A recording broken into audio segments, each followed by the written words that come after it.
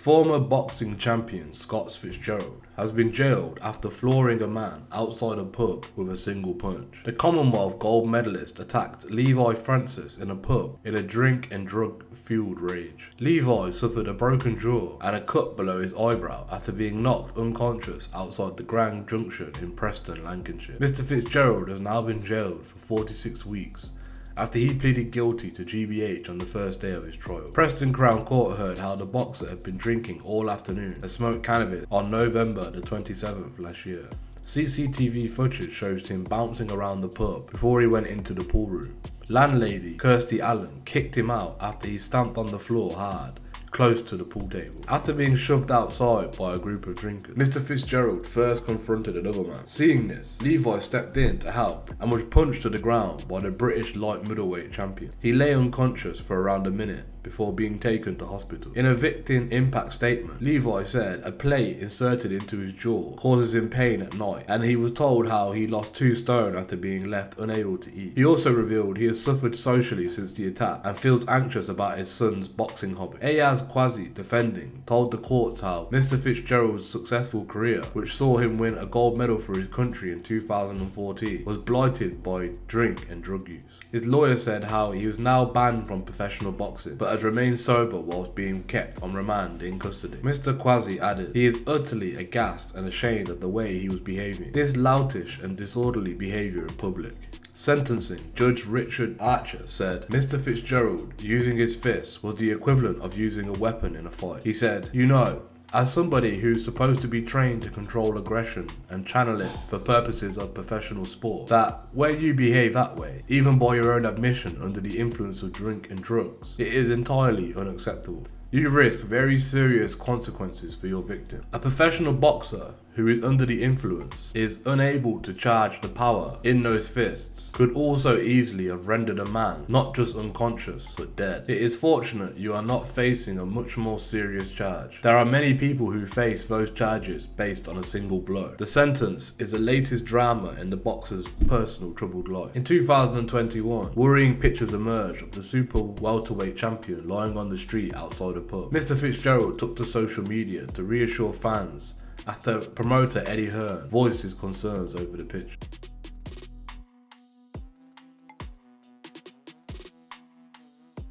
A gangster's girlfriend who helped her boyfriend run a racket in which 3 16-year-old schoolboys were used as slaves to deal drugs avoided jail by the skin of her teeth. Georgia Burns, who was 22, agreed to repeatedly drive her boyfriend 100 miles from their homes in Manchester to Hull, where one of the exploited teenagers was set up in a squalid flat. During a callous text exchange with drug boss Jamie Upton about one of the teenagers, Miss Burns said, "You can tell this boy's been living in a crack house. He stinks." Mr. Upton, 25, then responded, "Yeah, he stinks, don't he? Ha ha ha." Police busted the racket after placing the flat under surveillance and found Mr. Upton in the upstairs toilet trying to flush drugs down the toilet. Officers seized heroin and crack from the flat worth around £2,295 plus $3,162 in cash. The 3 boys, who cannot be named, were rescued and moved away from Manchester following the police operation named Marconi. It emerged that they had been dealing drugs for Mr. Upton in Oldham and Manchester over the course of a year. Miss Burns had driven to Upton from Hull 4 times and made 2 trips with one of the boys.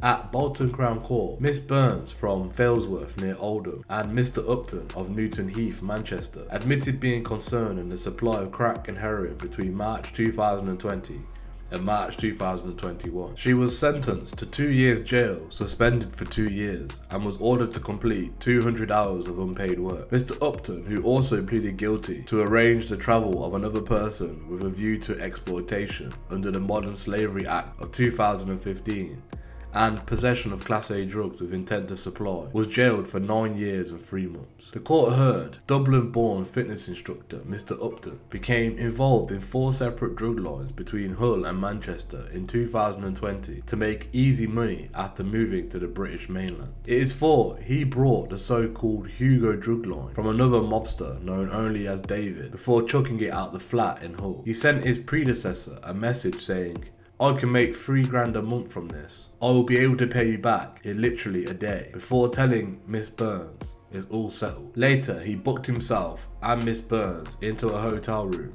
before moving one of the 16-year-olds into a flat to run the Hugo line. He subsequently set up a second Snickers drug line in Oldham, run by another 16-year-old lad. Mr. Upton would be ferried around by Miss Burns in her car, as he believed drug squad police were less likely to pull over a woman driver. One of the boys he recruited had been in and out of care. At the time, he was conscripted into the drugs racket. He was doing well at school, but his performance and attendance dropped off when he got involved with Mr. Upton. In one text to Miss Burns, Mr. Upton boasted, "I've sent the kids to go and get me a pizza. They get $1.50 a day. It doesn't matter what I make them do. They are my Joeys. I fucking pay them, so they know where their bread's buttered." Miss Burns replied, "True. If you pay them, they can't say no." A later message from him to her read, "I'm not asked about anything anymore. I shattered the guy in the car park earlier. I'll get GBH if we get caught." Maria Brannan, prosecuting, said, Mr. Upton told Miss Burns it was going well, and Miss Burns said, "I'm glad it's going well and you're making money. Why don't you ask David for a lift down to Hull next time?" But Mr. Upton responded, "Fuck David, he owes me £1,300. He's taking the fucking piss." Miss Burns told him, "I've put 600 miles on my car driving you," to which he offers £200 to drive him again. Officers were alerted to the racket after one of the boys confided in his social worker. The lad was said to be scared and confessed, "I'm selling his stuff because he owes people money." The boy also told how an enforcer acting for Mr. Upton told him, "You've got 9 sisters, haven't you? Which one am I going to have to fuck up?" Mr. Upton was bailed after the raid on the flat,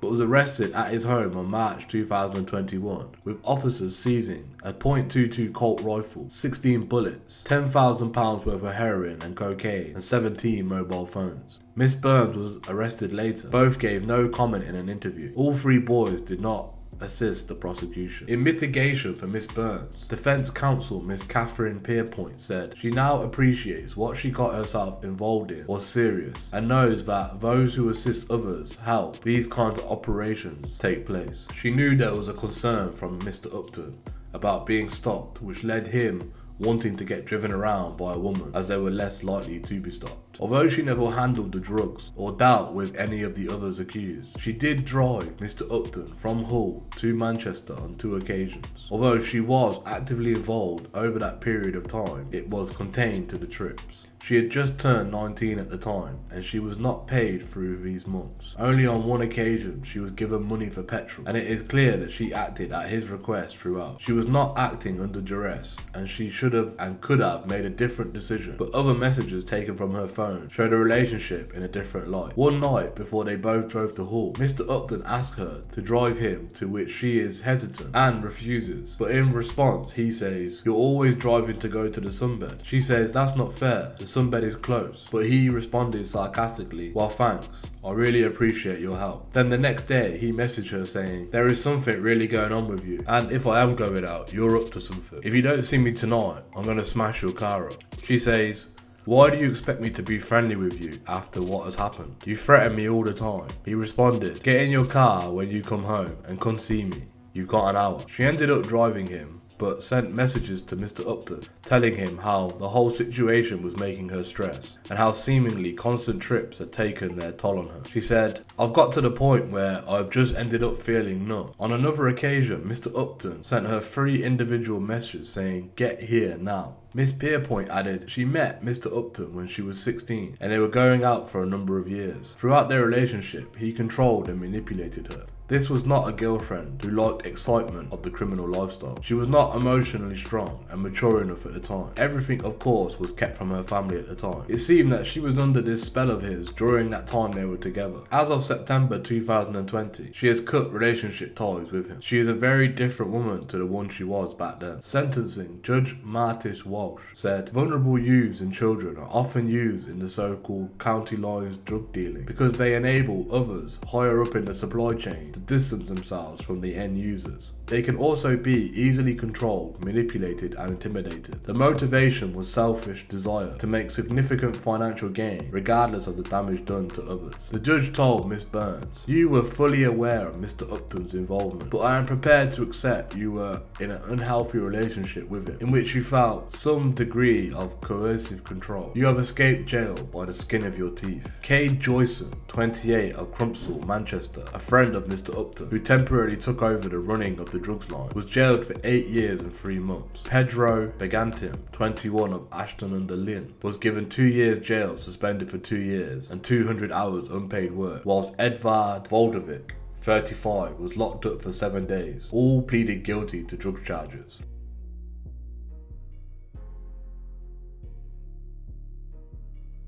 Four men who conspired to supply drugs from the Netherlands to the UK and Ireland have been convicted following a National Crime Agency investigation. Anthony Terry, 49, from Wolverhampton, organised the importation and was under surveillance when £1.6 million worth of cocaine was seized at Belfast Port on the 22nd of February 2021.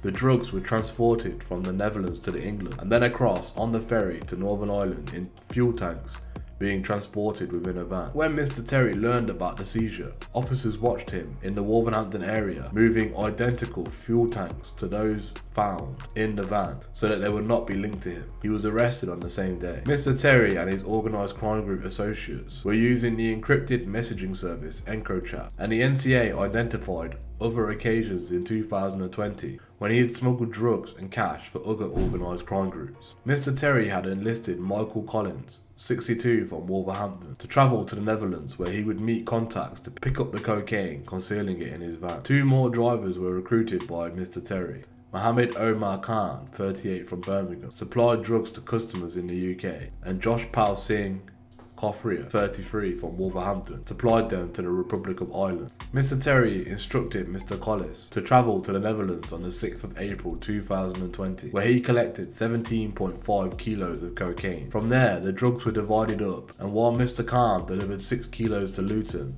and 4 to Slough, Mr. Collins travelled to the Republic of Ireland to hand over the remaining 5.5 kilos in County Wicklow. At the same time, Mr. Terry sent Mr. Kothria to East London to collect 10 kilos of cannabis and a vacuum pack sealing machine. Mr. Kothria brought these back to the West Midlands, where the cannabis was packed before he took it to County Leitrim in the Republic of Ireland. A couple of weeks later, Mr. Collins had picked up 18 kilos of cocaine in the Netherlands, going on to deliver 10 kilos to the dealer in the UK before taking the rest to Ireland. The final drug run captured on EncroChat between the 26th of May and 3rd of May 2020, where Mr. Terry discussed a cannabis delivery. Mr. Kothria was sent to pick up the load from Leicestershire and take it to the Republic of Ireland. Later, in June 2020, the NCA's Operation Venetic saw the takedown of the EncroChat service and the abandonment of the platform. Mr. Terry and Mr. Collis continued their criminality. However, the NCA investigators established that Mr. Collis had travelled to the Hook of Holland again in July and September 2020 before returning to England and travelling onward to Belfast. He then distributed the drugs in Limerick in the Republic of Ireland. Mr. Collis and Mr. Kothria were arrested in March 2021. Mr. Khan had been arrested earlier in December 2020, following a trial in November 2022. Mr. Terry was jailed for 18 years in relation to the Belfast cocaine seizure. He was charged with additional drug trafficking offences linked to the messages found on his EncroChat device in April 2022 and pleaded guilty April this year. Mr. Collis also pleaded guilty to drug trafficking offences in April. Mr. Kothria and Mr. Khan were convicted at Wolverhampton Crown Court after a 2-week trial. All 4 men will be sentenced at a later date to be confirmed. Mick Pope, NCA branch commander, said, "This was a sophisticated operation to smuggle drugs into the UK and Ireland to make a significant profit. Mr. Terry was the kingpin of this group, offering a service to criminals who needed to obtain drugs or move money. These convictions have taken a harmful crime group out of action and demonstrate the NCA's commitment to protecting the public from serious and organised crime." Hello and welcome to the Street Crime UK YouTube channel. Please don't forget to like, share and subscribe. Today we look at a father of 3 who posted a video on Facebook racially abusing 3 England players after the Euro 2020 final and has been spared jail. Plasterer Bradford Pretty, 50, embarked on a drunken tirade against Marcus Rashford, Jadon Sancho and Bukayo Saka after the loss on penalties to Italy. The clip, which includes him using two racist terms to describe the three young men, was uploaded to Mr. Pretty's Facebook page. Playing the video for the court, prosecutor Julie Farbrace said it shows him talking about the game, in particular talking about the England players who had missed a penalty at the final. In relation to the matter, there were people who commented on the video, people who were upset about the word he put in there. In the video, an intoxicated Mr. Pretty can be heard saying, "Where do I start?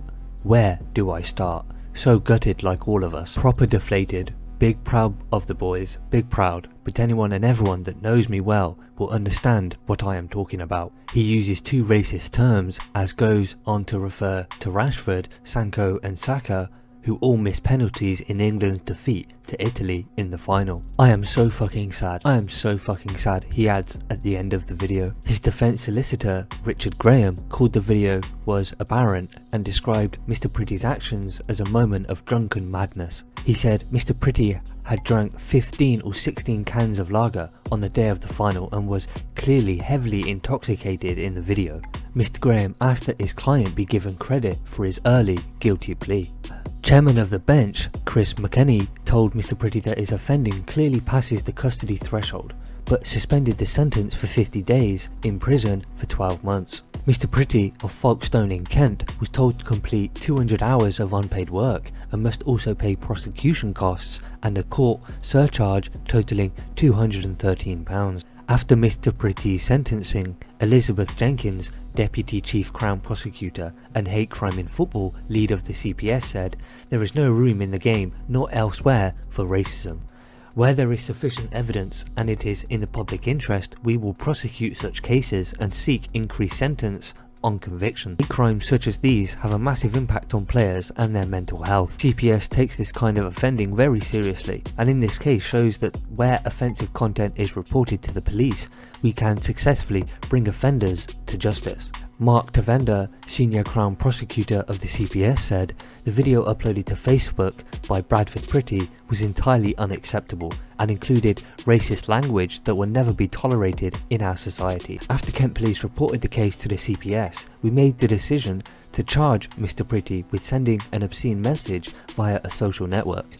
Mr. Pretty then entered a guilty plea in which he accepted the charge. The CPS is committed to tackling hate crime wherever it appears in society and will never hesitate to prosecute crimes of this nature whenever our legal test is met.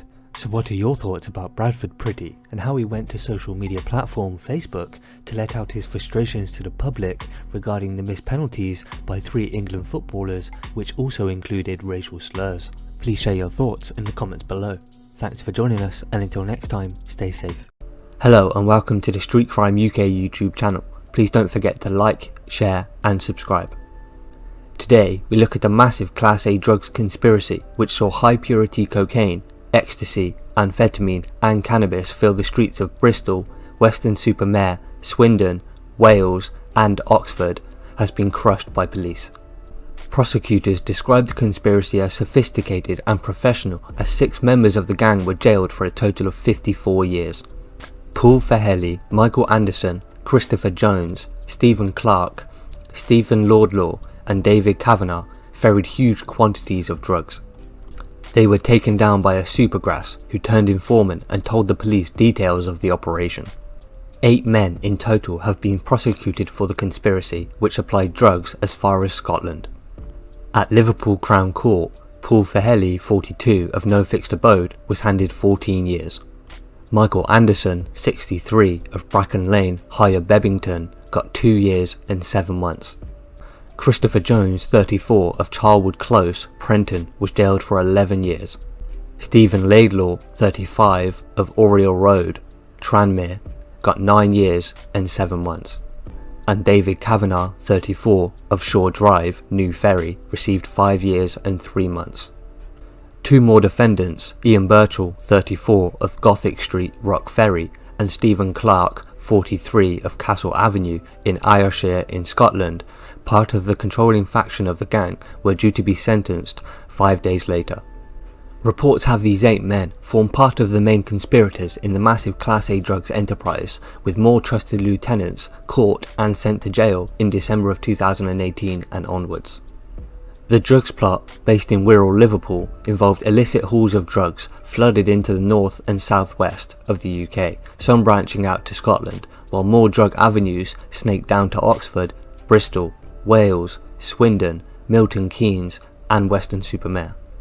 Around 200,000 ecstasy tablets were manufactured, many of them from a hidden press machine which operated in secret in a cellar of a property in Clifton Road in Birkenhead. The investigation was led by Titan, the Northwest Regional Organised Crime Unit, and their officers concentrated surveillance on the gang in operation nicknamed Manhattan. But detectives scored a major hit with their investigation when they managed to persuade another accomplice, but not yet part of this prosecution, to turn the tables on his pals and reveal all to the police. Ronnie Bateman took on the mantle of Supergrass and explained to cops exactly how the complex drugs operation worked. The organised crime group were primarily based in Wirral, with encrypted laptops and throwaway mobile phones as part of the day-to-day running of the enterprise. The Merseysiders used PGP devices, more commonly known as Pretty Good Privacy, which is an encryption program that provides privacy when sending texts or chat messages. 2 men, who cannot be named for legal reasons, headed the gang, making all the top business decisions, and who spent a lot of the time abroad. Those 2 men are said to have fled out of the UK to prevent getting caught. Mr. Fahili, also from Wirral, and who got the longest sentence, used to be one of the Echo's festive fugitives in December of 2017. Mr. Fahili had 19 different mobile phones, no legitimate form of income, and often swapped his phone numbers to avoid detection. He played a key role in the organised crime group and was in regular contact with one of the unnamed masterminds who cannot be named. Seizures were made by police at different stages of their investigation, including a 3-kilogram discovery of cocaine at an 88% purity in Scotland, worth up to £335,000. The large amount of Class A drugs seized was a fraction of what was actually involved. Cheltenham and Northampton were 2 more towns where the illegal product was flooded, with less powerful gangs operating in those locations to manage and ultimately the sale to desperate addicts. Detectives watching the gang and recorded 150 separate trips in and out of Merseyside, with drivers or couriers paid £1,000 per delivery. How the gang was snared by the Supergrass. A top-level drugs gang was snared by police after one of its members changed sides and turned Supergrass to bring his pals down. 8 men were part of a sophisticated organised crime group who flooded all areas of the country with their high-purity cocaine, ecstasy, amphetamines and cannabis. The Wirral gang was spearheaded by 2 men who cannot be identified, who remain fugitives and are believed to have fled the UK to avoid detection, Liverpool Crown Court heard. But the Class A drug peddlers were brought to their knees after senior drugsman Ronnie Bateman agreed to help detectives and give compelling evidence to the prosecution. His insight offered a peep behind the curtain, said Mr. McNally, into the daily dealings of the organised crime group, and described how different cells operated within the overall plot. Caught in a Merseyside police operation called Manhattan, the gang supplied and produced vast quantities of Class A and Class B drugs on a significant scale, prosecutor Stephen McNally said. This was drug dealing on an extensive and commercial scale, it was heard, with the organised crime group using encrypted laptops and throwaway mobile phones as part of their day-to-day running of the enterprise. Cars were used with complex hides, secret compartments that would stash away big quantities of drugs or cash, so the casual observer would see no criminal wrongdoing. Children even became sick after taking ecstasy. Police decided to strike after the spate of children became sick after taking some of the ecstasy, with around 10 hospitalised over a 6-month period, which brought fear to people across Wirral. The large amount of Class A drugs seized was a fraction of that actually involved in the huge amount of telephone contact between the men saw the defendants constantly chopping and changing their mobile numbers. Police went on to say Detective Superintendent Stuart Dixon of Lancashire Constabulary's Serious Crime Team said the organised criminal gang was involved in bringing huge amounts of Class A drugs into Blackpool and profiting from their illicit trade. One drugs factory in Prenton was discarded as the gang realised the noise from the press machine would quickly come to the attention of its neighbours. Mr. Fahili, 42, has twice been convicted for trafficking Class A drugs, receiving a 10-year sentence in 2006 for possession with intent to supply Class A and Class B substances. Michael Anderson, 63, of Bracken Lane, Higher Bebington, was often behind the wheel transporting the two most senior gang members, driving them to and from the airport as they jetted off abroad. Christopher Jones, 34, of Charleswood Close, Prenton, was once caught with components for the MDMA making machine hidden in secret compartments in his car. So what are your thoughts about this Bristol-based drugs gang and how they peddled and profited from distributing various Class A and Class B substances to anyone who would take them? If not for the supergrass that led police to break this Bristol-based drugs gang, many more lives could have been seriously damaged. Please share your thoughts in the comments below, and thanks for joining us. Until next time, stay safe.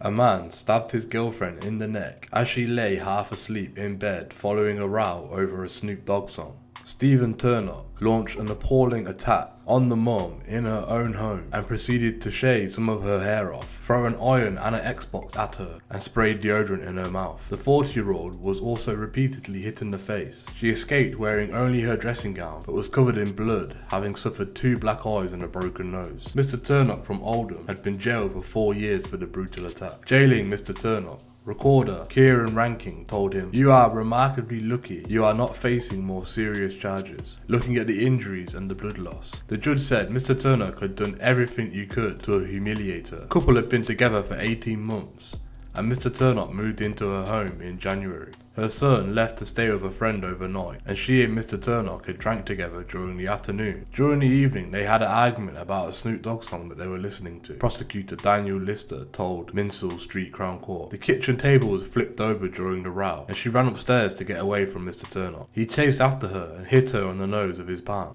Mr. Turnock went downstairs and returned armed with a kitchen knife. He lunged at her, and she suffered a cut to her hand as she went to protect herself. Mr. Turnock continued to hit her in the face. After stopping his attack, she went to bed and fell asleep, with Mr. Turnock joining her later. Then, at about 5:30 AM, she heard Mr. Turnock getting up, assuming he was going to work. She felt a knife pierce her neck, and she felt it pierce her in the side, Mr. Lister said. Mr. Turnock called her a slag and started throwing things at her, including an iron, an Xbox and a bottle. He sprayed a can of deodorant in her mouth and then used clippers to shave the front section of her hair off. Then he started cutting up her clothes with a knife, and he stabbed the mattress and broke her phone. Mr. Turnock left after she agreed to allow him to transfer money from his bank account to hers so he could withdraw some cash. She fled shortly after and saw a friend's partner who described her as looking a complete mess with 2 black eyes. She was holding towels to her neck and side, which were covered in blood. After going to the hospital, she was found to have suffered multiple wounds and needed surgery on her hand. But Mr. Lister said, mercifully, the injuries do not appear to be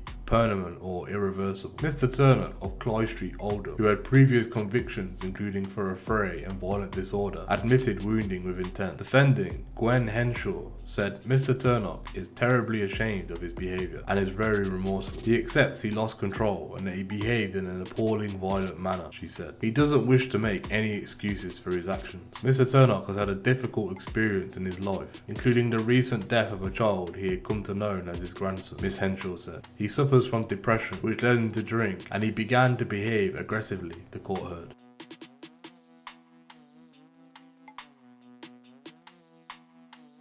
Two brothers had been sentenced for a total of 43 years in prison for smuggling illegal firearms into the UK. The at the time 30-year-old Daniel Burdett and Richard Burdett, 35, both from Liverpool, were convicted of arranging the importation of 16 pistols and automatic weapons, along with live ammunition and sound moderators. In early 2018, Border Force found a stash of weapons and accessories hidden inside a HGV lorry, spread across 2 trips to Dover and Killingholme docks. A National Crime Agency investigation identified that the organised crime network responsible for using corrupt truck drivers to smuggle firearms and ammunition from the Netherlands into the UK. Both brothers were linked to the seizures through DNA and fingerprints on the weapons and their wrappings. Richard Burdett was arrested in the UK but fled to the Netherlands whilst on police bail. He was located with the assistance of the Dutch law enforcement partners, arrested and extradited back to the UK in July 2019. Daniel Burdett was also tracked down to the Netherlands where he was living at the time. He had fled the UK 5 years previously after being linked to a drugs conspiracy by Merseyside police. He was detained by Dutch police on a European arrest warrant on Christmas Day 2019 as he sat down to eat his Christmas dinner at a 5-star restaurant at The Hague. Daniel was extradited back to the UK by NCA officers to face trial alongside his brother, and the pair were found guilty on importation of firearms and ammunition at Manchester Crown Court. Richard was also convicted of possession of fraudulent UK passports. In addition, Daniel pleaded guilty to conspiring to supply cocaine in connection to the Merseyside police investigation. They were both sentenced at the same court. Daniel Burdett received 25 years in prison and Richard was sentenced to 18 years in prison. The NCA branch commander, Richard Harrison, said, "Had this significant quality of lethal weapons reached the criminal marketplace, there is no doubt they have been used to inflict serious violence and fear into our communities and put the British public in serious danger." The successful prosecution of the Burdett brothers demonstrates the commitment of the NCA and its partners in disrupting the supply chains of illegal firearms and identifying the organised criminals behind them. I would like to thank Border Force and the Dutch police, the Royal Dutch Military Police, the KMAR, and Merseyside Police for their excellent cooperation over the course of the investigation, which enabled us to bring them to justice.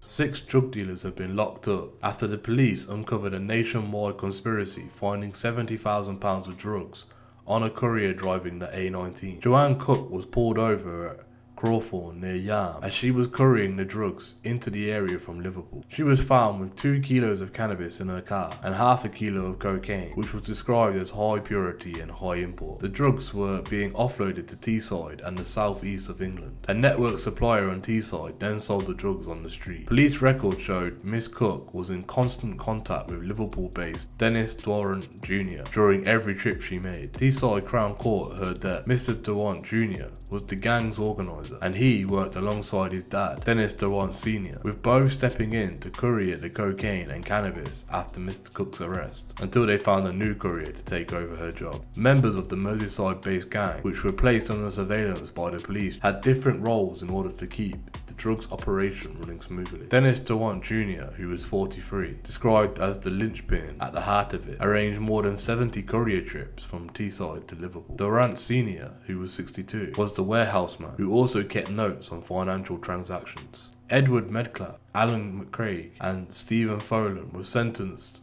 for their roles as couriers. The gang's text messages revealed that they were paid approximately around £200 per journey. The gang were responsible for transporting large quantities of cocaine and cannabis, mainly to Teesside, but also to dealers across the country. All of the gang pleaded guilty to the 2 charges of conspiring to supply Class A and Class B drugs, except for Mr. Folan, who was found guilty after a trial. Mr. Folan's defence told the judge that he now accepts his part in the operation. Judge Paul Watson told the court that Class A drugs like cocaine are highly addictive. The misery and damage that addiction causes to the physical and mental health is all too familiar to those who practice and sit in criminal courts. Addicts invariably resort to crime in order to satisfy their cravings. At a higher level, the drug trade and the astronomical profits that it generates frequently gives rise to gang rivalries and turf wars, which lead to public disorder and serious violence. Jailing them one by one, the judge told them, "Each of you were involved. It's supply at a serious and commercial end of the scale, and you are a plague on society."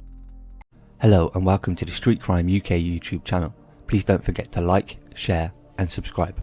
Today we look at the jealous boyfriend who has been jailed for life after he brutally murdered his partner moments after having sex with her because he thought she had cheated on him, a court has heard. Drink and drug-fueled Carl Chadwick, 35, was sentenced to a minimum term of 25 years after he strangled Sarah Keith, 26, with a dressing gown cord and stabbed her in the heart. Leeds Crown Court heard he launched the savage assault as revenge because he thought Miss Keith had cheated on him while he was in prison. It was not confirmed in court either way whether this was the case. Mr. Chadwick armed himself with the dressing gown cord before having sex with his partner, it was heard. Afterwards, he positioned himself behind Miss Keith and, as she got to her feet, he quickly put the cord behind her neck and strangled her. To ensure the woman was dead, he then got a knife from the kitchen and stabbed her 5 times in the heart. After concluding the heinous attack, it was heard Mr. Chadwick covered her body with a curtain, watched pornography and took cocaine. The killer intended to flee, but ended up wandering Leeds for a number of hours the next day before handing himself into West Yorkshire Police. Mr. Chadwick, who admits murder, appeared in the dock at Leeds Crown Court ahead of his sentencing later in the day. Jonathan Sharp, prosecuting, said Mr. Chadwick has a long-standing history of drug and alcohol misuse and became convinced that Miss Keith had been unfaithful to him. The prosecutor said on this basis he developed a settled intention to kill her, thinking about it, on his own account, several times a week. Sarah was, of course, oblivious to this and their relationship continued. The court heard how the murder took place after the couple had been out drinking at a pub in Leeds. They remained there all afternoon and evening and continued drinking at a friend's house after closing time, but before Miss Keith's flat at around 1 AM. The defendant said he had 6 or 7 pints and also brought a double whiskey every time he went to the bar at the pub. Mr. Sharp said the couple were both well in drink by the time and Mr. Chadwick had taken cocaine. He said once home and after the defendant had viewed some pornographic material on his phone, the defendant instigated sexual intercourse with Sarah. The court heard they moved from the bedroom to the living room where Mr. Chadwick put a duvet down on the floor. Mr. Sharp continued, as they made this move, the defendant took her dressing gown cord and hid it behind his back, saying to himself, "I'm going to do this." He positioned himself so he was behind Sarah, in a position where she could not see what he was about to do. The fatal attack took place after they had sex. Mr. Sharp said, as Sarah got up, she did not have good balance and the defendant was aware of this. He quickly put the cord around her neck and began strangling her. The absence of defense injuries on her shows that she was taken completely off guard and was unable to put up any resistance. He decided to ensure her death by getting a knife from the kitchen and stabbing her to the heart 5 times. The condition of the body post-mortem indicated that she was still alive when he did this. Mr. Sharp said Mr. Chadwick formed the intention of running away to Blackpool. He added, however, after some aimless wandering around the centre of Leeds, he then handed himself in at Ellen Road shortly after 3 PM. He made comprehensive admissions to the desk staff and later in a formal interview. The police went to the flat and their observations confirmed the accuracy of Mr. Chadwick's admissions. Following his arrest, Mr. Chadwick pleaded guilty to murder, but he denies that there is sexual motive to the killing. Mr. Chadwick gave evidence before the court. He said, "I am really sorry for what has happened. I did love Sarah, no matter what people heard or see in this case. She did a lot for me, and so did her family.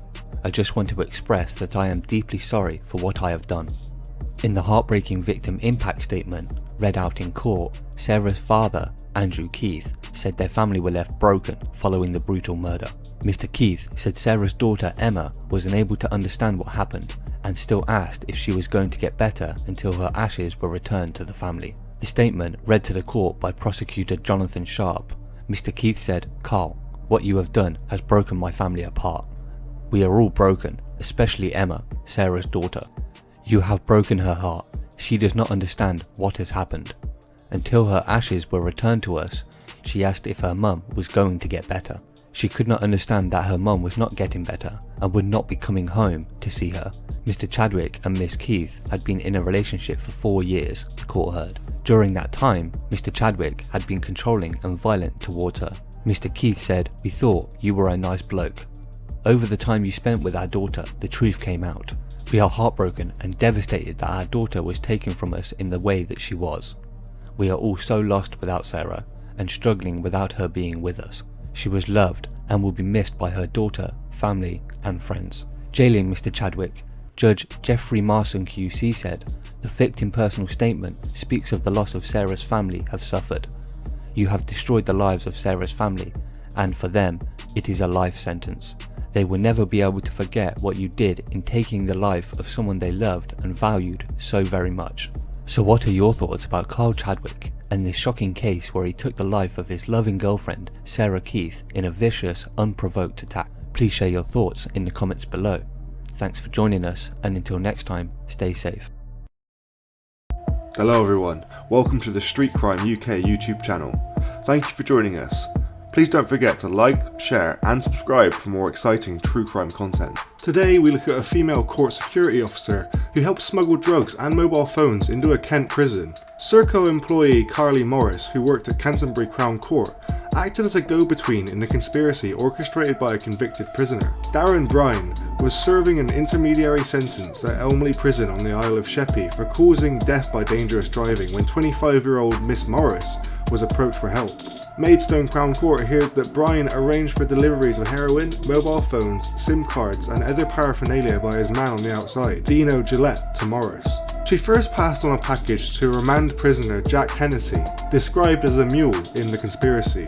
While in the cells with him at Canterbury Crown Court in February last year, Hennessy secreted the mobile phone and 27.5 grams of heroin, estimated as having a value inside prison of £13,000, up his backside before returning to Elmley. The phone, which was of an unusual design and looked like a watch, was found on Hennessy's cell floor together with a SIM card and a charger, a plastic bag and a plastic knife. The heroin was also retrieved. A second delivery to be made by Morris was intercepted by police a month later as she made her way to a rendezvous with Gillette in a car park at Canterbury Crown Court. Officers found 25.3 grams of heroin hidden in her handbag lining, estimated to be worth £4,000, as well as 2 mobile phones, SIM card and a tube of lubricant gel. Jailing the 4 defendants today, Friday, for a total of 23 years and 8 months, Judge Jeremy Gold QC told Morris it was a tragedy that she had abused her position of trust. Miss Morris of Queen's Rise, Ringwood near Dover, Mr Bryan 30 of no fixed address, Mr Gillette 37 of Canterbury Road, Westgate, and 23-year-old Mr Hennessy of Pritchard's Avenue, Hawkinge, Folkestone, all admitted conspiracy to supply heroin and conspiracy to take mobile phones, SIM cards and batteries into Elmley Prison between February 8th and March 14th. The court heard that she had become involved in the conspiracy following a year-long unrelated campaign of harassment against her and her family. Mr Bryan, it was said, was not involved but exploited Miss Morris. He exploited her predicament by adopting a carrot and stick approach, assuring her that the harassment would ease if she helped him. In text messages exchanged between the pair, Mr Bryan told Miss Morris that she was a star, 1 in a million, and that he could give her a big kiss. Mr Bryan was jailed for 8 years, Mr Gillette was jailed for 6 years and 8 months, and Mr Hennessy was sentenced to 4 years. Mr Gillette also admitted to 10 offences of supplying undercover police officers with crack cocaine and heroin between April the 14th and May 1st last year. He was jailed for a further 16 months consecutively. What do you think about Miss Morris's crimes? And what do you think about the drugs that she brought into the prison system? How would that affect the other prisoners? Thanks for joining us today. If you enjoyed the video, don't forget to give it a like and a share, and leave any thoughts or suggestions you have in the comments section. We love to read through them all. And if you're new but enjoy UK true crime content, then subscribe to see when our newest video releases. And as always, stay safe.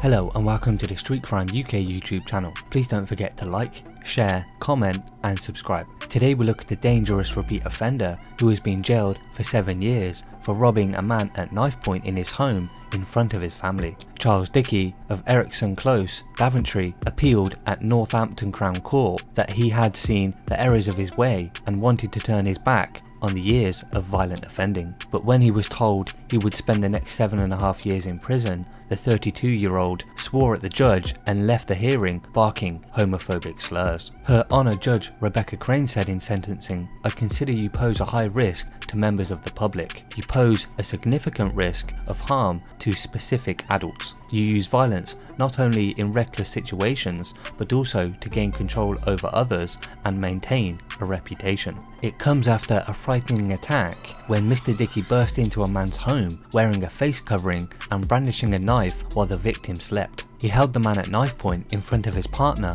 while making stabbing gestures at him and demanding he hand over a stash of cannabis. Before making off with the drugs, Mr Dickey slashed the victim in the arm, causing a deep wound that needed emergency surgery. It is understood children were in the house during the offence. The 32-year-old was also sentenced for an unprovoked attack where he and another defendant Brogan Everest, 22, of HMP Peterborough, slashed out at 3 drunk Polish men and told them to go back where you came from. One of the victims was punched unconscious in the attack, who then fell and hit his head on a doorstep, an injury that reportedly still causes memory problems to this day. The 32-year-old has been sentenced for a string of offences in the past, including an incident of religiously aggravated offence against a Muslim taxi driver. Other offences have included carrying a bladed article, theft, robbery, ABH, and wounding. In court, Mr. Dickey's defence barrister, Mr. Paul Webb, said the 32-year-old had freed himself of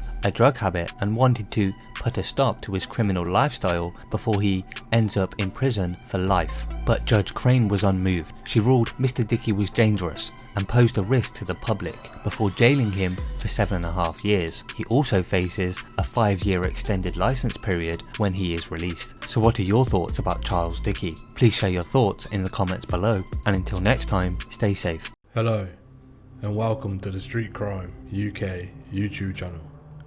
Please don't forget to like, comment, share and subscribe. Today we look at the case of Charles Riddington, who was found guilty of the murder of George Barker. We also look into the appeal that Mr. Riddington has made, and on what grounds he has appealed on. And finally, we will look into what the appeal courts had to say on the matter. George Barker was having a good week. His partner had recently given birth and he was on his way to the gym. However, he had no idea that Charles Riddington, who was 37 at the time, lay in wait for his arrival behind the front door of the Double K gym, which is in Bexley, South East London, whilst he was wearing goalkeeper gloves with his hood up. Once Mr. Barker got inside the gym, Mr. Riddington then proceeded to stab the 24-year-old Mr. Barker 17 times in front of many horrified gym users, inflicting a wound through his cheek that was struck with such a severe force it had knocked out his tooth. The gym where the attack took place is run by Kieran Kedal, who is a well-known personal trainer and who had trained the very well-known UK actor Idris Elba in preparation for a professional fight he was taking part in Thailand a month before the killing. Mr. Riddington, who had once claimed he was a friend of the ex-England star Jamie Redknapp, had fled the country on a false passport and then went on a run to South Africa, jetting to Cyprus twice to see his wife and 2 children. However, on one of his trips to Cyprus, he was caught and extradited back to Britain in 2018. The court had heard how Mr. Riddington was involved in the importation and supply of cocaine in the southeast of London, and it was in dispute with Mr. Barker over a £20,000 drugs debt. When Mr. Riddington had turned up to the gym on the 14th of November 2016 with 3 other men, the group took control of the gym and told other gym users to stay where they were as an ambush was about to take place. Mr. Riddington had been asking the gym users what time the victim usually turned up, and one witness said how he laid in wait for him behind the door. Jonathan Rees, who was prosecuting, said that Mr. Riddington took out the knife to teach him a lesson and butchered that young boy. Mr. Riddington, who claimed he had acted in self-defence but was convicted of murder by a jury at the Old Bailey. However, he was cleared of possession of an offensive weapon following a 2-week trial. Mr. Riddington has had many previous convictions for offences of dishonesty, and when he was much younger, had served a 30-month sentence in the Young Offenders Centre for conspiracy to steal. When the police searched Mr. Riddington's home, they found a CS gas canister and a stun gun. Mr. Riddington had accepted the charge of possessing them in the court. Mr. Riddington's wife was very upset in the public gallery as she watched her husband be jailed for life with a minimum of 19 years, and said he didn't even have a knife as she watched Mr. Riddington be led away to the cells. Judge Nigel Lickley, QC, told Mr. Riddington the wounds suffered by George Barker were horrific, and you aimed the knife at his face and body, cutting and slashing him, causing him deep and severe wounds. George Barker knew he had been injured because he asked for an ambulance. He was able to walk to the end of the gym where he had collapsed.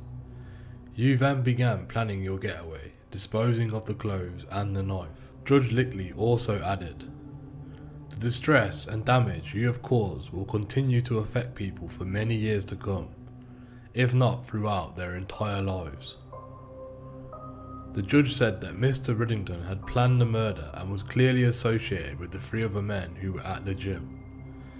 Mr. Barker was killed in a vicious attack and suffered dreadful injuries.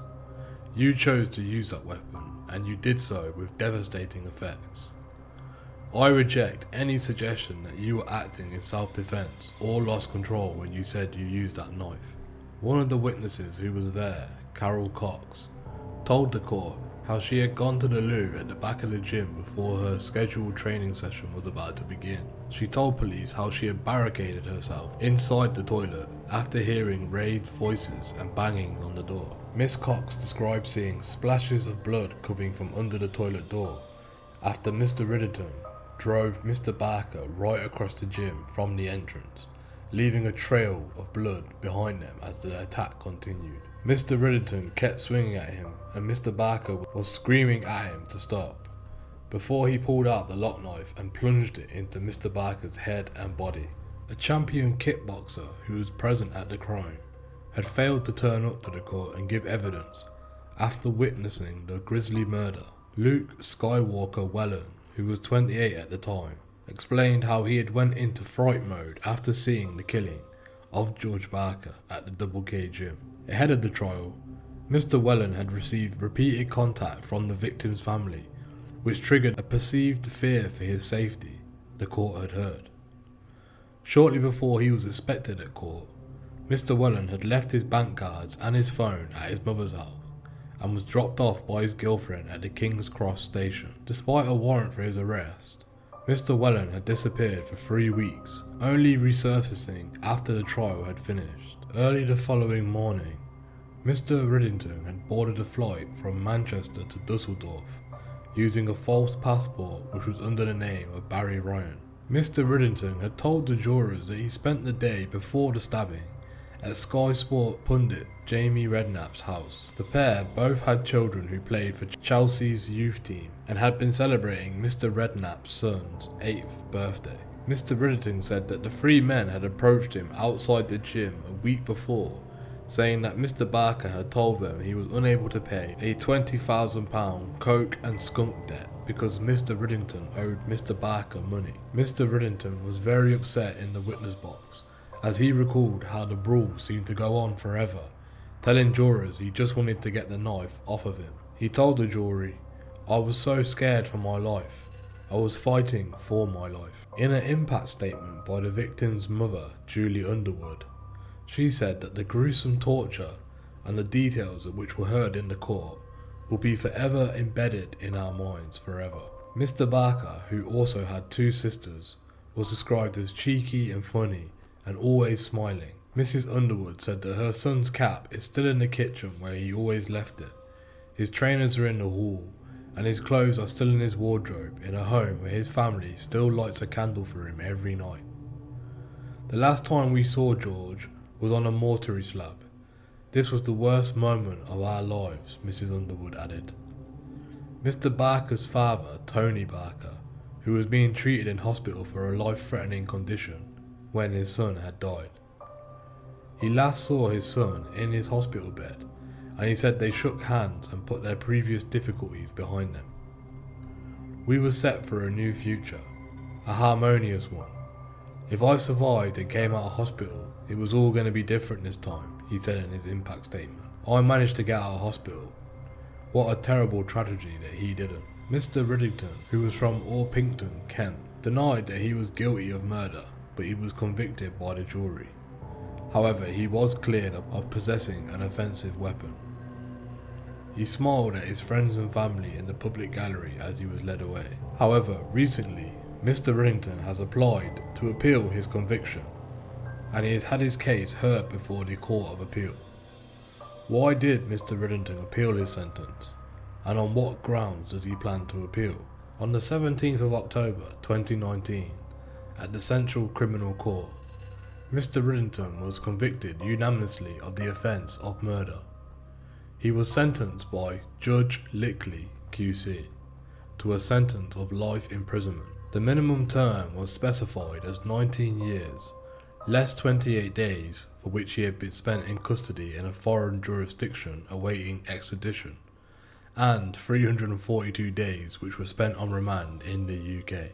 Mr. Riddington was acquitted on count 2, which was an allegation of possession of an offensive weapon. He had earlier, on the 19th of August 2019, pleaded guilty to counts 3 and 4, each of which was a charge of possession of a prohibited weapon contrary to the section of 5(1)(b), which is of the Firearms Act of 1968. On each of those counts, the judge imposed a sentence of 3 months, which was made concurrent both to each other and to the main sentence. These are the facts which were laid out to the appeal court. On the 14th of November 2016, Mr. Barker in total sustained 17 injuries, 3 of which, the wounds to the torso, were fatal. Mr. Riddington and Mr. Barker knew each other, and it would appear there had been a dispute between them both, apparently over money. Mr. Riddington arrived at the gym before Mr. Barker that morning, but did not start training. He was wearing goalkeeper's gloves. Mr. Barker arrived at the gym at 9:20 AM, and within minutes, Mr. Riddington was seen to punch him in the face. As the two men struggled, one of them produced a lock knife. Mr. Riddington took the knife and stabbed Mr. Barker numerous times about the face and body. Mr. Barker stumbled towards the front of the gym, where he collapsed. The owner of the gym, Kieran Kedall, called the emergency services, but despite the best efforts of the paramedics, Mr. Barker was pronounced dead at 10:44. Following the incident, Mr. Riddington disposed of the knife and bloodstained clothing, and the next day fled the country using a false passport. Initially, he flew to Germany and spent some time in South Africa.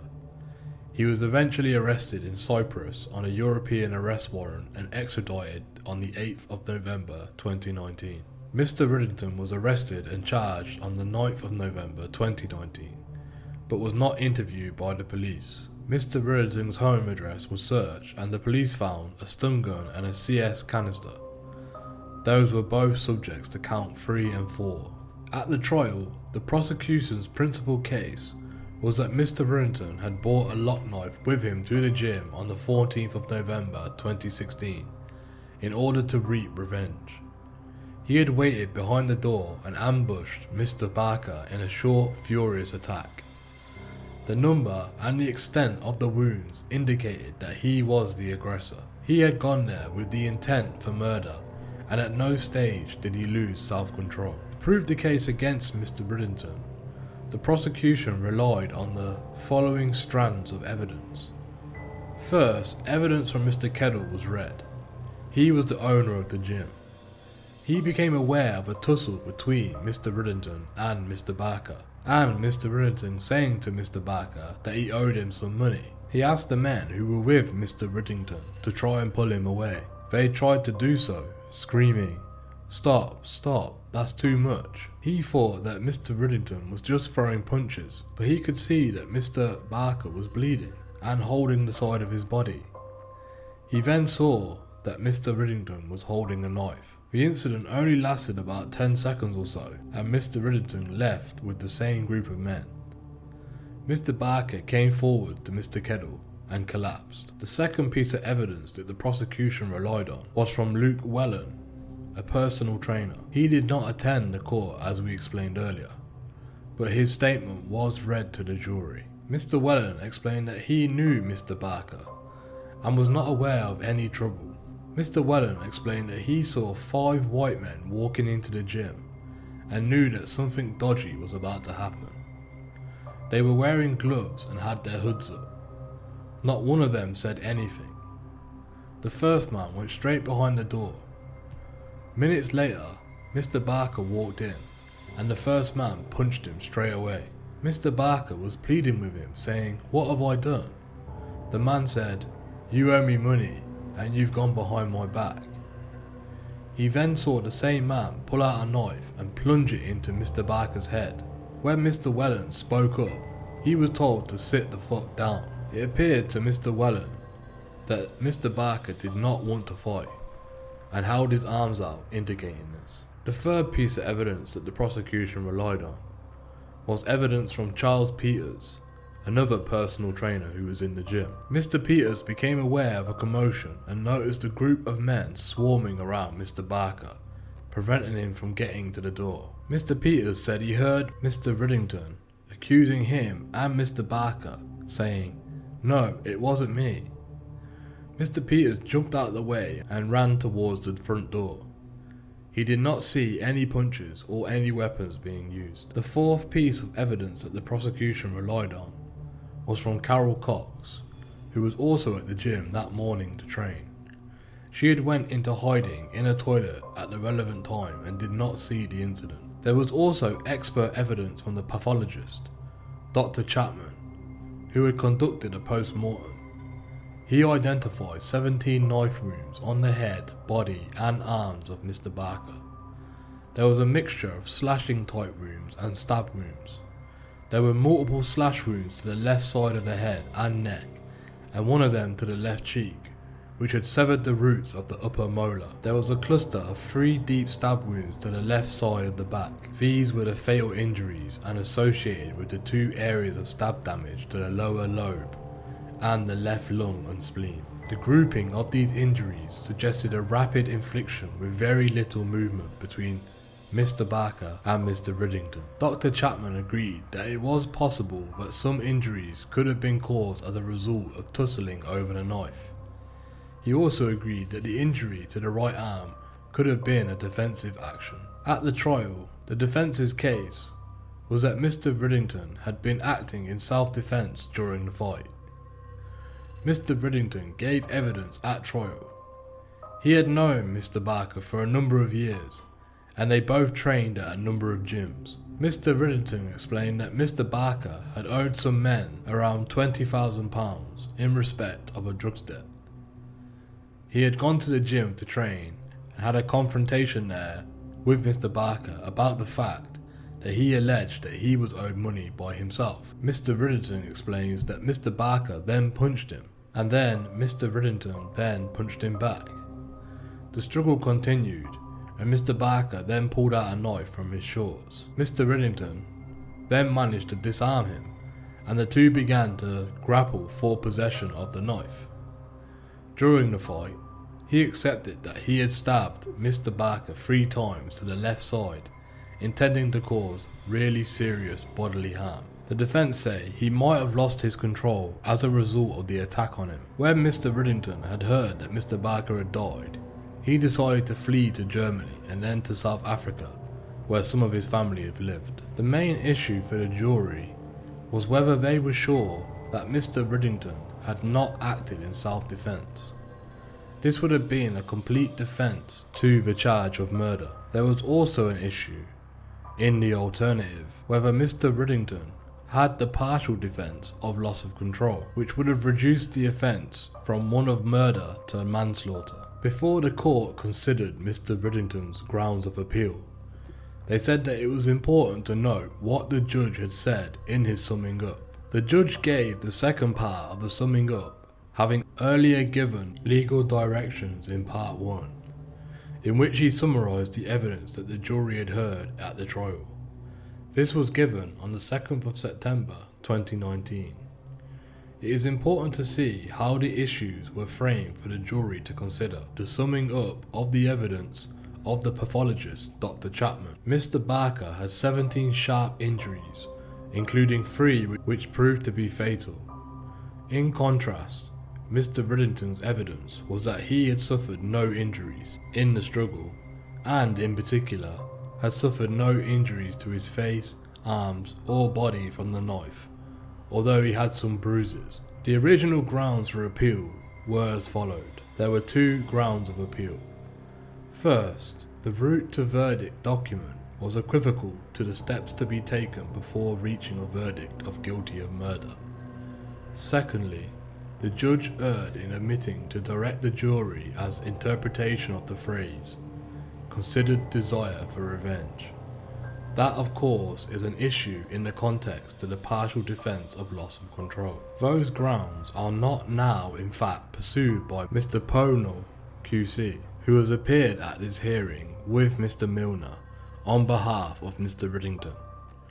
We can therefore deal with them briefly, because in our view the points were in any event unarguable. In relation to the first ground, first we note that the judge correctly directed the jury that they must consider each count separately as to their verdicts, and that their verdicts needed to be in the same two counts. In particular, the judge directed the jury that it was open to them to acquit on count 2 but convict on count 1, depending on the view they took on the facts.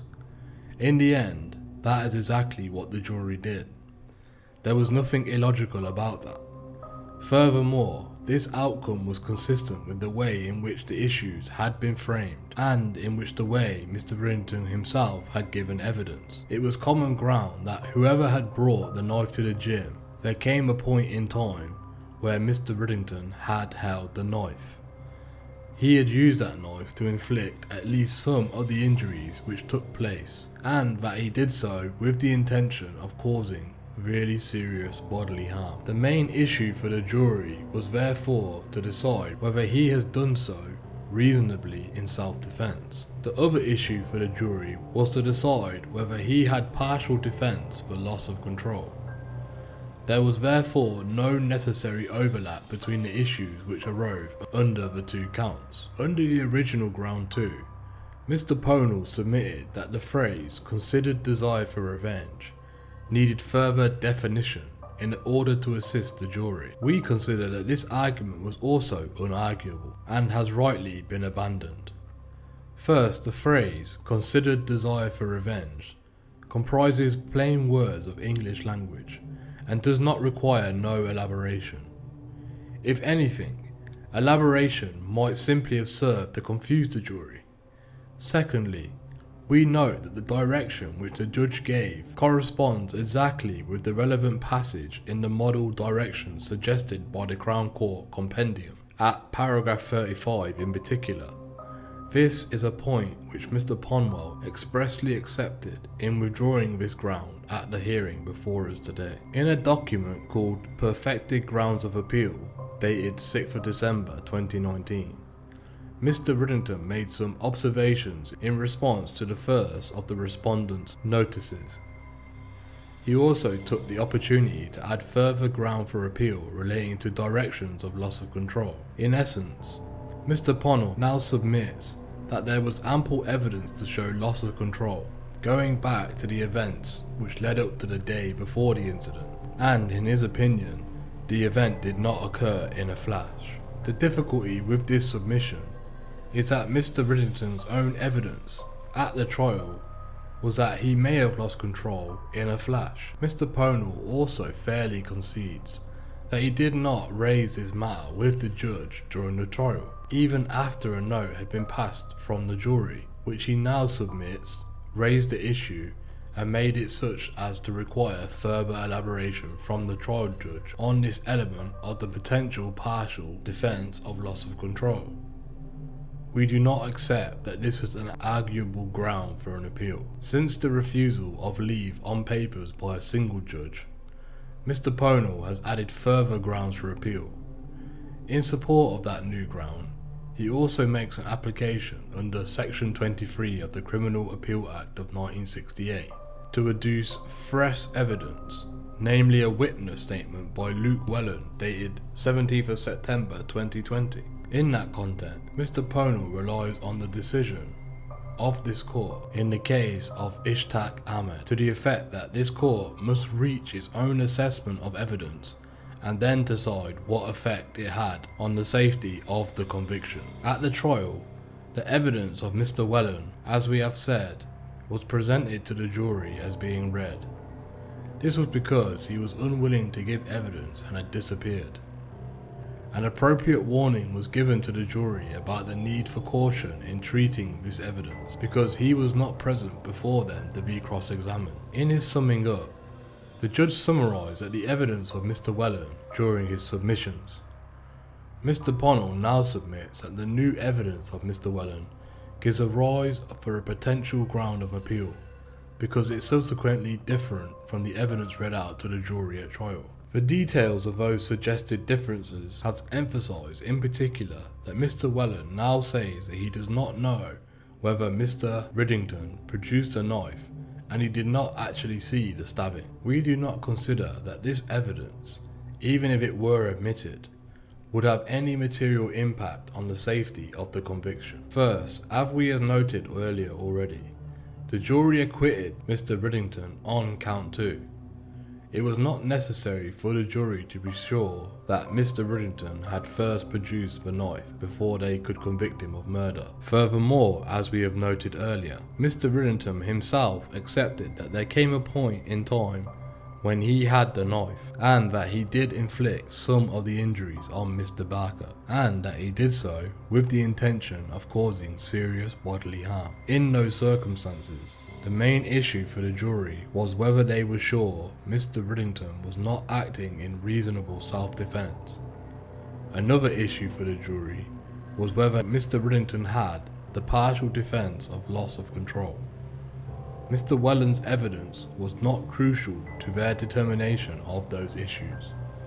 In this context, we bear in mind the evidence of Dr. Chapman, both as a number of injuries and the degree of force which would have been required to inflict 3 injuries which proved to be fatal. We also bear in mind that Mr. Riddington himself said that he had suffered no injuries from the knife, although his case was that there was a struggle after Mr. Barker had produced the knife.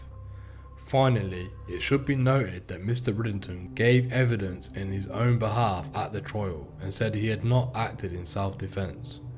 The fact of the matter is that the jury did not believe him. At an oral hearing before the appeal courts, Mr. Ponnell has elaborated a still further new ground of appeal, although he fairly acknowledges that he has not been so far formulated in writing. We say straight away that this is not an appropriate way to conduct appeals before this court or applications leave for him to bring an appeal. There have been many opportunities in this case, in numerous documents to which we have already referred, to formulate with precision the proposed grounds for further grounds of appeal.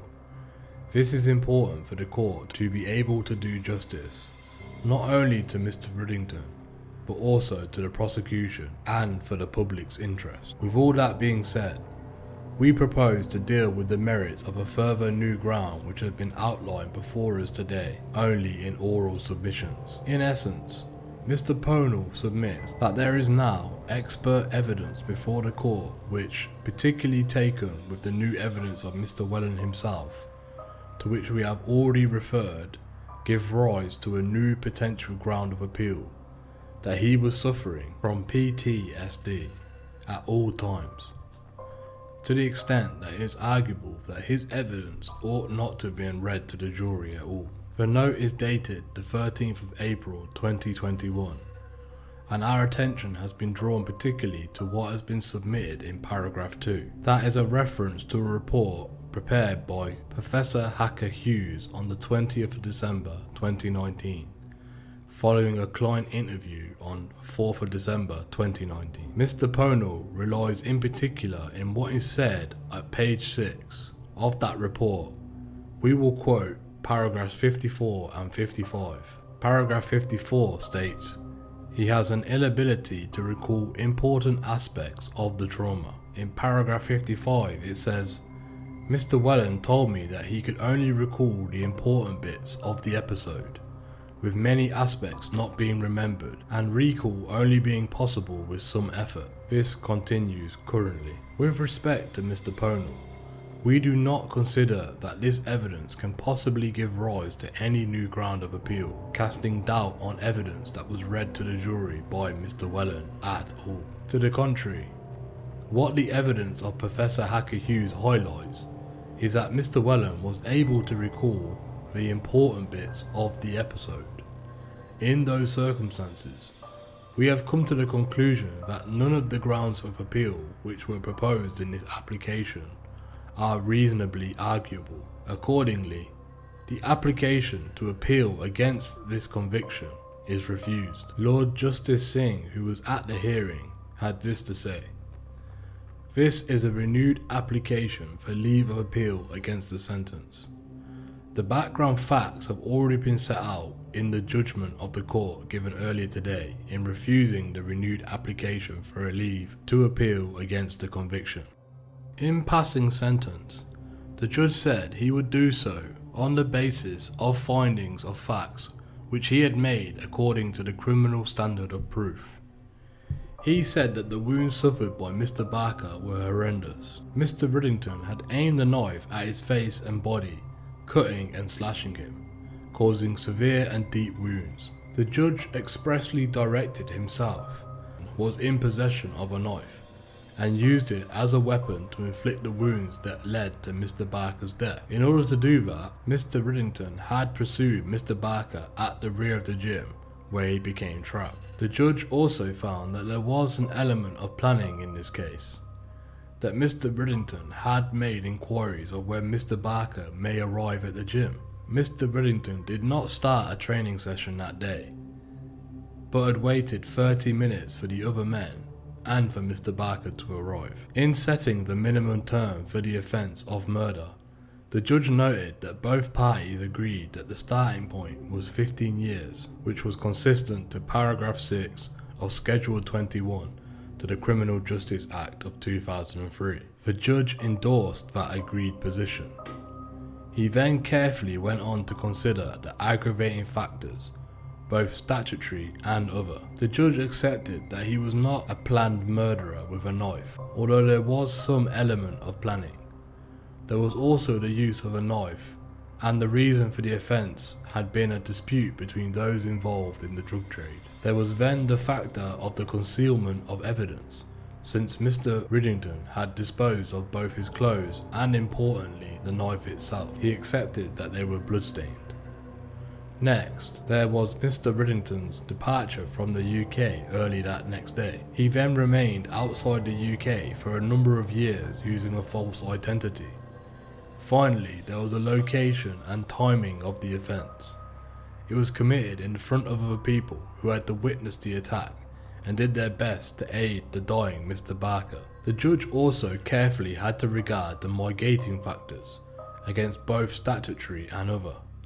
The judge found, as a fact, that Mr. Riddington had an intention to kill, and not simply an intention to cause serious bodily harm. Therefore, the potential mitigating factor was not available to him. The judge also took into account the personal circumstances of Mr. Riddington, including the fact that he had a close bond with his two young children. The judge noted that Mr. Riddington did not have previous convictions of violence, and that he expressed remorse when giving evidence for the death of Mr. Barker. For the avoidance of doubt, the judge rejected any suggestion that Mr. Riddington had been acting in self-defense, or he had lost control when using the knife. As we have said in our earlier judgment, the judge fixed the minimum term to be served at 19 years, less the number of days spent on remand awaiting extradition. In renewing his application for leave to appeal against sentence, Mr. Ponell QC submits that the judge first failed to make factual decisions when he was required to do so for the benefit of Mr. Riddington. Secondly, he made factual decisions on the part of sentencing exercise that were wholly unjustified on the facts and appeared to ignore compelling mitigating circumstances that should have served substantially to reduce the minimum term imposed. Mr. Riddington could be forgiven for thinking that the judge did not agree with the verdict of the jury and strove to ignore the necessary and obvious implications of their verdict on count 2. We reject the suggestion that the judge sentenced on such a basis, which was inconsistent with the verdict of the jury. Acquitting Mr. Riddington on count 2, the judge was carefully loyal to that verdict. Otherwise, he would have started with a minimum term of 25 years rather than 15. You can see paragraph 5A of Schedule 21 of the 2003 Act. Furthermore, we have reached the clear conclusion that the judge, in particular, having presided over the trial and having heard all the evidence, was entitled to make the findings of fact which he did.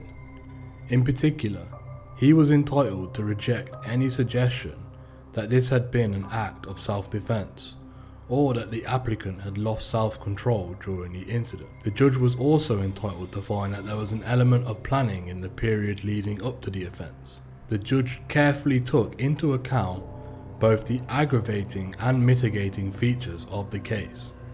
He was entitled to find that there had been an intention to kill rather than the intention to cause serious bodily harm. In his oral submissions before us today, Mr. Pownall has emphasised certain matters. First, by reference to paragraph 9 of his perfected grounds of appeal, i.e. sentence, he submits that the judge wrongly declined to make the finding as to the prevalence of the weapon despite being encouraged in the course of the argument by the defence to do so.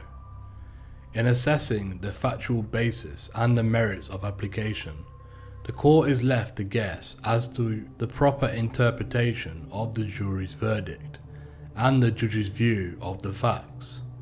It is submitted that, remaining true to the jury's verdict, no judge could have been sure that the applicant had brought a knife with him to the gym. We do not accept that submission. As we have already said, the judge was careful to be faithful to the verdicts of the jury, in particular the acquittal of count 2.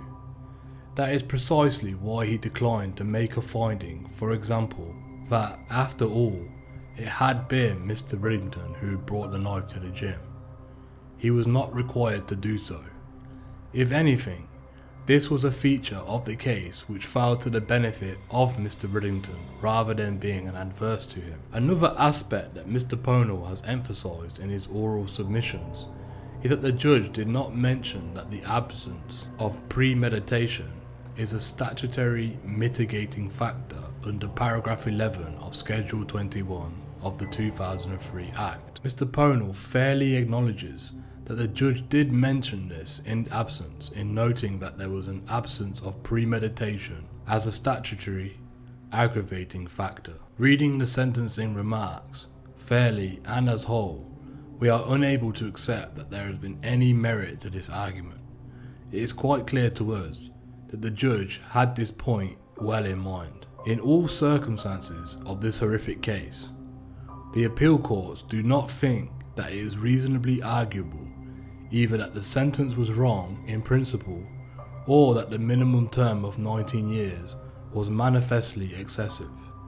For those reasons, the renewed application for leave of appeal against the sentence is refused.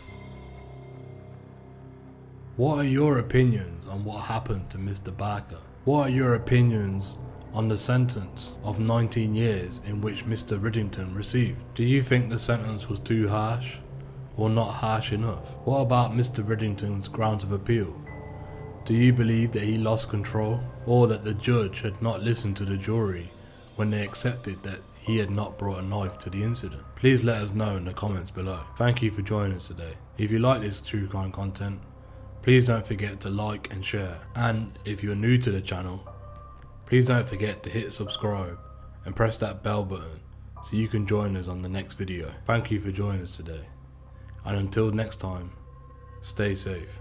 Hello and welcome to the Street Crime UK YouTube channel. Please don't forget to like, share, comment and subscribe. Today we look at a group of women who were dubbed the Charlie's Angels Gang and had ran a £1.35 million Deliveroo style heart-shaped pill delivery ring and had a candy shop list for their customers to pick from. The glamorous gang of women who ran the £1.3 million pill delivery service have now been jailed for almost 40 years. Judge Gregory Perrins told the court that the criminal organisation was professional and highly organised, and they had supplied a vast array of controlled drugs at a vast scale. Larissa Nascimento dos Rios, who was 24, had acted as a bookkeeper for the organisation, which was ran by Vanessa Ananias, who was 29, Nayara Ribeiro, who was 33, and Andressa Santos, who was 24, and Nain Fernandez Silva, who was 24,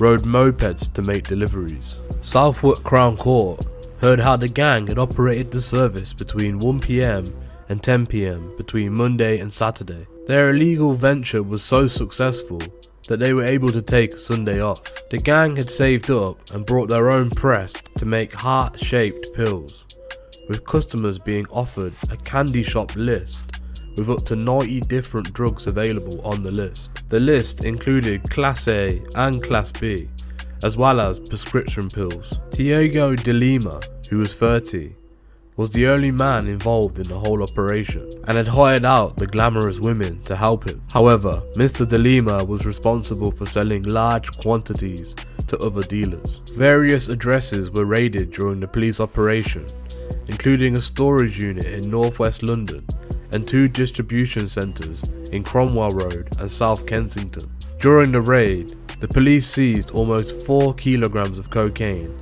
2 kilograms of MDMA tablets, and almost 5 kilograms of cannabis.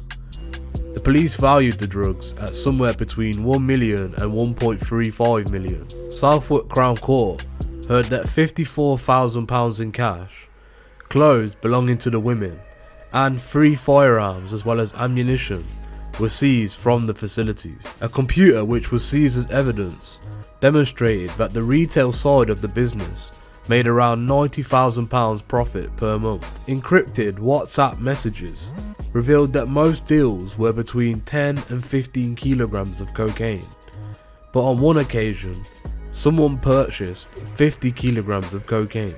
Upon further analysis, more evidence of criminality was uncovered, including selling fake IDs, moving people out the country by helicopter, and bribing a prison officer. After hearing all the evidence, Judge Perrings jailed the gang for more than 37.5 years. Miss Ananias of Brent, Miss Robiero of West Acton, Miss Santos of Southwark, and Miss Fernandez Silva of Brent all admitted 3 counts of conspiracy to supply Class A drugs. The group also pleaded guilty to 4 counts of conspiracy to supply Class B and 1 count of conspiracy to acquire criminal property between April 2020 and February 2021. Mr. De Lima of South Kensington also admitted 1 count of driving whilst disqualified and was sentenced to 18 years imprisonment. Miss Ananias was given 6 years in jail, whilst Miss Robiero, Miss Santos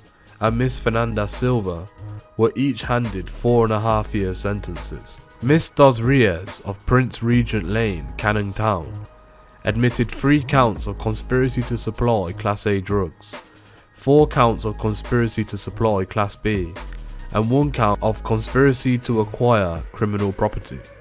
She was jailed for 2 years and 3 months. Judge Perry, thank you for joining us today.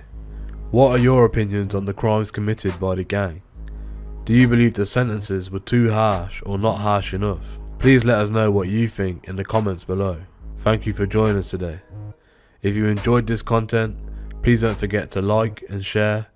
And if you're new to the channel and you want to see more Street Crime UK content, don't forget to subscribe and hit that bell button so you can join us on the next video. Thank you for joining us, and until next time, stay safe.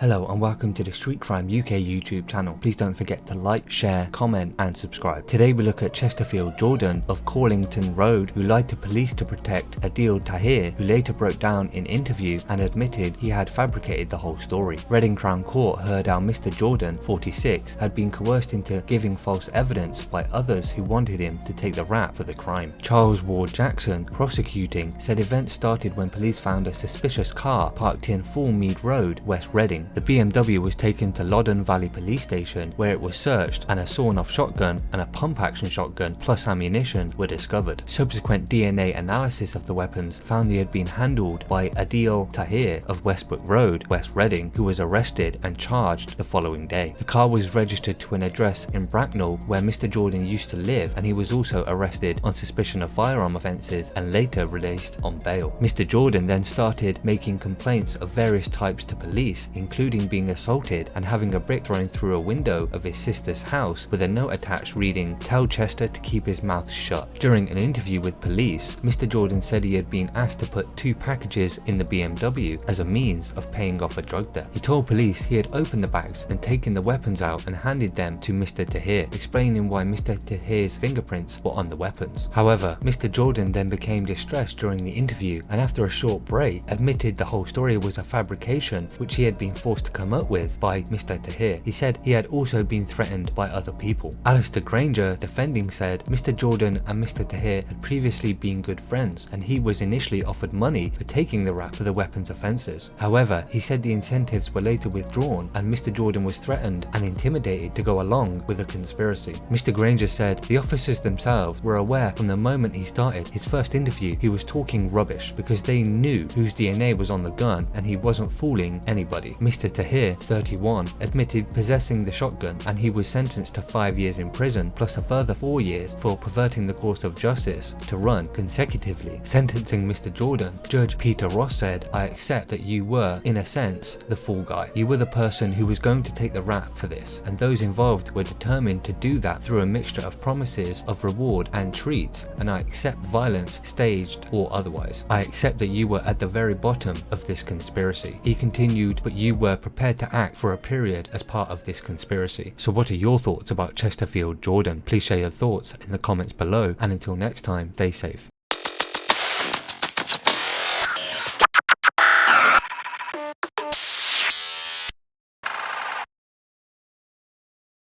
Hello and welcome to the Street Crime UK YouTube channel. Please don't forget to like, share, comment and subscribe. Today we look at 3 men who have been given extensive prison sentences for conspiring to supply Class A drugs in Chichester after a very long road of investigations, police have confirmed. According to police, Samuel Dean was chased down and arrested after officers spotted a car linked to drugs in Sherborne Road. A police spokesman said officers followed the vehicle into Hannah Square where the driver decamped the vehicle and attempted to flee. Officers chased down Samuel Dean, arrested him and seized the vehicle. A search was conducted of the car and Class A drugs with a purity of 94% and a street value between £18,000 and £27,000 was discovered. Officers also found a quantity of ketamine with a street value of £140 within the vehicle. Police said extensive research by the Chichester investigations team was conducted and it was found that Samuel's brother Harry's name was on a parcel with 360 grams of ecstasy inside. The statement added, officers were informed by Border Force they had intercepted a package with 360 grams of ecstasy inside going to Samuel Dean's address but with his brother's name, Harry Dean, on the parcel. Officers were then able to link Samuel Dean to Blondell after text message conversations regarding the purchasing of the drugs packages were discovered. Police said Samuel Dean, 20, of Grafton Road, Chelsea, was charged with conspiracy to import Class A drugs, conspiracy to supply Class A drugs, possession with intent to supply Class B and money laundering, receiving a 6-year and 9-month prison sentence.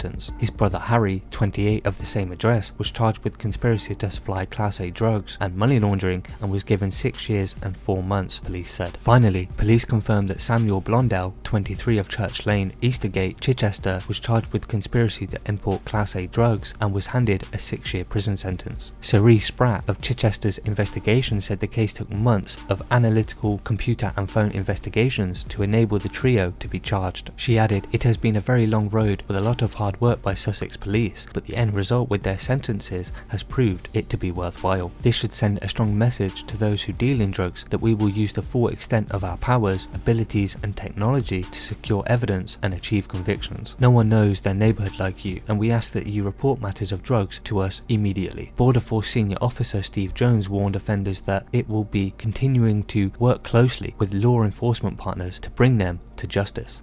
He said Border Force's close liaison with Sussex police officers following the interception of the drugs in the postal system proved to be a vital part of this criminal investigation. "My officers work 24 hours a day at ports, airports and mailing sorting centres to disrupt attempts to smuggle illegal substances into the UK. We will continue to work closely with law enforcement partners to bring offenders to justice." So what are your thoughts about Samuel and Harry Dean and Samuel Blondell? Please share your thoughts in the comments below, and until next time, stay safe. Hello and welcome to the Street Crime UK YouTube channel. Please don't forget to like, share and subscribe. Today we look at a woman who smuggled cannabis into jail and who was walked free from court after claiming she was forced to become a drugs mule by a criminal she met on Facebook. Chloe Buckland, 26, was caught sneaking in 50 grams of the drug for an inmate at Gloucester Manchester Prison after falsely claiming she was visiting her cousin. Guards at HMP Buckley Hall in Rochdale were suspicious because the former fashion student looked anxious and nervous as she met prisoner Ian Smith at the Category C jail. Mr. Smith was later searched in a side room and found to have a wrap of cannabis in his pocket, the court was told. But Miss Buckland revealed she had been extensively threatened, even that her family house would be burnt down. Miss Buckland, who was a regular on Liverpool's nightclub scene, later showed police a number of abusive texts she had received saying she had been hounded by Mr. Smith from a man known only as Joel after she met him through social media. Miss Buckland alleged Mr. Smith told her to take drugs into jail, but when she refused, he sent her threatening messages warning he would burn down her family home, and she begrudgingly gave in to his demands. At a covert meeting at Kirkdale train station in Liverpool, she was told to pick up the drugs from a mysterious fixer who was waiting in a car. Miss Buckland then made a drop at the jail the following morning. At Min's full Crown Court, Miss Buckland of Bootle showed no emotion as she admitted bringing prohibited articles into prison. Miss Buckland was sentenced to 6 months in jail, suspended for 18 months and ordered to complete 180 hours of unpaid work. Prosecutor Nicoletta Amatino said a guilty plea was entered on the basis she was coerced into bringing the articles in through text messages which were provided to police. This has affected her mental health and she has been diagnosed with chronic anxiety. She feared for her safety and for the safety of her family. Miss Buckland received no financial gain and had no understanding of the operation or the size of the operation. She was sent messages which were threatening. One of them was threatening to burn her house down. She told the police these were from a man called Joel. The defendant had replied quite forcefully to these messages at first. The incident occurred when Miss Buckland, who has no previous convictions, attended the jail falsely claiming Mr. Smith was her cousin. Miss Amatino added the attention of the prison staff was directed towards the defendant because she was presenting herself to be very nervous. The prisoner, Ian Smith, was detained after the visit and was taken to a sterile area for a search in which a pouch was found in his hand.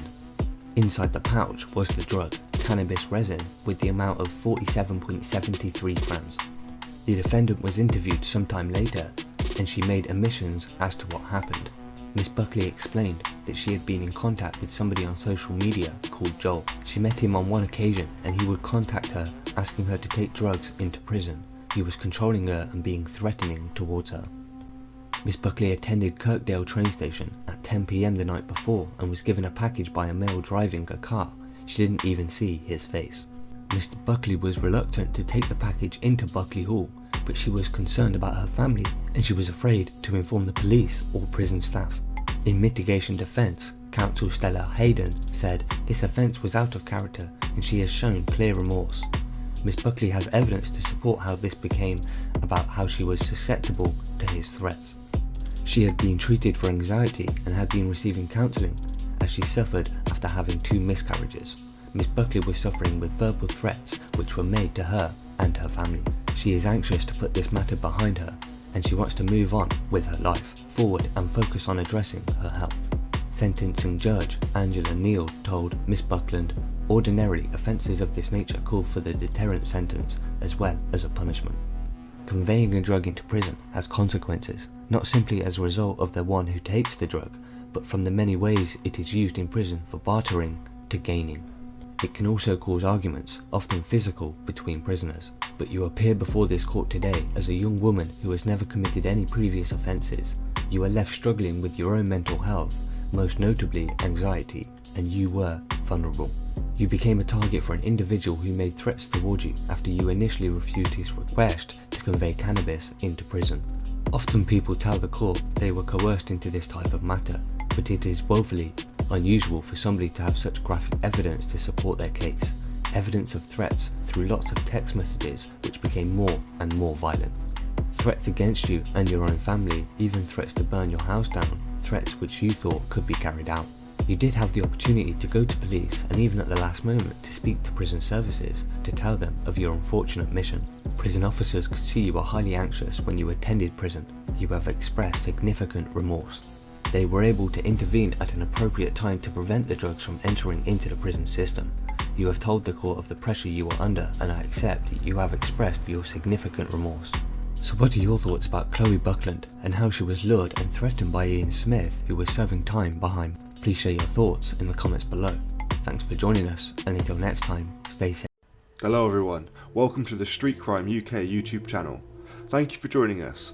Please don't forget to like, share and subscribe for more exciting true crime content. Today we look at a story of a British tourist who tried to open up a Jet 2 plane's door at more than 30,000 feet and screamed, "You're all gonna effing die," and they've been jailed for 2 years. Chloe Haynes, 26, of High Wycombe, forced the pilot to turn back just 45 minutes into a flight to Turkey in June last year, and 2 RAF Typhoon fighter jets were scrambled to escort the plane into Stansted. Miss Haynes had lunged at a door handle on the plane which had 206 people on board, before kicking and punching cabin crew and passengers who tried to detain her. One terrified holidaymaker told police afterwards, "I honestly thought I was going to die." Miss Haynes was sentenced to 2 years in prison at Chelmsford Crown Court today after pleading guilty to endangering the safety of the plane and to assaulting cabin crew members. Miss Haynes was accused of causing absolute chaos in the sky after she tried to open one of the emergency exits, and then the main door at more than 30,000 feet after downing a gin from a bottle stashed in the overhead locker.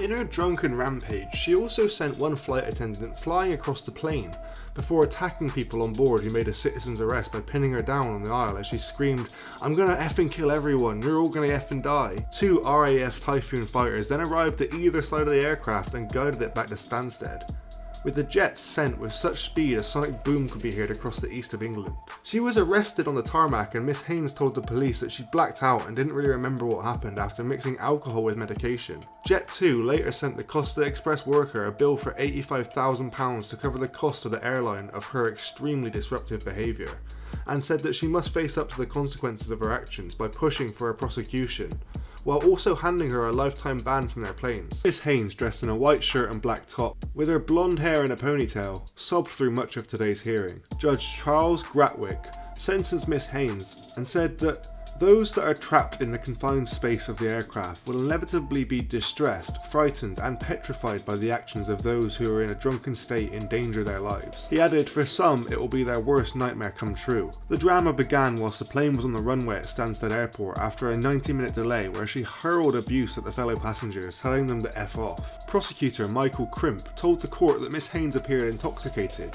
and had been seen swigging from a 200ml bottle of gin stashed in an overhead locker. The court heard that Miss Haynes was unsteady on her feet and seemed to be intoxicated and was slurring her words after the plane took off. Whilst in the air, she then barged past cabin crew and one of them shouted she's going to open the door, with staff and passengers wrestling her to the floor. Mr. Crimp said one of the passengers, Stephen Brown, later told police that he really feared she would open the door and said, "I honestly thought I was going to die." Cabin staff, and with some passengers, were able to restrain Miss Haynes to the floor. She struggled punching out at people, saying things like, "I want to die, I'm going to kill all of you." 3 of the cabin crew pulled her away and she continued to shout in a similar way. She continued whilst being pinned down by cabin crew and passengers to be aggressive, but her behaviour was also erratic, ranging from shouting to singing and crying. During the fight, she scratched cabin crew member Charlie Coombe as she was brought under control and she was charged with assault. The pilot was made aware of the fight, and when he saw the matter escalating, he told air traffic control that there was a disruptive passenger incident.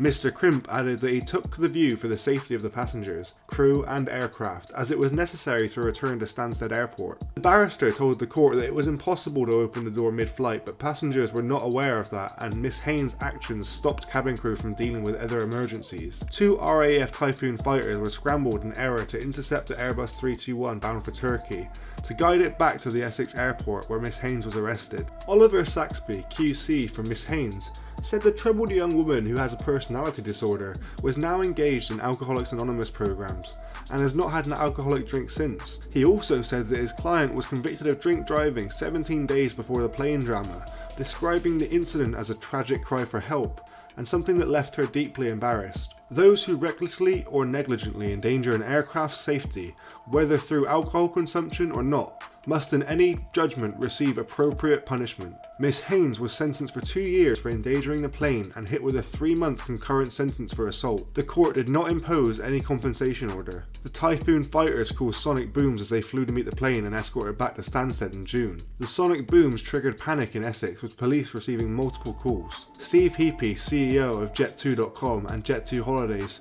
said, "We welcome today's decision and we are pleased to see the courts taking the issue of disruptive passenger behaviour as seriously as we do." Miss Haynes' behaviour was one of the most serious cases of disruptive passenger behaviour that we have experienced. It is evident that excessive alcohol consumption was a contributing factor for this incident. We have been leading the industry to tackle the issue of drinking to excess in the airport before flying, as well as the illicit consumption of duty-free alcohol on board the aircraft for some time. As a never busy summer approaches, we look forward to continuing to work with the government and our partners across the industry to ensure that everyone has an enjoyable and comfortable journey without the minority spoiling it. What do you guys think of Miss Haynes' actions? And what would you do if she was on your plane going for the emergency door? I personally didn't know that you couldn't open it mid-flight, but I still would panic. Thanks for joining us today. If you enjoyed the video, don't forget to give it a like and a share, and leave any thoughts or suggestions you have in the comments section.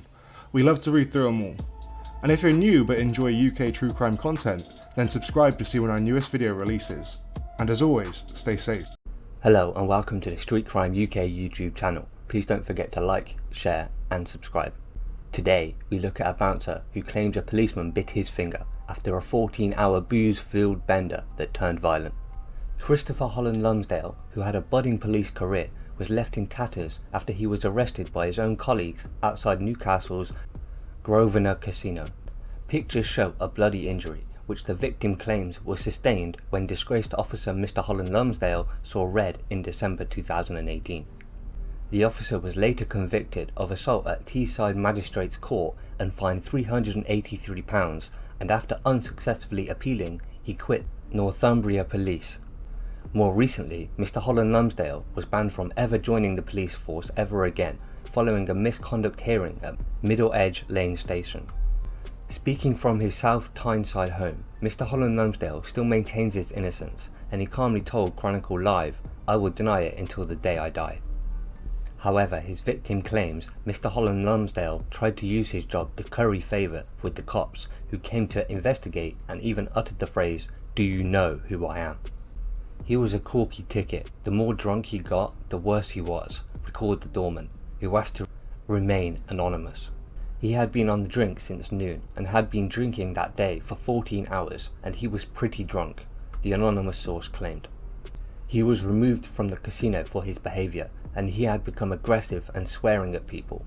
He was told to calm down, but he didn't, so the manager told him to leave. 5 minutes later, brandishing his membership card, he claims that Mr. Holland Lumsdale re-entered the casino once again, but he was ordered to leave, but the PC just wasn't having it. He decided he wanted another drink, but I told him he wasn't, so he told me to get your fucking hands off me, alleged the doorman. I said, "You need to go. You've been asked to leave twice," and then he said, "Do you know who I am?" I told them he had to go, and that if he didn't, I was paid to make him go. Unwilling to budge, the bouncer claims to have pushed the officer towards the exit, and once the pair were outside, the bouncer claims he got angrier and angrier, and I mean to the point where he was raging. It was like he was possessed or something. However, the doorman knew CCTV was recording every second of the incident. As the fracas continued, the bouncer claimed Mr. Holland Lumsdale took a swing, missed and was pinned to the floor. Telling him to go home, the bouncer released the officer, only for things to take a dramatic turn for the worse. The bouncer continued, "I pinned him to the floor again, but this time he latched onto my thumb and it felt like he tried to bite my thumb off. The pain was incredible," added the doorman, who gave one punch to shake him off. "It broke his beak, split his eye, and he banged the back of his head, but that was it. He let go." As he held the officer down, police were called to the St. James's Boulevard Casino. When the officers arrived, the victim claims Mr. Holland Lumsdale burst into tears, claiming he'd been attacked. However, after checking the footage, Mr. Holland Lumsdale was the one placed in handcuffs. What followed was over 2 years of court hearings, trials and appeals. The victim claims that he spent over 4 hours being cross-examined by a barrister. His defence tried all sorts, claiming that he didn't bite me and that I'd put my finger in his mouth. What planet do they live on? Claimed the bouncer. Did I move his jaw up and down until I cut my own thumb? The case lasted for over 2 years, largely due to an appeal lodged by Mr. Holland Lumsdale, which was dismissed in March. Mr. Holland Lumsdale was ordered to pay a further £620 in costs. He pleaded innocence all the way through, but you couldn't take away the fact that you see him attack me. I pin him to the floor, get off him and turn away, as I didn't see him as a threat and he was 5'5" and I'm 6'1", claimed the victim. I've dealt with some pretty scary characters in Newcastle and I didn't see him as scary, but when he got off me, that's when he jumped on my back and started punching my head. That's when it started. It ended last month, when a misconduct hearing found that the 35-year-old former PC, who had already quit after his appeal failed, would have been sacked anyway, after a panel ruled he'd committed gross misconduct. The ruling means Mr. Holland Lumsdale, who had only joined the force in August 2017, is now on the police blacklist, permanently ending the student officer's police dreams. Detective Superintendent Steve Amari, head of the professional standards at North Cumbria Police, said, "We always expect officers and staff to maintain the highest standards at all times, and if anyone is found to have fallen below these, we are committed to taking appropriate action." On June 24th, the panel of a misconduct hearing, chaired by the Chief Constable, concluded the former student officer Christopher Holland Lumsdale, who resigned from the force in March this year, breached the standards of professional behaviour. The panel determined that, had he been a serving officer, he would have been dismissed without notice. We have also ensured he cannot rejoin the police service ever again by placing the officer on the police barred list. We want to make it clear that this behaviour was completely unacceptable. In doing so, we want to assure the public that his actions are in no way a representation of our officers and our staff, who display the highest levels of professionalism and commitment to the communities we are proud to serve. When approached for his side of the story, Mr. Holland Lumsdale accused the victim of having an agenda against the police and claims the case against him was built on falsehoods. He admitted he was devastated to lose his career, adding, "This has gone on for over 2 years and all for something I didn't do. I just want to move on with my life." However, the victim, who no longer works on the doors, dismissed the suggestion he had an issue with the police. Instead, he claims his only issue was with the thug who attacked him. "I asked him to leave and he wouldn't. It was a lawful ejection. There was nothing unpleasant about it," he added. "It was just him being annoyed that he'd been chucked out of the casino, and how dare he, as a police officer, be manhandled. He had the attitude of, 'I'm a policeman, so you can't touch me.' So what do you think of Christopher Holland Lumsdale's situation and arrogance towards the public, and other officers thinking he, Mr. Holland Lumsdale, was above the law, or was too good to get caught, and later proven thwarted lies got himself permanently thrown out of the police force for life? Please share your thoughts in the comments below. Thanks for joining us, and until next time, stay safe.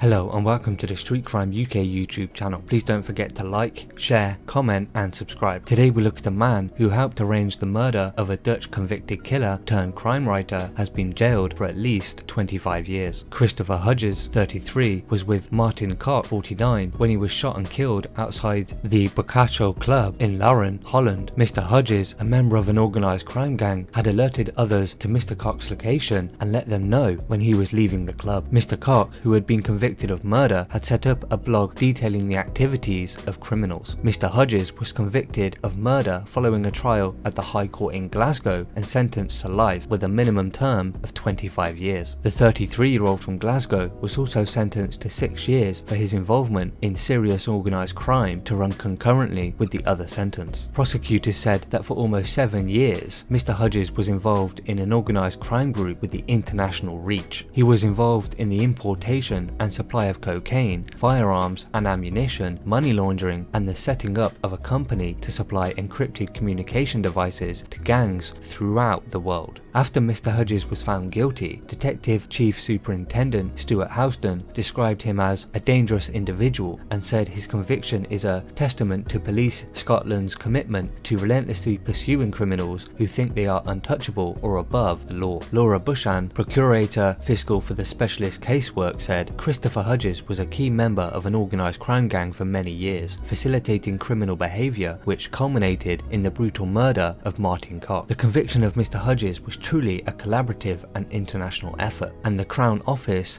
and Procurator Fiscal Service worked closely with colleagues in both Scotland and Holland to ensure Mr. Hudges answered for his actions. It is thanks to this great work with international justice colleagues that we're able to prosecute Mr. Hudges. So what are your thoughts about Christopher Hudges? Please share your thoughts in the comments below, and until next time, stay safe.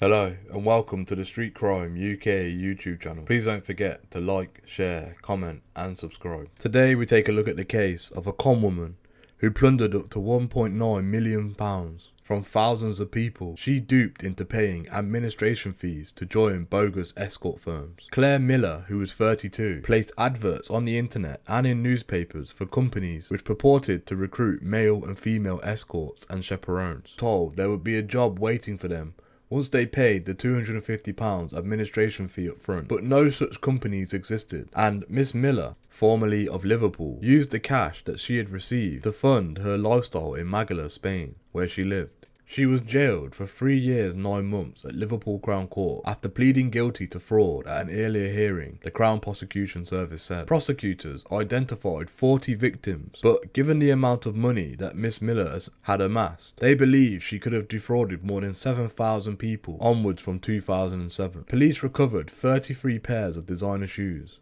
most still in their wrappers, 11 designer handbags, and an expensive collection of jewellery from the home of Miss Miller, who drove a luxury Mercedes-Benz M-Class sports car. Andrew West, Crown Advocate for the CPS Central Fraud Division, said Miss Miller's tactics were willy, as she knew those applying for the jobs as escorts and chaperones were less likely to make a complaint to the police when the £250 administration fee they paid vanished into thin air. This case shows that before handing over money, people need to know exactly what they're paying for and how they're protected. Thank you for joining us today. What are your opinions on the crimes committed by Miss Miller? Do you think a sentence of 3 years 9 months was too harsh or not harsh enough? Please let us know what you think in the comments below. Thank you for joining us today. If you enjoyed this content, please don't forget to like and share. And if you're new to the channel and you want to see more Street Crime UK content, hit subscribe and press that bell so you can join us on the next video. Thank you for joining us, and until next time, stay safe. Hello everyone, welcome to the Street Crime UK YouTube channel. Thank you for joining us. Please don't forget to like, share and subscribe for more exciting true crime content. Today we look at a forger who built a mansion in Zimbabwe whilst raking in thousands from fake marriages and benefit scams. The master forger behind one of the West Midlands' largest sham marriage scams and a £720,000 maternity allowance fraud has been jailed for a total of 17 years. Clements Margeni produced fake documents for the money-spinning rackets, which ran simultaneously for almost 4 years. The Zimbabwe-born 44-year-old father of two completed a law degree at Wolverhampton University after coming to the UK in 2006, and claimed to earn £30,000 a year from his role in a shipping business. But the graphics expert pocketed more cash by selling forged paperwork to others involved in the two frauds, whilst using 8 bank accounts under false names to collect at least £55,000 from bogus maternity allowance claims for himself. Meanwhile, he and his Zimbabwean wife, Paula Chikua, aged 37, also part of the swindle, had a mansion built in their home country. The gang made at least 165 fake maternity applications between May 2011 and August 2015, pocketing £450,000, but would have collected £720,000 if a considerable number had not been spotted as phony by the Department of Work and Pensions officials and rejected. Henry Basra, the alleged brains behind the operation, was interviewed by investigators, but fled the country before he could be arrested, and he is now thought to be in Malawi. Hundreds of bogus documents involving both the swindle and the sham marriage racket were found on a computer discovered at the home of Mr. Marigeni in Weston Road, Bilston. But the maternity allowance conspiracy was still under investigation when the other case went to trial. Mr. Marigeni was a key player in the bogus marriage fraud, creating fake histories in a bid to help at least 45 West Africans to stay in the country illegally through bogus weddings. Czech and Slovakian people allegedly working and living in the UK were paid to tie the knot. He was jailed for 10 years when convicted of the fraud following a trial in October 2016, and now a further 7 years has been added to the term after he was found guilty of being at the heart of the maternity allowance racket. Mr. Harpreet Sandhu, prosecuting, said he was more than just a facilitator of criminal activity, he was directly engaging with it. Personal details of almost 30 people working with one of the gang were used on fake benefit claims, which were laundered through the bank accounts of others, among the dozen people convicted of involvement in the fraud. Bogus application forms were submitted with a forged maternity certificate, confirming either a pregnancy or birth, apparently signed by a member of a GP practice with an official stamp meant to prove the document's authenticity. This included the personal identification number of the alleged signatory who knew nothing about it. Bogus payslips were sent with the form in a bid to trick officials into believing the applicant met the basic requirement of having worked for at least 26 of the 66 weeks immediately preceding the birth. Judge Barry Berlin said, while passing the latest sentence on Mr. Marigeni, "You are a clever, devious, thoroughly dishonest man. This was a well-organised and ruthless fraud against the public purse, and you were one of the prime movers." The defendant's wife, Ms. Chikawa, was jailed for 3 years after using the name of a cousin to set up 2 bank accounts into which money from the scam was paid out, but made the mistake of settling her own rent with some of the cash. The judge told her, "You built a house in Zimbabwe, and I am quite satisfied that that was the motivation for your involvement. You assisted your husband when you knew he was at the heart of the web." Another of those jailed was former Blackpool and Zimbabwean national team footballer Liberty Masunda from Mapleton Road, now a clinical engineer in Somerset, who received a 3-year jail sentence for his involvement in the conspiracy. Thanks for joining us today. If you enjoyed the video, don't forget to give it a like and a share, and leave any thoughts or suggestions you have in the comments section. We love to read through them all. And if you're new but enjoy UK true crime content, then subscribe to see when our newest video releases. And as always, stay safe.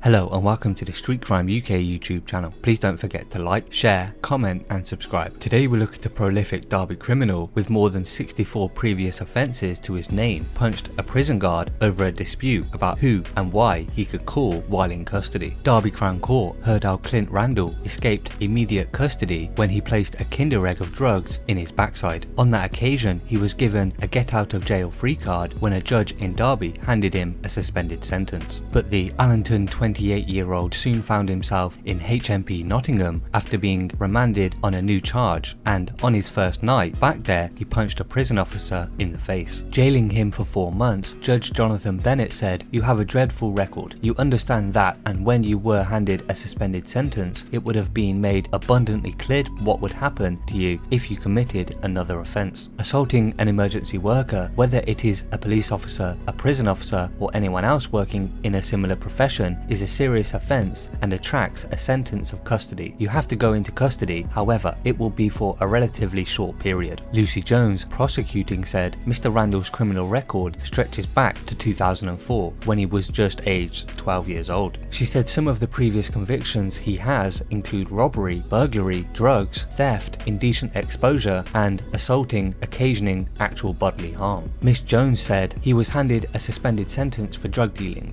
dating back to 2019 when police executed a warrant at a house in North Cumberland Street, Normanton, and found Mr. Randall inside, sweating profusely and surrounded by weapons. He then tried to secrete a Kinder Egg full of drugs up his bottom. Miss Jones said 2 months after he received that suspended sentence, he was on remand at HMP Nottingham. It was shower time and he became aggressive and threatening towards staff. One officer went to him as he advanced. The defendant punched him straight in the face. So what are your thoughts about Clint Randall? Please share your thoughts in the comments below, and until next time, stay safe.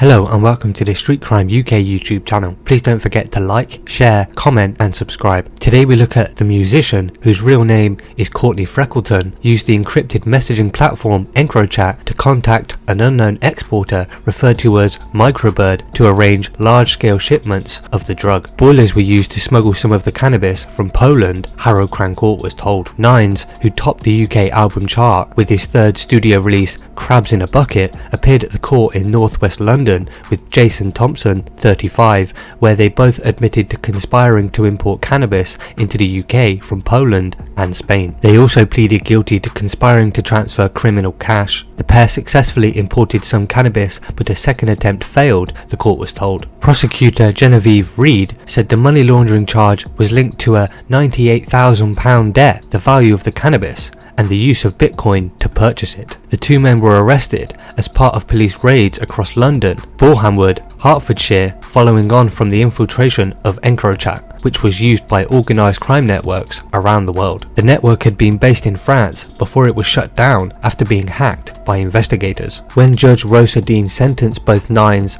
of Barbican, Central London, and Mr. Thompson of Barnet, North London, to 28 months in jail, she said, "What a waste of all of that talent to be sat in warm wood scrubs." Nines was known as Big Boss to his co-conspirators and referred to cannabis as Cali in his messages, the court heard. The 31-year-old musician was previously jailed for 18 months for possession of cannabis with intent to supply. The star, originally from Harlesden, northwest London, won the Mobile Award for Best Hip Hop Act the previous year. His third album, which beat Metallica to #1 when it was released, was also named Album of the Year despite fierce competition from the likes of Stormzy, J Hus and others. The rapper found fame with his 2017 debut album One Foot Out, which reached #4 in the charts. His songs have racked up millions of listens on the streaming platforms, and he has collaborated with the likes of Dave, Ray BLK and SL. So what are your thoughts about Nines and his attempts to purchase and import cannabis into the UK? Please share your thoughts in the comments below, and until next time, stay safe.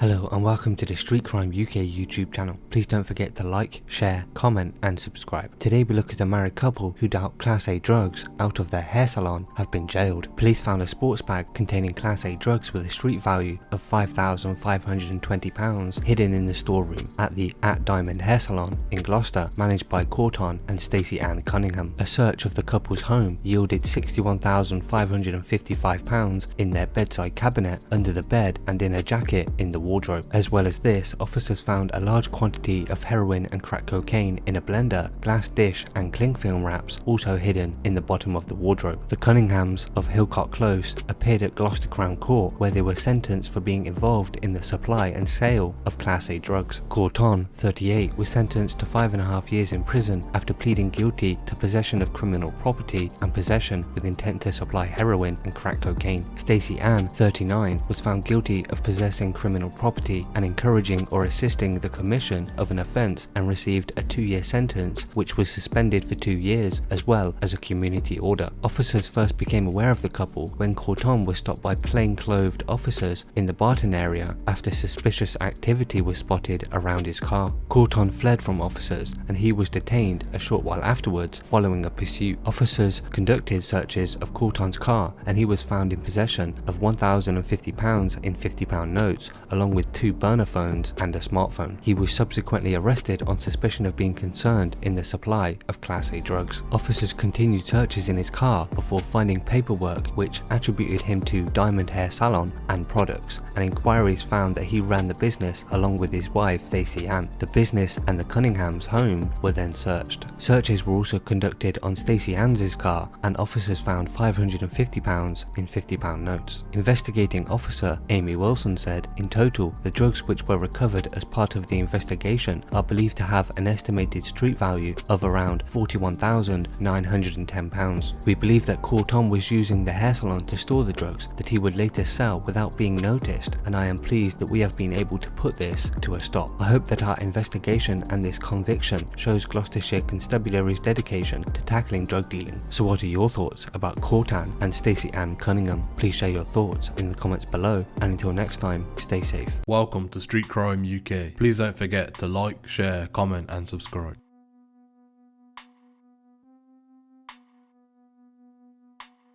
Former Crown Prosecution Service CPS employee who was found guilty of passing a highly sensitive intelligent material to an organised crime gang has been sentenced to 9 years in prison. Rachel Simpson, who was 39 from Newport, had admitted to 29 counts of an unauthorised access of a computer system and 2 counts of misconduct in a public office when she appeared before Cardiff Crown Court. She was found to have made repeated searches on the CPS and Crown Court computers that related to cases that she had no involvement in before passing that information on to gangs. Describing her actions as inexplicable, the court heard how Miss Simpson first began her illegal searches after she entered into a relationship with a man involved in serious organised crime. Miss Simpson is said to have accessed the files between 2016 and 2020, passing files onto the gang leaders via a third party. Miss Simpson, a mother of 1, was caught after officers from the regional organised crime unit known as Terrain hacked and encrypted a chat between high-level drug dealers. Upon finding a picture of a highly classified CPS document, Miss Simpson was arrested in June 2020. Police initially investigated a very limited number of people who would have had access to such classified documents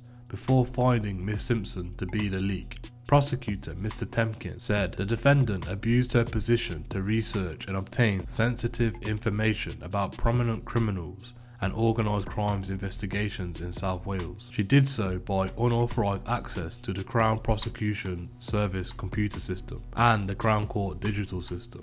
He continued, many of the cases accessed by the defendant were handled by the Crown Prosecution Service Complex Case Unit, which deals with the most serious, sensitive or complex cases. The defendant has never worked in that unit and it should have been inaccessible to her. He went on to explain that the defendant's actions were uncovered by Terrain officers who had hacked and encrypted an EncroChat messaging system, a messaging service regularly used by criminals due to its safe nature at the time. Although it is not known the specific number of searches which were undertaken, Miss Simpson was found to have passed information on following searches on 2 specific cases. Mr. Temkin said, as part of an EncroChat conversation, the National Crime Agency discovered photographs of a sensitive and privileged police document that had been sent from one criminal to another. Both of these criminals were involving in multi-kilo trafficking of Class A drugs. The defendant provided material to the third parties rather than directly to the criminal fraternity.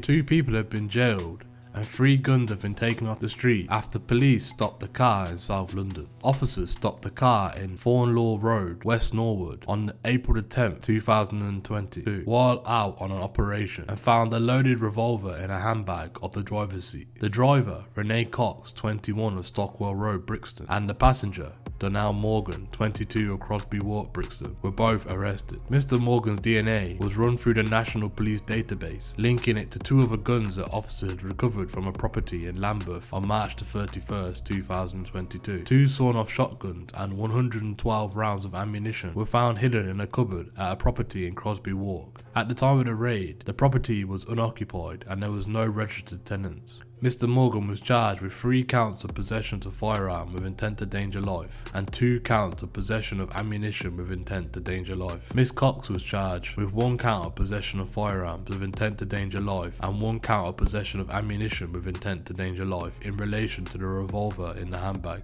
Mr. Morgan was sentenced at Croydon Crown Court to 16 years, 4 of which will be served on licence, and Miss Cox was sentenced to 5 years. Detective Constable Harry Ford from the Met Specialist Crime Command said, as police officers, we regularly see the grave consequences of gun crime, and across the Met, we are committed to reducing violence on the streets of London. I am pleased that this proactive operation has resulted in 3 potentially lethal weapons being taken out of the hands of 2 very dangerous offenders.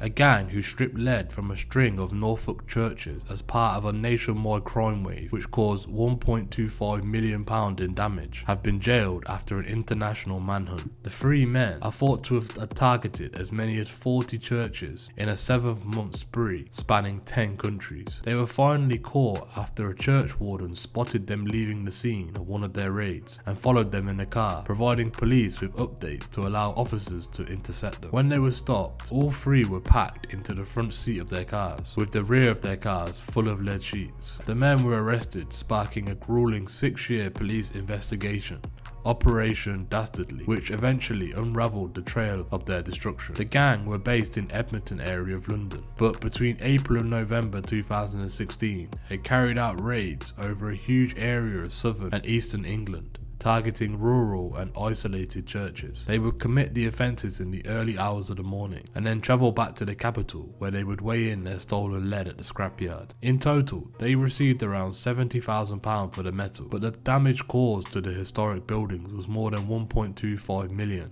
In October and November 2016, they travelled to Norfolk where they stole from the St Andrews in Blicking, St Andrews in Deerfound, St Benedict's in Hornick and All Saints in Scotto. They also stole from 2 churches in Suffolk at around the same time, the St Mary's in Yaxley and the All Saints in Great Glamouth. Other areas which were covered by their crime wave included Northamptonshire, which they did 11 churches, Thames Valley, in which they did 8, Leicestershire, in which they did 5, Cambridgeshire, they did another 5, Bedfordshire they did 2, in Wiltshire they did 1, and in Hampshire they did 1. They were eventually caught in Lincolnshire, where they had another 5 offences, and that is where the church warden actually spotted them. DC Andrew Woodcock, who led the investigation, said, "The courage of the church warden and his wife gave us a huge head start. Without that, it would have taken us longer to track and find them."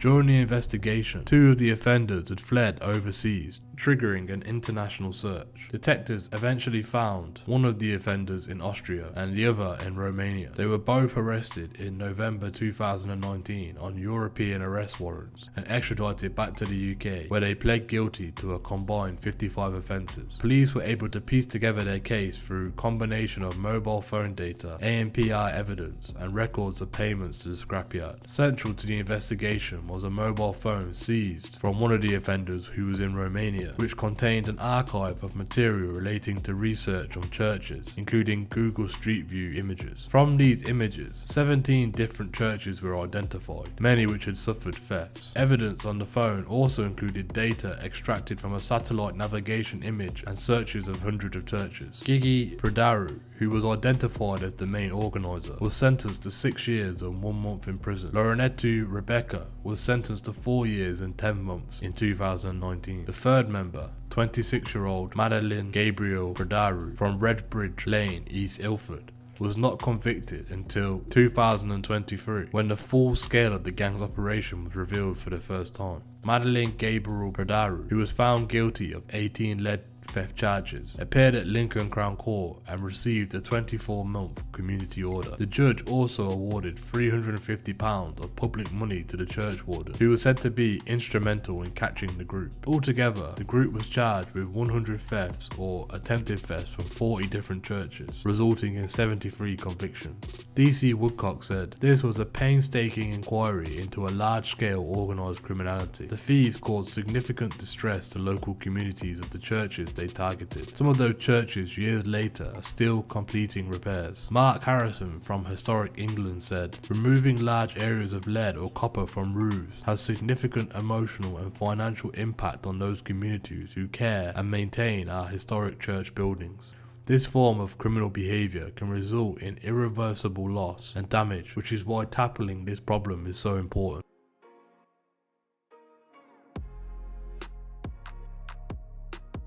Today's video has been sponsored by FlexiSpot, a leading brand dedicated to providing ergonomic solutions for your workspace. They're committed to creating products that promote healthier work habits and improve your overall well-being. They have asked us to review a product that they have to offer. Introducing the Standing Desk Premium Series E7 by FlexiSpot, the ultimate choice for those who are looking to revolutionize their work experience. This state-of-the-art Skirabich is designed to improve your well-being, boost productivity, and seamlessly blend into any modern workspace. Discover the E7's unmatched stability and ultra-smooth whisper-quiet motor system, allowing you to effortlessly transition between sitting and standing positions at a touch of a button.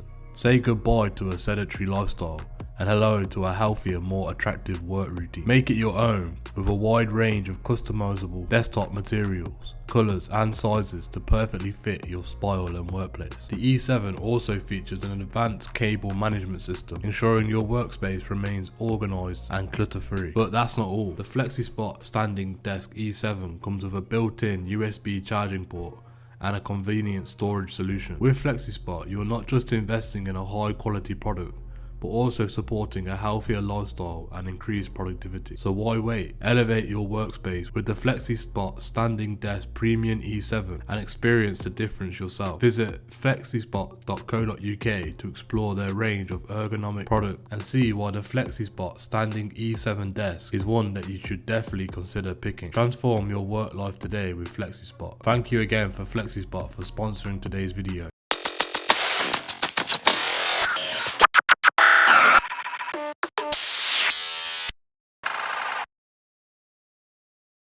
Hello and welcome to the Street Crime UK YouTube channel. Please don't forget to like, share, comment and subscribe. Today we look at a prolific Nottingham criminal known for walking around the city dressed as the Joker has been jailed after dropping a bowling ball on a council worker's head, leaving them with permanent brain damage. Damien Hammond was high on the drug Mamba when he targeted his victim, who was collecting and discarding a TV left in the street. The 31-year-old shouted from his flat that he wanted the item before dropping the ball, wrapping in a pair of jeans from his first floor window 14 feet up. He was found guilty of causing grievous bodily harm with intent following a trial at Nottingham Crown Court. Judge James Sampson sentenced him to 16 years in prison. "You are a volatile individual who will almost certainly offend again," he said before labelling the crime a wicked act. The incident left the council worker with a fractured skull and caused a brain hemorrhage. After it, Mr. Hammond of Strelly Road in the city's Bilborough area engaged in a 2-hour standoff with police, threatening to kill anyone who attempted to get into his flat. After eventually setting himself on fire, he jumped out of the window where he was arrested by police. Prosecutors said Mr. Hammond, who has a history of mental health problems, had committed more than 100 offences over the last 19 years, dating back to when he was just 12 years old. Among them was a 12 months prison sentence for wounding. In a statement released after the sentencing, Detective Constable Sarah Gregg of Nottinghamshire Police said evidence proved that when he dropped the heavy bowling ball from his first floor window, he was fully aware that the council workers were under the window and he intended to hurt one of them. I would like to pay special thanks to the victim and his very supportive family, who have had their lives changed by the incident and have been living with the consequences of a terrible act. So what are your thoughts about Damien Hammond? Please share your thoughts in the comments below, and until next time, stay safe. Hello and welcome to the Street Crime UK YouTube channel. Please don't forget to like, share and subscribe. Today we look at a violent, cowardly bully who broke his girlfriend's eye socket and cheekbone, then later hurled paint. Damien Rich broke into an ex-partner's home at night and completely trashed the house when off his head on cocaine. Whilst on bail for that burglary, Mr. Rich started dating another woman who tried to kill herself 3 times after his vile abuse. Liverpool Crown Court heard Mr. Rich was in a relationship with woman A for 8 months in 2019 and 2020, but this ended as a result of his violence towards her. Nick Cockerell, prosecuting, said a domestic violence protection order was imposed, but Mr. Rich was jailed 8 weeks in July 2020 for breaching it.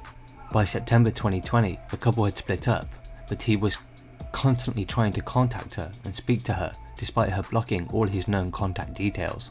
Woman A went to stay at her mum's on September 4th, 2020, but when she woke up at 7 AM, she had missed a call from the concerned neighbour. A large stone had been thrown through her front window, pictures and mirrors were smashed, there was glass everywhere, and in her bedroom, Mr. Rich left a note saying, "You were just a slag." Her neighbour had seen Mr. Rich outside at around 2 AM, calling her a slag and a fat bitch, and he cut himself during the raid, leaving his blood at the scene. Mr. Rich was arrested and interviewed. but exercised his right to silence and was released on police bail on November 11th.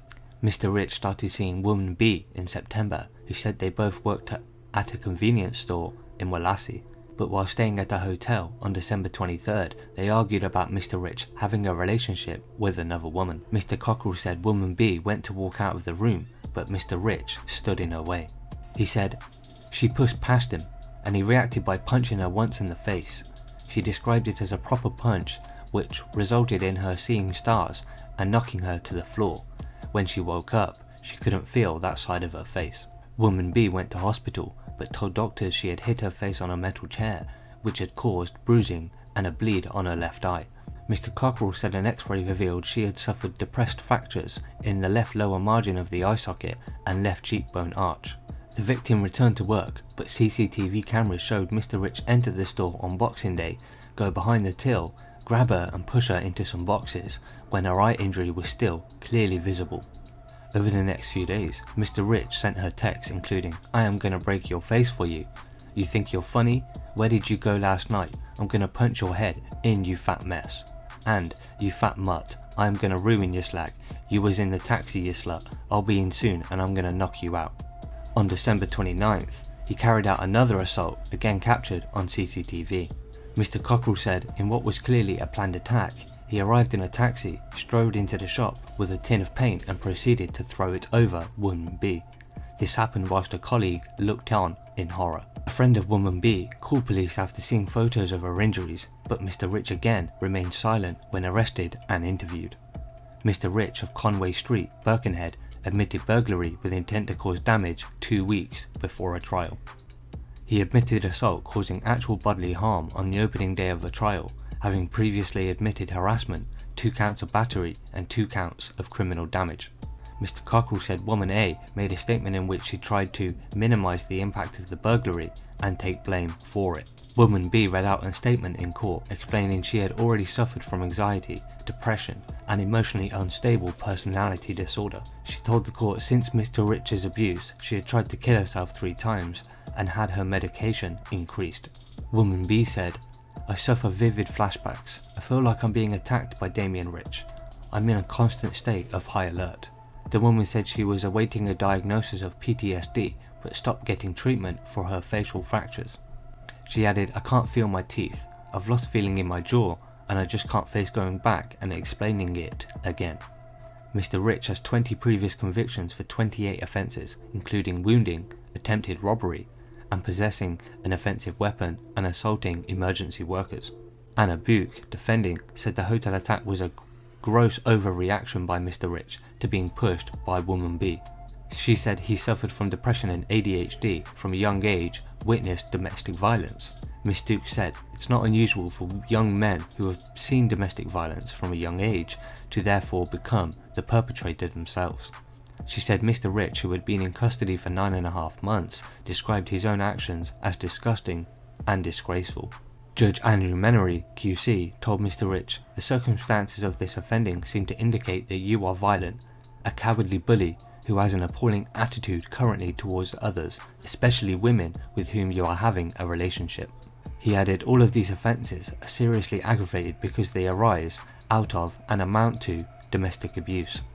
The judge said Mr. Rich told a probation officer the burglary at woman A's home happened because at the time you were off your head on cocaine and it felt in some way she was being disloyal or unfaithful to you.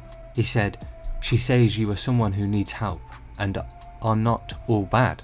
Judge Menery said Mr. Rich left woman B with facial fractures and potential nerve damage, sent her vile threatening messages, and throwing paint over her was just shocking. He said, "You plainly have a poor family background with a history of you yourself being the victim of abuse and violence with a lack of real support. It may well be has made you something of a person you are today, but your record of past offences of violence cannot be ignored." Judge Menery jailed him for 3 years and 9 months and made an indefinite restraining order to protect woman B.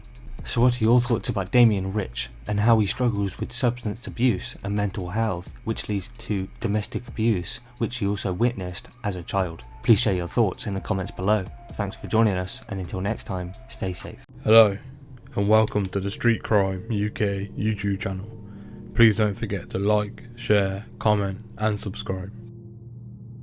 Today we're going to take a look at a man who killed his estranged wife in a house fire in Harlesden, northwest London. He has been found guilty of murder and arson with intent to endanger life. Damien Simmons, who was 45 and of no fixed address, was convicted at the Old Bailey and he will be up for sentencing on the 22nd of September.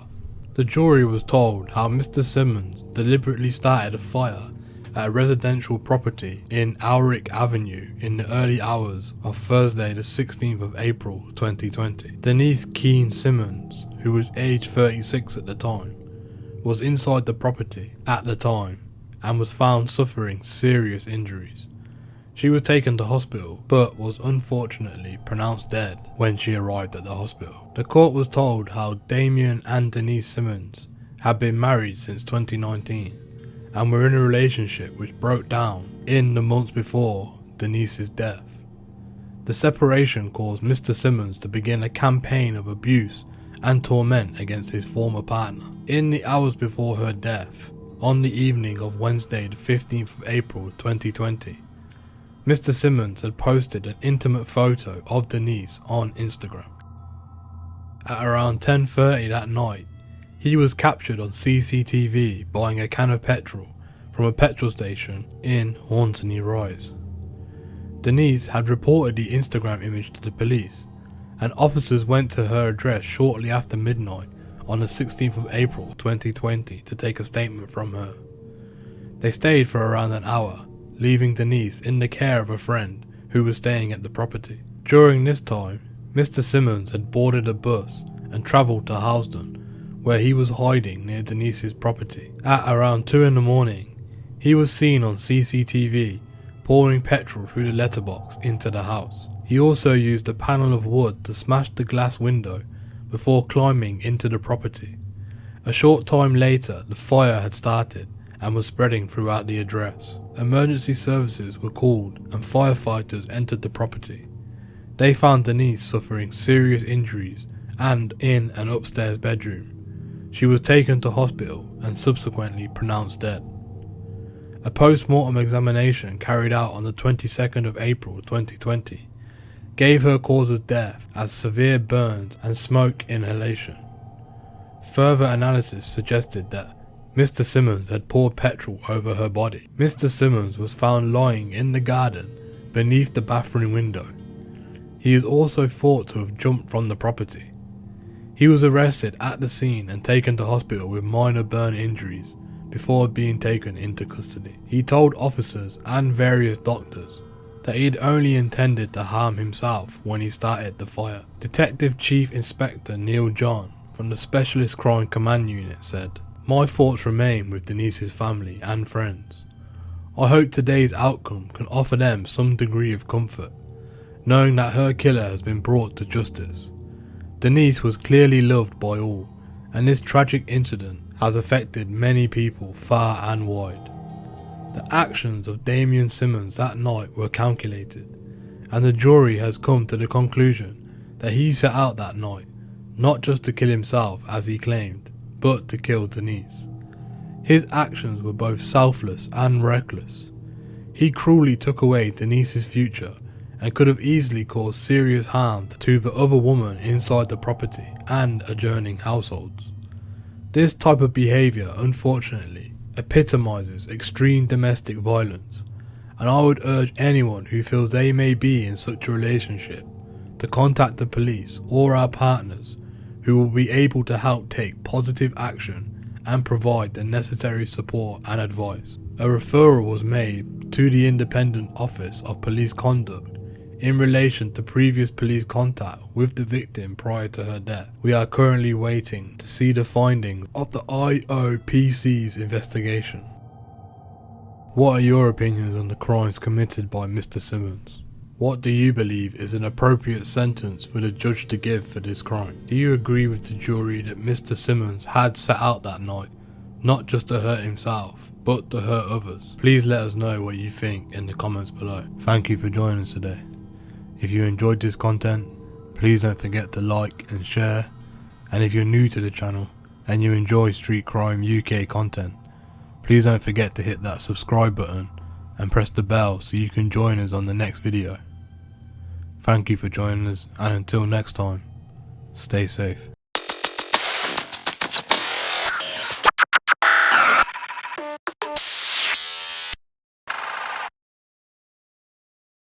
Hello and welcome to the Street Crime UK YouTube channel. Please don't forget to like, share, comment and subscribe. Today we look at two brothers who have been sentenced to a total of 43 years in prison for smuggling illegal firearms into the UK. 30-year-old Daniel Burdett and Richard Burdett, 35, both from Liverpool, were convicted of arranging the importation of 16 pistols and automatic weapons, along with live ammunition and sound moderators. In early 2018, Border Force found a stash of weapons and accessories hidden in a HGV lorry spread across 2 trips to Dover, Killinghome docks. The National Crime Agency investigation identified that the organised crime network responsible was using the corrupt truck drivers to smuggle firearms and ammunition from the Netherlands into the UK. Both brothers were linked to seizures through the DNA and the fingerprints on the weapons and their wrapping. Richard Burdett, who was arrested in the UK but fled to the Netherlands whilst on police bail. He was located with the assistance of Dutch law enforcement partners, arrested and extradited back to the UK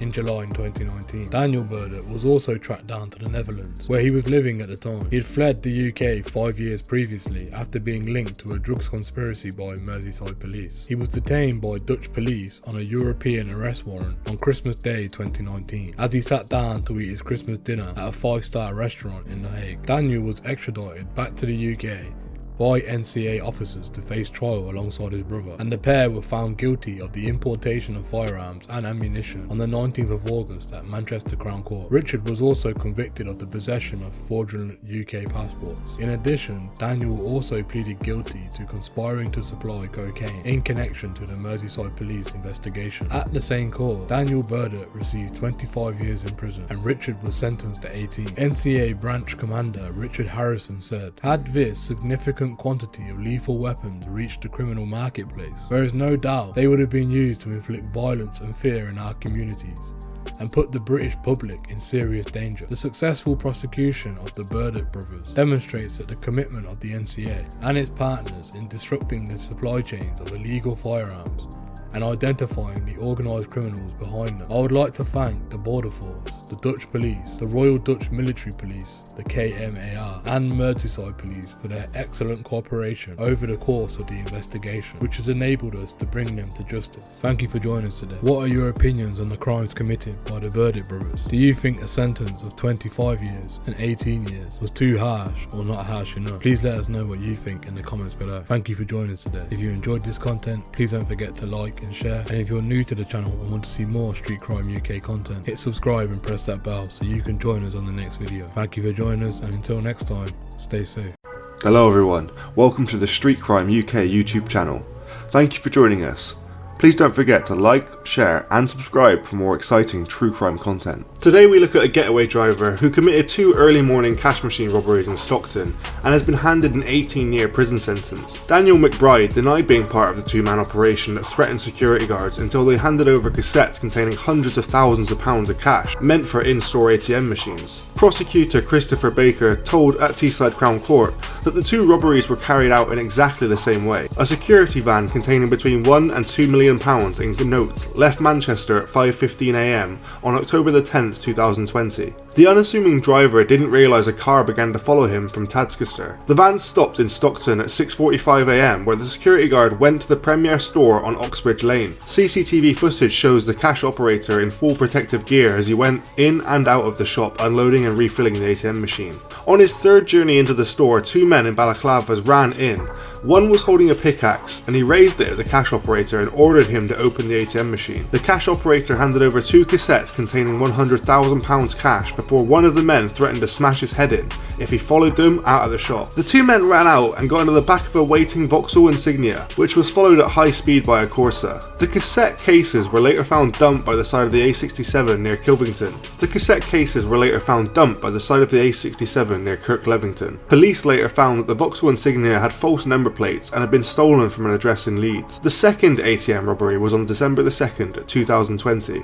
at the one-stop shop on Station Road, Eaglescliffe. Again, CCTV footage shows the security van was followed from Leeds by two vehicles. The cash operator was refilling the cash cassettes in the shop's ATM around 7 AM when two men wearing balaclavas burst into the shop. They warned the shopkeeper to stay back and headed for the cash machine. In a statement to the court, the cash operator said that he froze in fear as the men held up a machete and an axe and demanded cash. He said that he was shaking and kept making mistakes as he tried to open the cash machine. He tried to shut the security door on them, but one of the robbers waved his machete at him as if to strike him with it. The cash operator pressed the panic alarm and handed over a cassette containing £60,000 in cash. The men ran out into a waiting blue Seat Leon. The getaway car was later found on fire in Eaglescliffe, where local residents battled to extinguish it. Police found that it had been stolen from a West Yorkshire address back in March 2020. The court heard that police found a discarded receipt in the Seat Leon, which was from Farm Foods in Seacroft in Leeds. CCTV showed Mr McBride of Ironwood Crescent in Seacroft, Leeds, at the entrance to the Farm Foods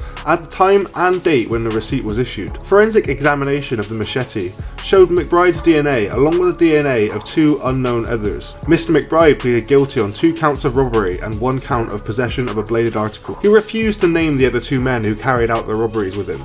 Defending McBride, Michael Collins told the court that the 37-year-old is scared to give the names of his accomplices. He's worried about the reprisals to his partner and children. Michael Collins said although Mr McBride did have a long criminal history for theft and burglary, his offending stopped after 2004 when he kicked his drug habit. However, he was jailed in Egypt in 2017 for 4 days. Accused of crimes that he was never charged with. Mr McBride said that he was attacked in prison during those 4 days and has been left with PTSD. On arriving home, he fell back into drugs and a debt. He claims he was pressured by dealers to take part in the robberies to pay back what he owed. What do you think about Mr McBride's cash machine raids? And do you think he was really afraid of his partner? Thanks for joining us today.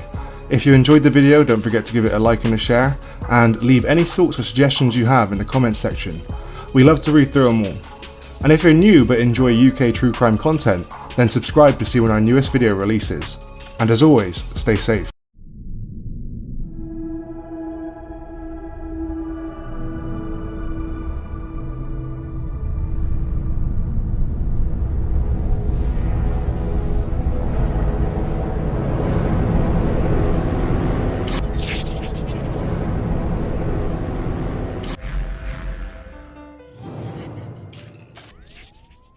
Hello everyone, welcome to the Street Crime UK YouTube channel.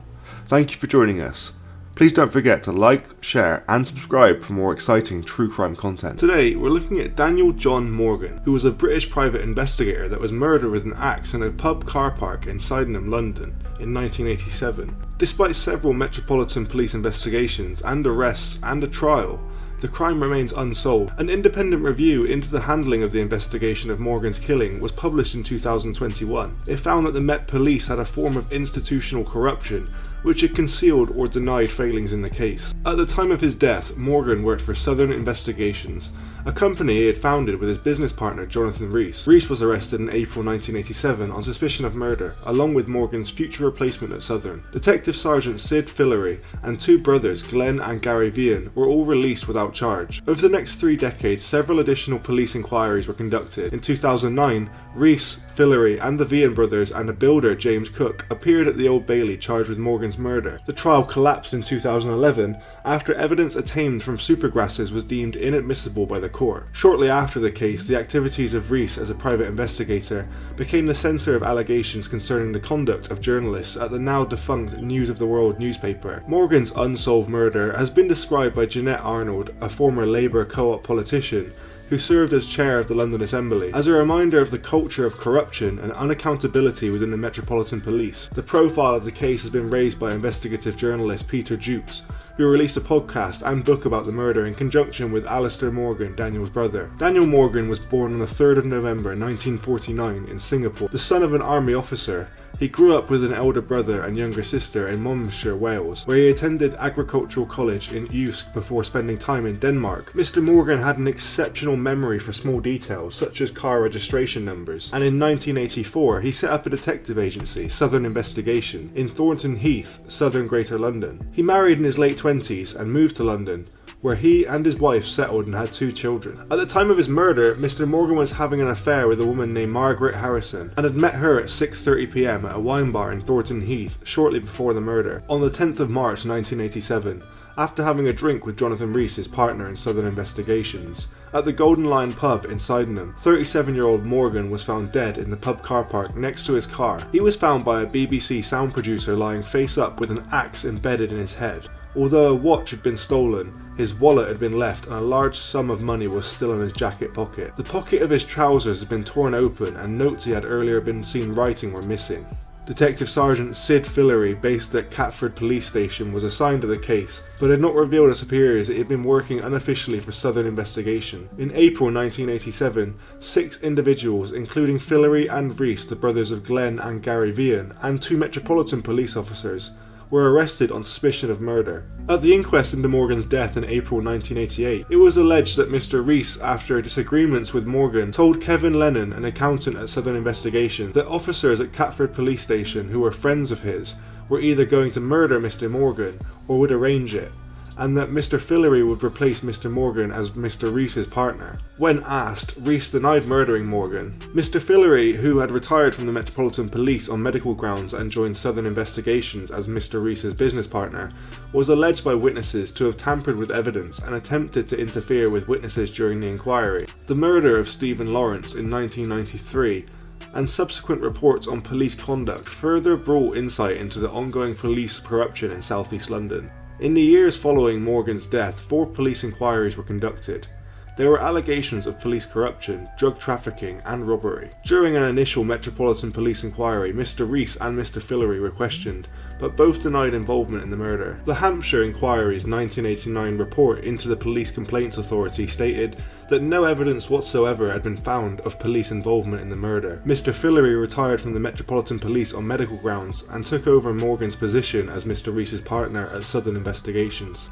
In 1998, the Metropolitan Police Deputy Assistant Commissioner Roy Clark secretly conducted an intelligence gathering operation with potential links to the murder, during which Southern Investigations' office was bugged by a known police informant. In December 2000, Mr. Rees was found guilty of conspiring to plant cocaine on an innocent woman to discredit her in a child custody battle, and sentenced to 7 years imprisonment for attempting to pervert the course of justice. When the Morgan family called for disclosure of the 1989 Hampshire Police report, Mr. Clark imposed very restrictive conditions. In the 4th inquiry, which took place from 2002 to 2003, a suspect's car from Glenn Vian's house were bugged and conversations recorded. As a result of the inquiry, the Metropolitan Police obtained evidence that linked a number of individuals to the murder, but the Crown Prosecution Service decided that the evidence was insufficient to prosecute anyone. After the Metropolitan Police Commissioner Sir Ian Blair declared the first police inquiry involving Mr. Fillery was compromised, a secret 5th inquiry, or 4th according to the independent panel report's terminology in 2021, began. Detective Superintendent David Cook was appointed to head an inquiry to review the evidence. Mr. Cook described the murder as one of the worst kept secrets in South London, claiming that a whole mass of people knew the identity of at least some of those involved. He said that efforts had been made to blacken Mr. Morgan's character, and dismissed claims that Mr. Morgan might have been killed after an affair with a client, or because of involvement with Colombian drug dealers. Mr. Morgan's brother, Alistair, who had been critical of police inaction and incompetence, expressed confidence in Mr. Cook. In 2006, Jeanette Arnold, a member of the Metropolitan Police Authority and Alistair Morgan's London Assembly constituency representative, described the unsolved murder as a reminder of the old police culture of corruption and unaccountability in London. Police arrested Mr. Rees and Mr. Fillery once again, along with Mr. Glenn and Mr. Gary Vian, and a builder named James Cook, all on suspicion of murder, as well as a serving police officer suspected of leaking information. Mr. Fillery was arrested on suspicion of attempting to pervert the course of justice. Alistair Morgan described it as a massive step forward. In 2009, the trial of Mr. Rees, Mr. Fillery and the Vian brothers and Mr. Cook began at the Old Bailey in February 2010. The trial judge dismissed a key Supergrass witness, and a stay of prosecution was ordered in Mr. Fillery's case. In November 2010, a second Supergrass witness was dismissed. James Cook was discharged,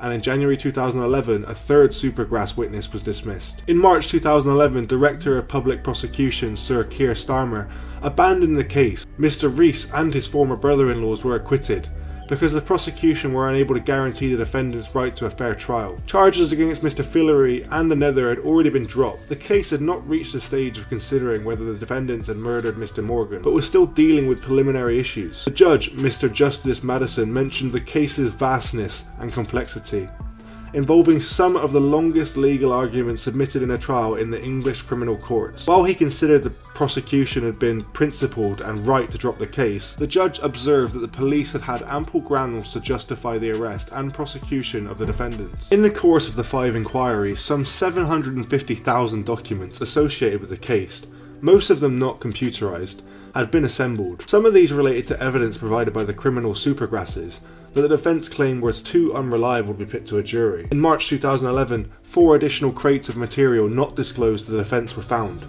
This followed earlier problems with crates of documents being mislaid and discovered by chance. Nicholas Hillard QC, appearing for the CPS, acknowledged that police could not be relied upon to ensure access to documents that the defence might require, and the prosecution was fatally undermined as a result. The Metropolitan Police's senior homicide officer, Detective Chief Superintendent Hamish Campbell, apologised to the family, acknowledging the impact on the case of the police corruption in the past. This current investigation has identified ever more clearly how the initial inquiry failed the family and wider public. It is quite apparent that police corruption was a debilitating factor in that investigation. While indicating a satisfactory relationship with the police officers at present, Morgan's family condemned the way the police and the Crown Prosecution Service had investigated the case and their failure to bring anyone to trial. For much of the family's 24-year-long campaign for justice, they had encountered stubborn obstruction and worse at the highest levels of the Metropolitan Police, an impotent police complaint system. After the collapse of the Old Bailey trial in March 2011, it was revealed that Mr. Rees had earned £150,000 a year from the News of the World for supplying illegally obtained information about people in the public eye. After Mr. Rees completed his prison sentence for perverting the course of justice, he was hired again by the News of the World, at the time edited by Andy Coulson. Mr. Rees worked regularly on behalf of the Daily Mirror and the Sunday Mirror as well, investigating the bank accounts of the royal family and obtaining information on public figures. He had a network of contacts with corrupt police officers who obtained confidential records for him. He claimed that his extensive contacts provided him with confidential information from banks and government organisations, and he was routinely able to obtain confidential data from banks, telephone records, car registration details, and computers. He was also alleged to have commissioned burglaries on behalf of journalists. Despite detailed evidence, the Metropolitan Police failed to pursue investigation into Mr. Rees's corrupt relationship with the News of the World over more than a decade. In 2006, the Metropolitan Police accepted the News of the World's disclaimer that the paper's royal correspondent Clive Goodman, who had been sent to prison in 2007 for intercepting the voicemail of the British royal family, had been operating alone. They did not interview any other News of the World journalists or executives, and did not seek a court order allowing them access to the News of the World internal records. In June 2011, The Guardian newspaper, calling for a public inquiry into the News of the World phone hacking scandal, focused its criticism of the parent company News Corporation's handling of accusations of crime within the organisation on the newspaper's use of Jonathan Rees's investigative services. Mr. Rees's activities were described as a devastating pattern of illegal behaviour, far exceeding those of the other investigators commissioned by News Corporation, who used illicit means to target prominent figures. They included unauthorised access to computer data and bank accounts, corruption of police officers, and alleged commissioning of burglaries for information about targets at the highest level of the state and government, including the royal family and the cabinet, police chief commissioners, governors of the Bank of England, and the intelligence services. The Guardian queried why the Metropolitan Police had chosen to exclude a very large quantity of Mr. Rees's material from investigation by its Operation Wheating Inquiry into phone hacking. The Guardian had published extensively on Mr. Rees's involvement with corrupt police officers and the procurement of confidential information. For what Guardian journalist Nick Davies described as Mr. Rees's one golden source of income in particular, commissions from the News of the World, Mr. Davies has reported at length on what he described as the empire of corruption that Jonathan Rees and Sid Fillory built in the years following Daniel Morgan's murder, after Mr. Fillory replaced Mr. Morgan as Mr. Rees's partner. The report also commented that there was substantial evidence linking an alleged corrupt police officer with involvement in the murder of Mr. Morgan. In July 2014, it was announced that Baroness O'Lone would be taking over chairing the inquiry, on the withdrawal of previous chairman Sir Stanley Burnton, and Kate Blackwell QC was appointed as counsel to the panel. In October 2014, the Vian brothers, Mr. Fillery, Mr. Rees and Mr. Cook launched a £4 million lawsuit against the Metropolitan Police. In February 2017, the High Court ruled on the lawsuit.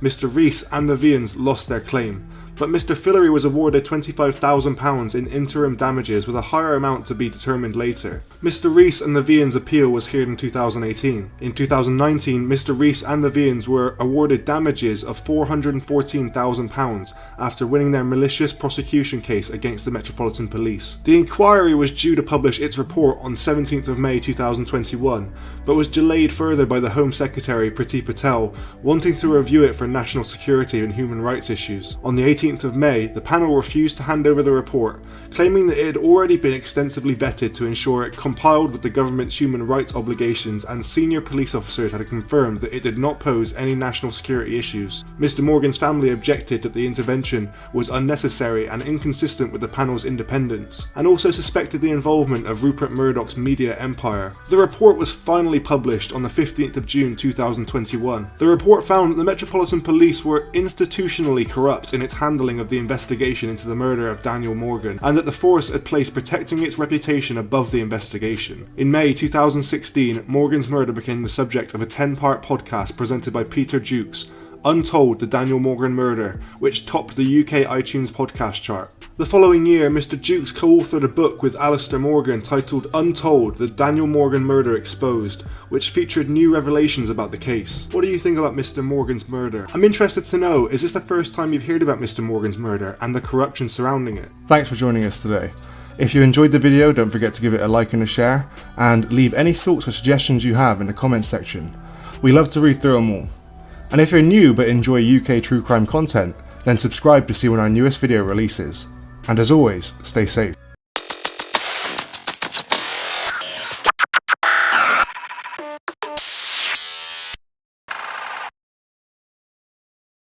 Hello and welcome to the Street Crime UK YouTube channel. Please don't forget to like, share, comment and subscribe. Today we look at men from Newham and Bow are among 7 to be jailed for more than 60 years after conspiring to supply firearms and ammunition. Newham man Daniel Nagu, 30, was sentenced to 16 years imprisonment for conspiring to sell prohibited weapons and ammunition. Damien Mead from Bow was jailed for 5 years and 4 months. The 34-year-old admitted to selling a prohibited weapon, namely a .45 caliber revolver. Both men were part of a group of 7 sentenced at Southwark Crown Court. All 7 were arrested after a 10-week police operation into the activities of an organised crime group where 5 firearms were seized. Mr. Mead, together with 4 other defendants, 2 from Basildon, 1 each from Hitchin and Southend respectively, pleaded guilty, meaning they did not stand trial. They were each given custodial sentences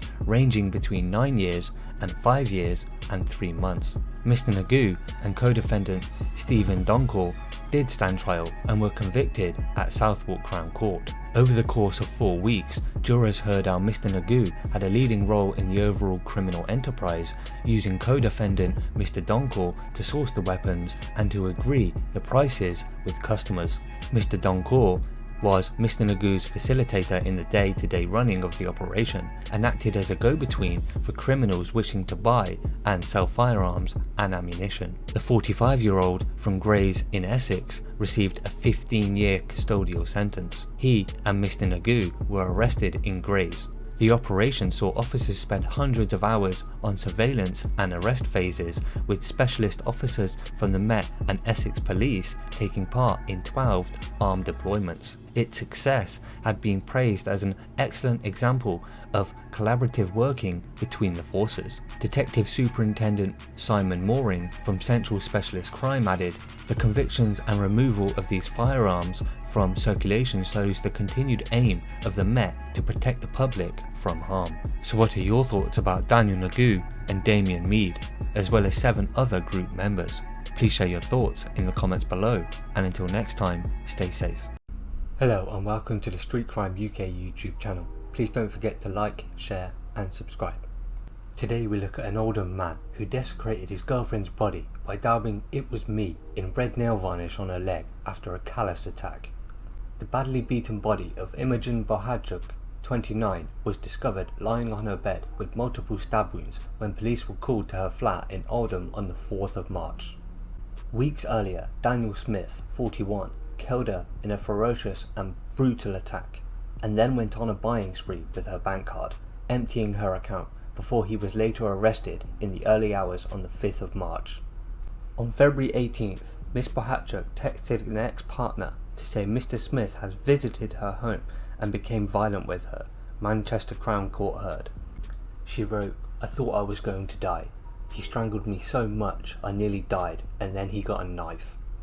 Miss Bohatchuk called police to report the violence and that Mr. Smith had left the address.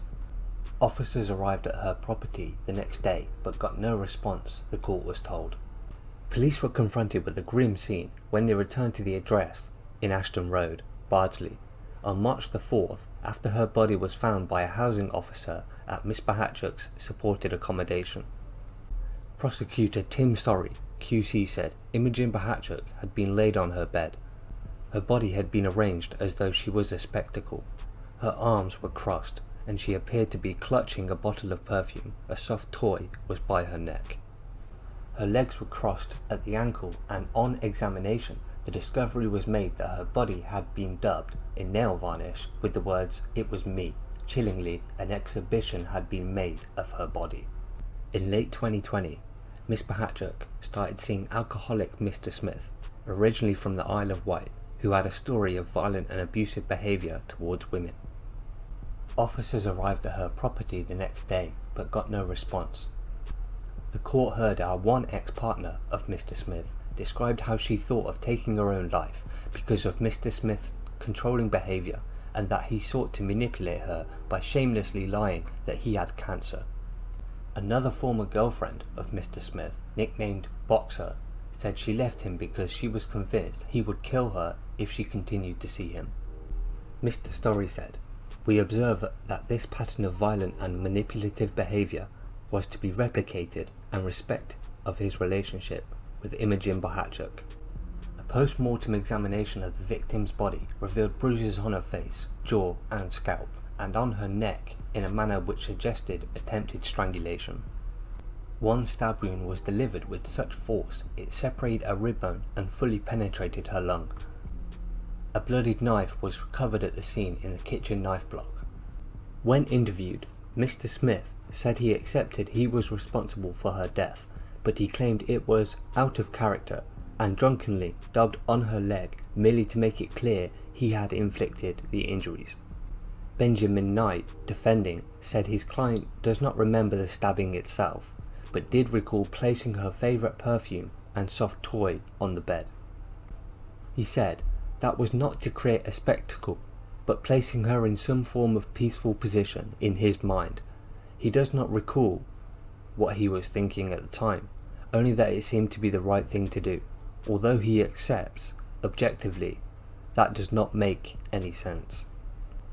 Sentencing Mr. Smith to life imprisonment with a minimum term of 17.5 years, Judge Patrick Field, QC, told him, "On her right leg you had dubbed the words, 'It was me,' in red nail varnish.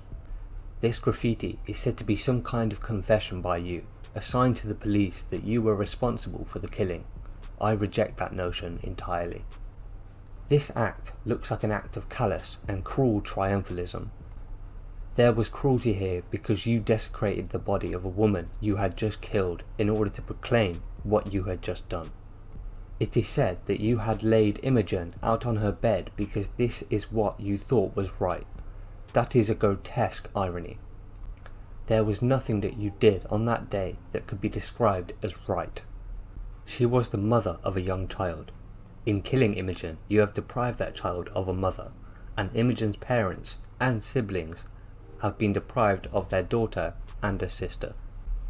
Their grief is palpable." In a victim personal statement, her mother, Kim Bohatchuk, said her daughter had told them about her plans to rebuild her life with her son and family, and of her everlasting love for her child. She said the family fully recognized descriptions of Imogen in sympathy cards they had received: intelligent, kind, caring, warm, beautiful, and full of life. Mr. Smith of Park Road, Oldham, pleaded guilty to murder.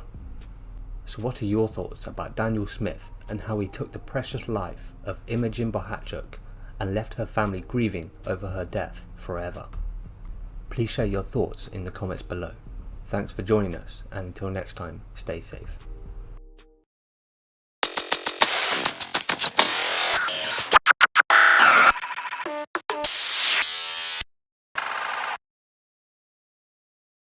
Hello and welcome to the Street Crime UK YouTube channel. Please don't forget to like, share, comment and subscribe. Today we look at a Bristol woman who has been jailed for 11 years after she attacked another woman with a knife and a hammer and left her with serious injuries. Danielle Hill of Cutler Road in the Bishopworth area of the city attacked Rachel Luxton in the early hours, causing injuries to her head, neck and leg. Miss Hill was found guilty of causing grievous bodily harm with intent following a trial at Bristol Crown Court. She was cleared of a further charge of attempted murder. On the first day of her trial, the court heard that Mrs. Luxton went to Danielle Hill's flat following an argument with her husband on the night of the attack. The court heard they had a drink before she next recalled fighting for her life. Miss Luxton told police, "I remember her beating and cutting me. She wouldn't let me out of her flat. She got me out of my clothes." Police responding to an anonymous call found a wounded Miss Luxton slumped in the blood-splattered hallway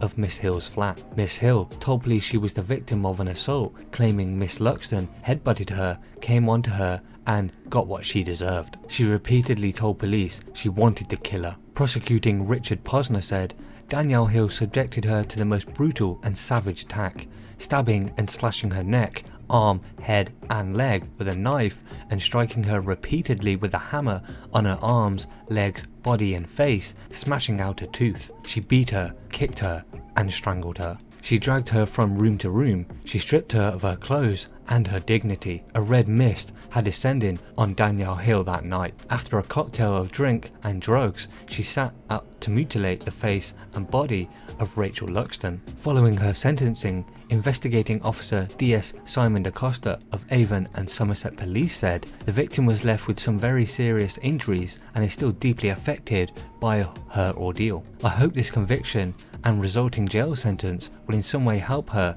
to move on from this incident. So what are your thoughts about Danielle Hill? Please share your thoughts in the comments below, and until next time, stay safe.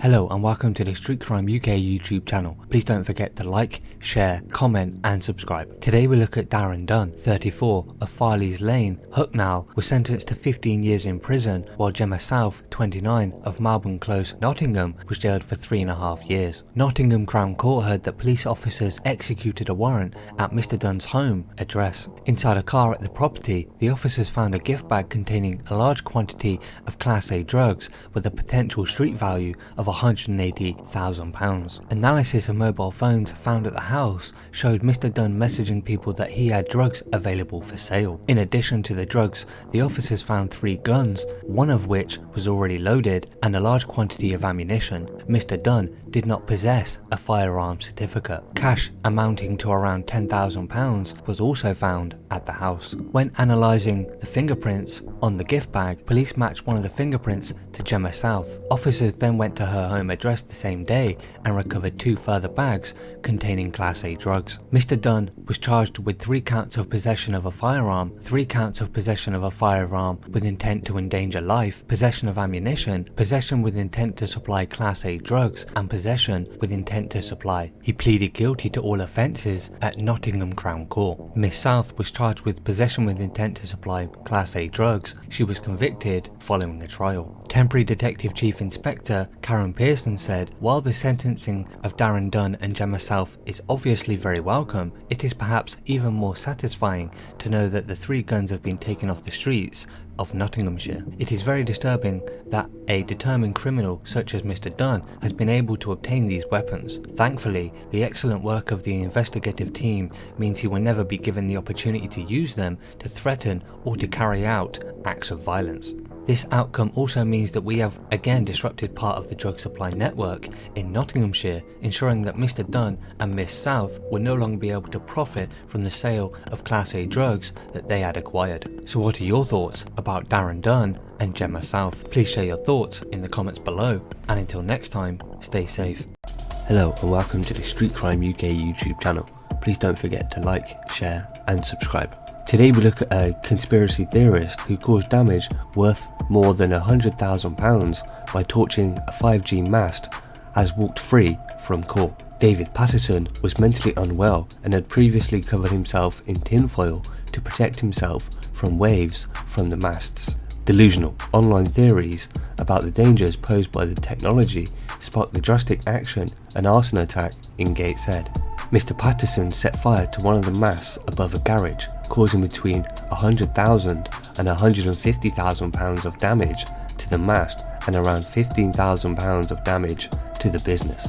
Newcastle Crown Court heard Mr. Patterson, who was schizophrenia, was suffering a mental disorder at the time and had been adversely influenced by material he had read online. He had stopped taking his antipsychotic medication intended to kill himself, but was persuaded not to by a police officer, the court heard. After reading mental health reports on him, Judge Sarah Mallet imposed a 12-month prison sentence, suspended for 2 years with 200 hours of unpaid work and rehabilitation. The judge told him, "You thought it was necessary to destroy it to protect others. Obviously that was a product of your mental ill health at the time. You were experiencing a psychotic episode at the time." Reports said Mr. Patterson represents a low risk of reoffending and medium risk of harm to members of the public. Judge Mallet said at a previous hearing he believed he was protecting his family and others in reality from the harm he thinks in his delusional beliefs was coming from an aerial. She added Mr. Patterson believed tins and tinfoil act as a barrier from the waves he believed he was experiencing from the 5G masts, furthered as it was that belief by material that is accessible on the internet that frankly feeds beliefs that are widely considered and accepted to be completely delusional. Mr. Patterson, 41, went to Wardley Garage on Sunderland Road, Gateshead, which had a 5G mast attached to the roof in the early hours of June 22nd, 2020. The owner of the garage got a call around 4:30 AM saying the building was on fire, but in fact it was the BT-owned mast which had been torched. Alec Burns, prosecuting, said a witness who lives nearby was woken at around 4 AM and saw Mr. Patterson get out of his car and noticed his car registration. She then heard the sound of the burning and saw him return to his car. Mr. Patterson of Penta Street East, Felling, Gateshead, stayed in the area and was still there when police turned up to arrest him. Mr. Burns said he admitted he set fire to the mast, saying because it was 5G and he believed it was dangerous. An investigation showed there were 2 sets of fire. Mr. Patterson, who said he called the fire service afterwards, was seen on CCTV climbing over a fence after forcing a padlock. Mr. Burns said it had been difficult to repair the mast and it will have to be replaced, which will cost between £100,000 and £150,000. Repairs to the roof of the garage cost almost £3,000 and will probably cost another £5,000 to fix properly, the court heard. There was a further almost £8,000 of damage to the electrics, more than £1,000 of damage to the alarm, and further damage to the plumbing. The owner of the garage has been caused stress and financial problems as a result. Tony Davies, defending, said reports showed Mr. Patterson was suffering from a psychotic episode at the time. He added, he said it was a spontaneous thing for him to go out and do what he did.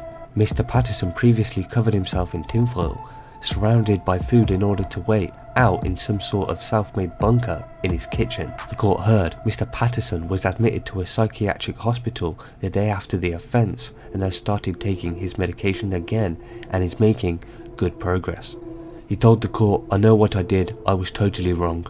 Mr. Patterson added that he is aware conspiracy theories are not good for his mind and said, "I just want to spend lovely time with my lovely friends and family," which also resulted in damage to the neighbouring garage, which saw tens of thousands of pounds worth of damage, including the £100,000 and £150,000 worth of damage to the mast. Please share your thoughts in the comments below.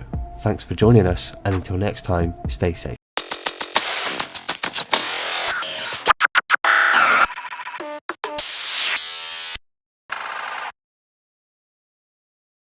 Hello and welcome to the Street Crime UK YouTube channel. Please don't forget to like, share, comment and subscribe. Today we look at the crook who stole an OOP's handbag in a grim street robbery that left her with a broken hip and was later attacked with boiling water in prison. Dean Kenyon, 35, snatched from the 79-year-old victim as she waited for her daughter to pick her up. The traumatic incident in Consett, County Durham left her with life-changing injuries. After the criminal was caught by cops via CCTV images, he was arrested and remanded into custody. Whilst on remand behind bars, he became a victim to a horrific attack involving boiling water that left him in constant and searing pain. Durham Crown Court heard how Mr. Kenyon of Parkside Crescent, Seaham, needed 5 skin graft operations following the incident. Mitigating lawyer Chris Morrison said his client had boiling water poured over his arms and legs, resulting in skin grafts. He has 5 skin graft operations and his mobility is to be affected by these. He is currently heavily sedated and is in constant and searing pain. Mr. Morrison told the court that Mr. Kenyon committed the crime to get cash for drugs and claimed the level of remorse in this matter is apparent. When the sober realization of what he had done to the vulnerable lady dawned upon him, he was mortified and is mortified to this day. A prosecutor, Annie Richardson, said the elderly victim was left with severe pain in her right hip and explained her keys were later found in Mr. Kenyon's jacket. It wasn't the first time the 35-year-old was involved in such a crime, and the court heard he also pinched a purse from a woman in her 50s. Mr. Kenyon, who pled guilty to robbery after he appeared at the court via link from HMP Durham, was sentenced by Judge James Atkin to a 6-year prison sentence with a 3-year extended license. So what are your thoughts about Dean Kenyon? Please share your thoughts in the comments below, and until next time, stay safe.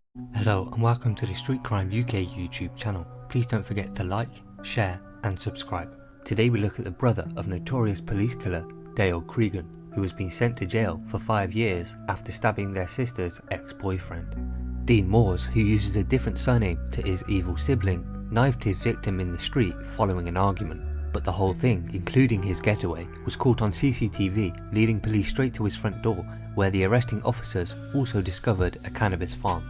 After Mr. Moores, 37, was jailed for 5 years and 5 months after pleading guilty to Section 18 assault and cultivating cannabis, a detective told how the evidence trail led police straight to him, adding his actions were as foolish as they were brutal.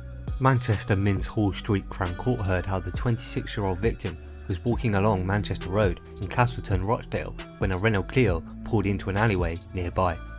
Mr. Moores got out and began arguing with the man before getting back in the car, which drove off. CCTV footage then showed Mr. Moores get into an alleyway next to the shop, which the victim had just entered. When the man left the shop, Mr. Moores emerged from the alley and stabbed him in the thigh. After chasing the man a short distance, Mr. Moores, also of Manchester Road, got back into the Renault Clio and fled. At the time, the victim limped to the nearby Smith's Bakery, where staff wrapped his injuries in tea towels before calling the police. Dean Moore's notorious brother got life in 2013 for slaying policewoman Nicola Hudges, 23, and Fiona Bone, 32, while on the run for 2 other murders. He lured the officers to a house in Hattersley, near Manchester, with a fake 999 call before throwing a hand grenade and shooting the officers 32 times. Then giving himself up, Mr. Moores landed himself in trouble 20 miles away in Rochdale. He was caught on camera arguing with Ryan. Dean's a family man. He's really sad that he's ended up in prison. She added, "As a mother, it's hard enough having one son in prison, and now I have another one inside. I am devastated. They've not been brought up with guns and knives." Mr. Cregan is currently in Strangeways, Manchester, and has been told he will never be released. So what are your thoughts about Dean Moores, and do you believe he was out fishing on the day he stabbed and killed his victim? Please share your thoughts in the comments below. Thanks for joining us, and until next time, stay safe. Hello and welcome to the Street Crime UK YouTube channel. Please don't forget to like, share and subscribe. Today we look at a 24-year-old Derby man who was described during his trial as looking like the Milky Bar Kid and who has been found guilty of murder. John Williams plunged a vicious-looking hunting knife 3 times into the legs of Simon Jones during a robbery at Chaddensden Park. One of the wounds was so deep it severed a major artery in the 57-year-old's leg and he bled to death an hour later. Mr. Williams had been driven there by Jacob Ali under the orders of drug dealer Kurt Guy to rob a man called Carl Callandine of £7,000 worth of cocaine. But instead, with his face covered by a balaclava, he ended the life of Mr. Jones, a former RAF serviceman, father and grandfather. A jury of 7 men and 5 women cleared those 2 defendants of murder, but found them guilty of manslaughter. All 3 men, all from Chadder's Den, were found guilty of a second count of conspiracy to commit robbery. All the verdicts were unanimous. It was an emotionally charged atmosphere in courtroom 4 when the verdicts were delivered by the foreman. Mr. Guy and Mr. Williams had entered the dock, smiling at the packed public gallery full of family and friends. After the guilty verdicts had been delivered, Mr. Ali and Mr. Williams shook hands before the freshly convicted murderer blew a kiss to the public gallery. Mr. Guy looked stern-faced as he was led away, his grin now gone. His Lordship, Mr. Justice Robin Knowles, who was to sentence the men, said, "You have been an exemplary jury, and I give you my thanks for the way you have carried out your public duty." Prosecutor Peter Joyce said, "Victim personal statements have been made by the son of Mr. Jones on behalf of the family, and by the partner of Mr. Jones, and they would like these read out at the sentencing hearing." The 7 men and 5 women took 4 days to reach their unanimous verdicts after hearing 4 weeks of evidence. Mr. Guy, 34, of Hayden Road, Mr. Williams of Waterford Drive, and Mr. Ali, 20, of Ashworth Avenue, all in Chadden's Den, had denied the charges. Prosecutor Peter Joyce QC said Mr. Guy had arranged a drug deal with a friend of Mr. Jones, called Carl Calendine, which was scheduled to happen at the site of the killing on the evening of April 20th, 2019. He said Mr. Calendine and Mr. Jones drove into the latter's Volkswagen Transporter van to the car park at Chadden's Den Park and arrived at 9:35 p.m. Mr. Calendine was supposed to hand over cocaine to Mr. Williams and Mr. Ali, who had gone to meet him in a blue Renault Megane, which belonged to Mr. Guy, and be handed around £7,000 in cash in return. Mr. Joyce opened the case at the start of the trial said, "That was the belief of Carl Calendine, but in fact no money was taken to the meeting by Mr. Ali and Mr. Williams, as they and Mr. Guy had agreed that Mr. Calendine and Mr. Jones were to be robbed of the drugs and done over as ordered by Mr. Guy with a knife or knives. The entire meeting was a setup arranged by Mr. Guy." At the park, Mr. Calendine went up to the Renault Megane and was robbed at knife point of 3 packs of cocaine, his phone and the keys to the transport van by Mr. Ali and Mr. Williams. Mr. Calendine managed to run away, but the Megane was moved closer to where the Volkswagen van was parked and Mr. Williams went over. Failing to get the rest of the drugs, there was supposed to be 10 packs in total, he attacked and stabbed Simon Jones. Mr. Joyce said, "The wound that killed him was around 6 centimeters deep, caused a particularly severe cut to an artery and was afflicted by this enormous knife. Mr. Jones suffered 3 stab wounds to the leg, 1 to the left and 2 to the right, one of which severed an artery, caused an internal bleed which proved fatal and which killed Simon Jones." Mr. Joyce said Mr. Jones also suffered an injury to his face, consistent to him being stuck, and 2 fractures to his ribs.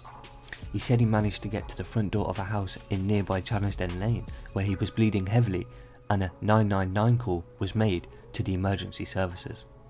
But after being taken to the Royal Derby Hospital, and despite the best efforts of medics, he was pronounced dead at 10:40 p.m. that night. Mr. Joyce said the prosecution case is that it was Mr. Williams that actually stabbed Simon Jones, and that the others, Mr. Guy and Mr. Ali, either intended to assist him or intend to both rob him and cause him serious injury or to kill him in the course of the robbery. Mr. Guy set it up. Mr. Ali drove Mr. Williams to the scene, and Mr. Williams was the killer. After the stabbing, Mr. Williams' knife was then driven back to Mr. Ali's address, where it was cleaned in a bucket of bleach, wrapped and then hidden at an address in Alveston. 2 men, Ty Johnson, 20, of Renfrew Street, Chadden's Den, and Zach Stevens, 27, of Cruton Way, Alveston, have already pleaded guilty to a lesser charge of assisting an offender, admitting they cleaned and hid their weapon, and await sentencing.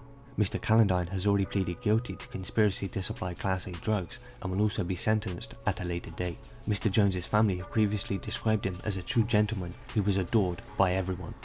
All of the men are scheduled to be sentenced at Derby Crown Court. John Williams will spend a minimum of 25 years behind bars before being eligible to apply for parole for the murder of Simon Jones. The jury who found Mr. Williams guilty of murder found his accomplice Kurt Guy and Jacob Ali guilty of manslaughter. Mr. Guy and Mr. Ali were sentenced to 20 years and 8 years in prison respectively. So what are your thoughts about how this drug deal went bad, and on the instructions of drug dealer Kurt Guy to rob Carl Calendine of Class A drugs, and in the mix how 3 men took the life of Mr. Jones? Please share your thoughts in the comments below. Thanks for joining us, and until next time, stay safe. Hello and welcome to the Street Crime UK YouTube channel. Please don't forget to like, share and subscribe. Today we look at the faces of 3 Derbyshire drug dealers who have now been put behind bars for over 11 years combined. Luqman Rehman, Muhammad Ali and Usama Hussain all distributed cocaine in huge quantities across the county. Their vast network supplied Normanton, Spondon, Mackworth, Belper and even Castle Donington, and 2 of them are as young as 19 years old. Police caught them red-handing, separating £61,000 of cocaine into street deal bags using scales when they raided the house they were using as a base. Mr. Rehman and Mr. Ali were also part of a mobile cannabis dealing team Derby Crown Court heard. Now, Mr. Rehman of Avondale Road, Mr. Hussain of St. Chad's Road and Mr. Ali of Clarence Road have all been sent to prison. Mr. Rehman and Mr. Hussain are 19 years old while Mr. Ali is 27. Andrew Pete, prosecuting, said, first, Mr. Rehman, he had in possession of a controlled drug, cannabis, with intent to supply. The allegation was that Mr. Rehman, Mr. Ali and Mr. Sultan were a mobile cannabis dealing team. Mohammed Sultan is a 4th defendant who will be sentenced at a later date. Mr. Pete said scales were found in their car when it was stopped in Osmaston Park Road. Mr. Rehman was the driver. In that car was also found a large amount of cannabis worth over £500. Police found mobile phones with messages on them that suggested the owners were taking part in drug deals. Then, Mr. Rehman was stopped by police as he was leaving his home in Normanton. He was found to be driving without a license or insurance. Police then searched that house and found inside Mr. Rehman's bedroom £15,705 in cash and a fake Rolex watch, along with more phones indicating drug deals. The court heard how Mr. Ali and Mr. Hussain were at a property in Derby where Mr. Ali drove off in his taxi but was stopped by police who found 5 wraps of cocaine inside. Mr. Pete said Mr. Hussain was wearing latex gloves and was in the process of weighing, packing and cutting cocaine. On the table next to him there was about £61,000 worth of cocaine. Mr. Hussain then tried to run and threw a mobile phone to the floor that was later seized by police. Mr. Pete concluded by saying that Mr. Ali, Mr. Hussain and Mr. Rehman were all involved in a large-scale supply of cocaine. He said they were busy but they were making a lot of money. All 3 men pleaded guilty to possession with intent to supply Class A drugs. They all had clean criminal records before this case. Mr. Rehman also pleaded guilty to driving without a license and without insurance and possession of criminal property. Stephen Cobley, defending Mr. Rehman, said Mr. Rehman knows he will be remanded into custody. He understands there has to be brevity as to what can be said in his defence. He said to me, I did wrong, I am sorry and I won't do it again. I do not want to come back here. He knows he has disappointed his girlfriend and his father. He was due to get married, but because of the COVID situation, his work diminished to the point where he was waiting around and not receiving any calls.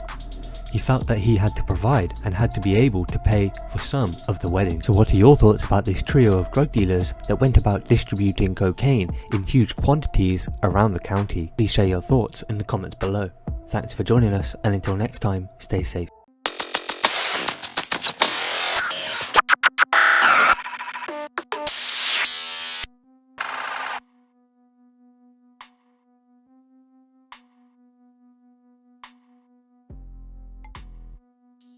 Brute, who beat up his ex in front of his own crying children, has been jailed. His victim said their children were in such a state due to the horrific violent assault. Paranoid Paul Veach accused his ex of having another man in the house. Instead, she was chatting to her friend on WhatsApp about Love Island. The 33-year-old shoved his way into their home and hit his partner of 11 years. At South Tyneside Magistrates Court, he was jailed for 18 weeks after his victim revealed the torture she had suffered at his hands. I'm used to being assaulted by him, but I couldn't believe he's assaulted me in front of the kids, said the mum of 2 in a victim statement. It was heartbreaking to see them in such a state. Mr. Veach even continued to pester his ex after the attack. With the court hearing, he made 6 calls to her as she made that victim statement to the police. The sentencing heard the stocky Mr. Vitek is a trained martial artist and has previous for common assault. While he had never been prosecuted for attacks on his long-suffering partner, the court heard how their relationship had been plagued with domestic abuse at the hands of a man she claims has a cocaine habit. That came to a violent climax on July the 19th when Mr. Veach, whose own affair had ended their relationship, accused her of seeing another man. He lashed out with his victim stating, "I was crying and he was calling me horrible names. I didn't want to get help as I would have lied about where the injuries came from." Pennywell defendants of Parkmore Road pleaded guilty to assault by beating. In mitigation, even his own solicitor admitted the attack was horrible. But mitigating, Charlie Carr pleaded for the 3-person bench to suspend his prison sentence, arguing it was his first major conviction for violence. His criminal record is all drugs and motoring offences, said the solicitor. On the face of it, he does not appear to be a violent man. The defendant said to have once been in charge of over 40 people at a factory, is now on benefits and training to be a fitness instructor. The court also heard that despite the attacks happening in front of his children, he still looked after them up to 4 times a week. And Mr. Carr added a short jail sentence would not only serve little purpose, it would also deprive his ex of a babysitter. However, he was locked up and made subject to an open-end restraining order. The defendant of Parkmore Road must also pay her £100 compensation.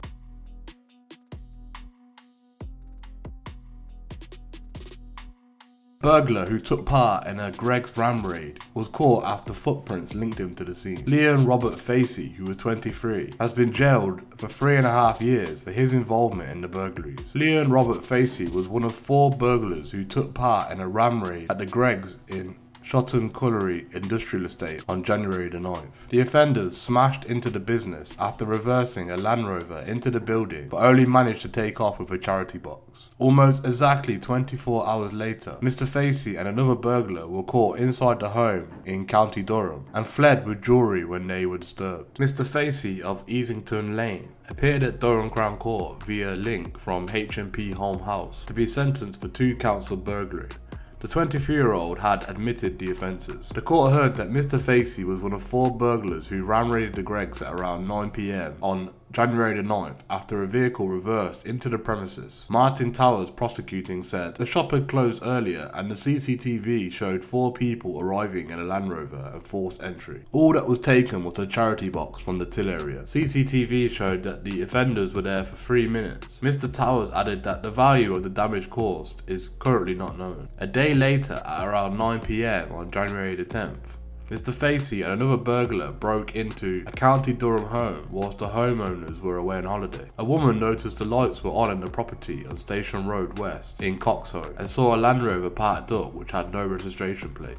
The witness later returned to the address with others to check what was going on. Mr. Towers said they disturbed the 2 men who were in the process of committing the offence. One was wearing a balaclava and they ran past them to make their escape. When the witnesses went into the home, they saw that the jewellery had been stolen and a knife had been taken from the kitchen and left in the bedroom. Mr. Towers added, later that evening there was a police chase involving a Land Rover. The defendant was later found attempting to hide. He was linked to the offences via footprint evidence. The court heard Mr. Facey had 66 offences on his record, 23 of which were for theft. He was also on licence at the time of the burglaries. Jane Wagg, defending, said the Greggs burglary was not well planned, and he was inside the premises for around 3 minutes. She said, there is little to say by way of mitigation, save for his guilty pleas. He'd done quite well when released from custody, but he had taken a turn for the worse and he's resorted to offending again. He appears to be doing well in prison and has a job as a cleaner. He is said to be doing a great job. Sentencing Mr. Facey, Judge Joe Kidd jailed him for 3.5 years.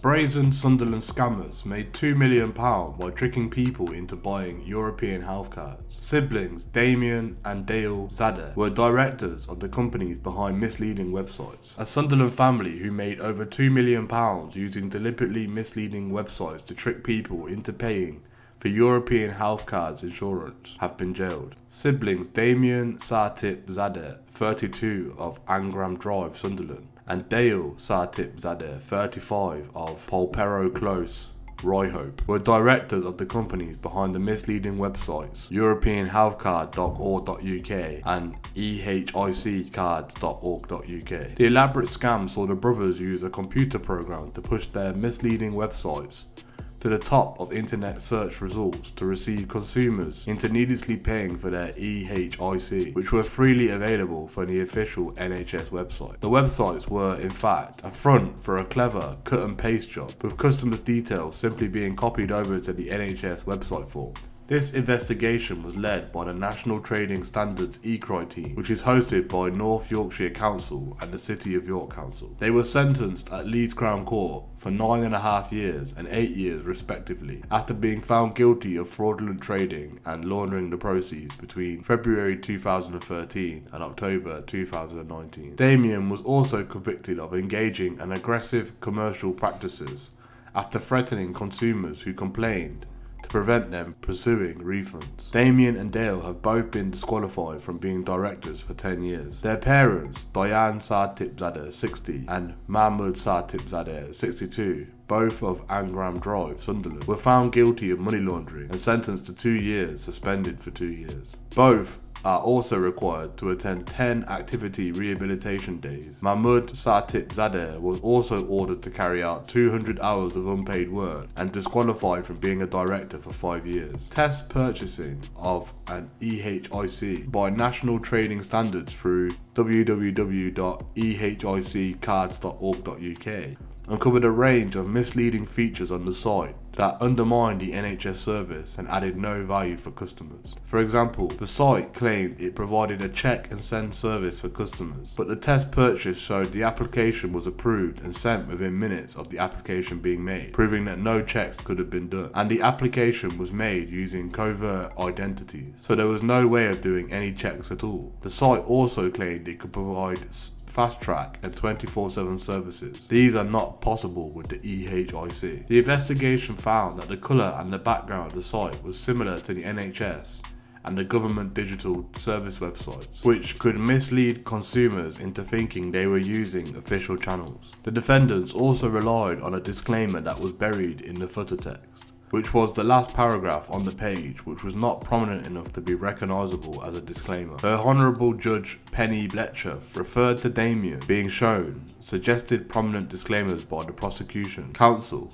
during the trial, when Damien said a consumer would see them and skedaddle off to the NHS website. The judge remarked, "The truth came out." Other false claims included that the NHS doesn't provide telephone or multilingual support or provide travel advice, which it does. Upon realising they had been duped into paying for a free service, many victims tried to complain, but were met with hostility and aggression. Requests from victims to cancel or receive a refund, which they were legally entitled to, were refused and often followed up with a threat of legal action if they attempted to claim a chargeback from their bank or credit card company. Judge Penny Bletcher said Damien used thoroughly aggressive and nasty threats when consumers realised they'd been scammed and tried to get refunds. The National Trading Standards case followed repeated warnings to the family to stop offending. Despite attempts by both the Advertising Standard Authority (ASA) and Sunderland Trading Standards to secure appropriate amendments to the website to prevent them from misleading consumers, the problems continued. The family were also arrested in 2016 in relation to an investigation by Camden Trading Standards. Although that investigation did not result in a prosecution, the family were warned about the consequences of any future similar behaviour. The matter was subsequently referred by the ASA to the National Trading Standards. Judge Penny Bletcher, referring to Damien's insistence that the family had done nothing wrong and his claim that he had not believed parts of the warning letter sent by Camden's Trading Standards, said, "If that was true, it shows breathtaking arrogance on your part." The brothers received large sums of money from the fraud, including monies which were initially transferred from their parents' accounts and subsequently diverted back to them. The family now face asset confiscation proceedings to remove the assets they obtained from the proceeds of the offending. Lord Michael Bitchard, chair of the National Trading Standards, said, "National Trading Standards and local trading standard teams continue to remove misleading websites, and the successful outcome of this case sends a clear message to the criminals that deceive consumers that will not be tolerated. We urge people to use gov.uk to find government services, the easiest and most secure place to find government services and information online, and reports suspected misleading websites to the Citizens Advice Consumer Hotline." The ASA Chief Executive Guy Parker said, "The scale and the aggressive practices behind this scam are a reminder to everyone about the need to be vigilant when making online purchases. These scams can affect anyone, from the vulnerable to the tech savvy. We will continue to work closely with the national and local trading standards to help protect people from this insidious criminal activity." Hello and welcome to the Street Crime UK YouTube channel. Please don't forget to like, share and subscribe. Today we look at two Nottinghamshire brothers who have been jailed for kidnapping a businessman off the street and threatening to cut off his toes. Dominic and Jason Usher, along with Greg King, forced the 53-year-old man into a van in Hainault, Derbyshire and bound his legs and hands on the evening of Monday, April 28, 2014. They punched him and threatened to stab him and chop his toes off if he didn't give him the keys to his safe. When he was not forthcoming, the man paid his friend a visit and attempted to blackmail him. Unsuccessfully, they then took their victim to a remote farm track in Watnall and left him to find his own way to safety, shoeless, battered and bruised, with his legs and hands still bound. He eventually flagged down a passing motorist. A trial at Stafford Crown Court found Dominic, 29, of Coleman Walk, Nottingham, guilty of kidnap, blackmail, robbery and arson. He also admitted to conspiring to pervert the course of justice and was sentenced to life imprisonment with a tariff of 11.5 years. Jason, 27, of Willow Hill Close in Nottingham, pleaded guilty to kidnap, blackmail and arson and was acquitted of conspiring to pervert the course of justice. He received a 10-year prison sentence. Also involved was Gregory James King, 30, of Portland Road in Selston, Nottinghamshire, who previously pleaded guilty to kidnap and blackmail and was sentenced to 8 years and 4 months in prison. Dominic Usher's girlfriend, Rianne Cafferkey, 24, of Cromwell Street in Nottingham, was also sentenced to 44 months for previously pleading guilty to pervert the course of justice after she and a friend attempted to pay off a witness in a kidnap case. And Scott Finch, 32, of Durnford Street in Nottingham, previously pleaded guilty to conspiracy to pervert the course of justice and received a 16-month prison sentence. Paul Myers of the East Midlands Special Operations Unit said, "Crime always leaves a footprint, and we do everything within our means to bring violent individuals like Dominic Usher before a judge." Thankfully, the victims in these cases escaped with cuts and bruises, which have since healed, but the psychological effects of their ordeals remains with them forever. I hope the jail terms given to them will give them some comfort to go about their lives without fear. A few weeks before this incident, Dominic Usher was involved in a robbery at a house in Beckley Road, Arnold in Nottinghamshire.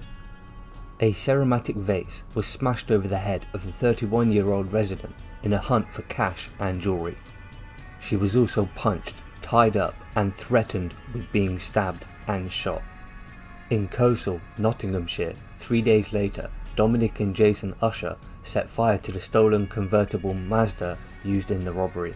Inquiries by detectives not only led them to the Usher brothers and Mr. King for the kidnap, but found further evidence linking Dominic to the robbery. In shocking video footage, it shows prisoners snorting drugs, scoffing McDonald's cheeseburgers and throwing wild parties in jail. Dominic Usher was sentenced to life for kidnap, blackmail, robbery and arson. In one video, he is seen tapping white powder out of a small plastic bag onto the back of his hand and snorting it in his cell while being cheered on by fellow lags.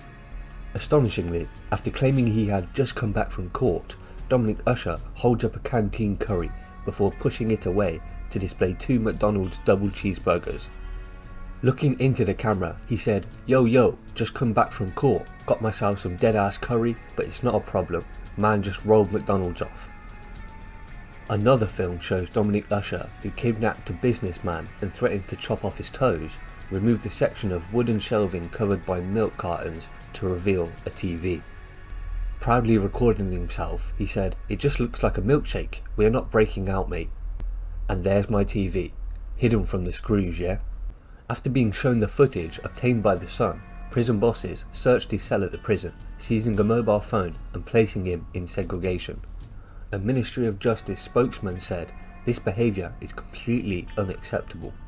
As soon as it was brought to our attention, prison staff carried out a search of this offender's cell and seized a mobile phone.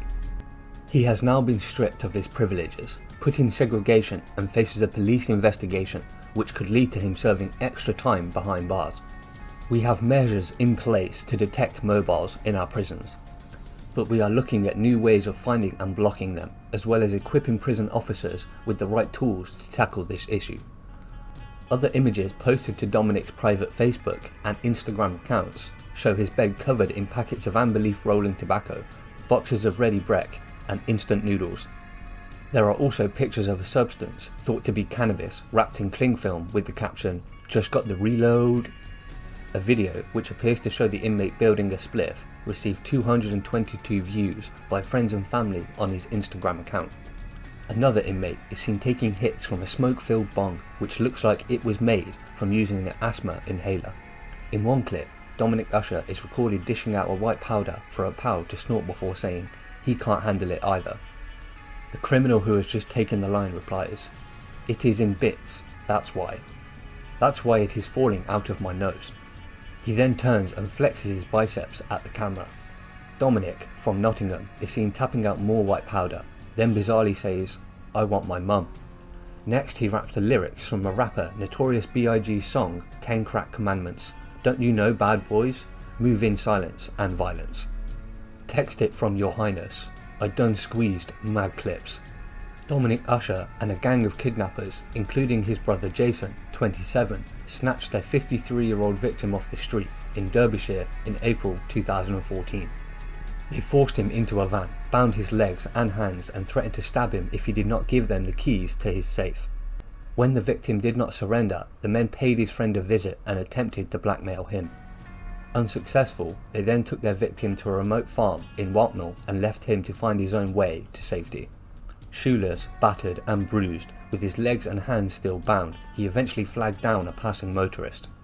A few weeks before this incident, Dominic Usher was involved in a robbery at a house in Nottinghamshire. A ceramic vase was smashed over the head of a 31-year-old resident in the hunt for cash and jewellery. The woman was also punched, tied up and threatened before being stabbed and shot. 3 days later, the Usher brothers set fire to the stolen convertible Mazda they used in the robbery.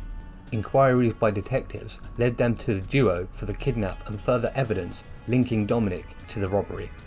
In a last-ditch attempt to escape a lengthy prison sentence, Dominic, with the help from his girlfriend Brianna Cafferty and pal Scott Finch, attempted to pay off a key witness in the kidnap case. After a trial at Stafford Crown Court, he was found guilty of kidnap, blackmail, robbery and arson. The 29-year-old also admitted conspiring to pervert the course of justice. He was sentenced to life imprisonment with a tariff of 11.5 years. Greg James King, 32, of Portland Road, Selston, challenged his sentence of 8 years and 4 months, imposed after he admitted blackmail and kidnap. Local news previously told how his phone was confiscated after he filmed himself eating fast food. But Dominic Usher of Nottingham has now been posting selfies on Instagram, doing quizzes with pals on the House Party app, and even watching sport. He captioned one selfie, watching Tyson Fury fight via FaceTime laugh out loud. The Ministry of Justice said lags caught with phones will be punished. It also asked Instagram to axe Dominic's account. In 2018, he appealed his sentence, but senior judges ruled it was not too harsh. Sir John Saunders said Dominic Usher had proved himself not only to be a man who plans out and carries out serious crimes, but is prepared to use high levels of violence in his crimes. So what are your thoughts about Dominic and Jason Usher, and do you believe that the sentences they received reflect the crimes they committed?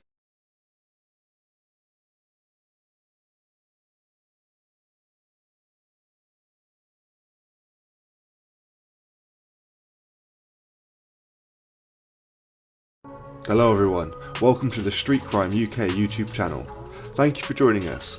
Please don't forget to like, share and subscribe for more exciting true crime content. Today we look at two Northern Irish men who ran a drugs party pack import-export business using an online underworld marketplace known as the Silk Road. Ryan Michael Milligan, 29, from Dundrum, Codown, and Ryan Thomas McManus, 31, from Ava Street in South Belfast, were sentenced for over 40 drug offences. After pleading guilty to a range of offences committed over an 18-month period, both men were handed 7-year sentences, half of which will be served in prison, with the remaining 3.5 years on licence upon their release. During today's sentencing at Belfast Crown Court, it emerged that a third man who was facing 2 charges linked to the operation passed away last night. Conor Devaney, 36, from Dwelling Park in Newcastle, co-down, appeared in court last week when the Crown set out its case against the 3 men. However, Judge David McFarlane was informed today that Devaney had died. The pair were snared in an international operation involving the Serious Organised Crime Agency, working with the FBI and the PSNI. When investigators arrested the men in August 2013, they seized almost 40 orders containing 15 different Class A and Class B drugs, awaiting dispatch to customers in the US, Russia, Sweden, Ireland, Greece, Israel, as well as in the UK.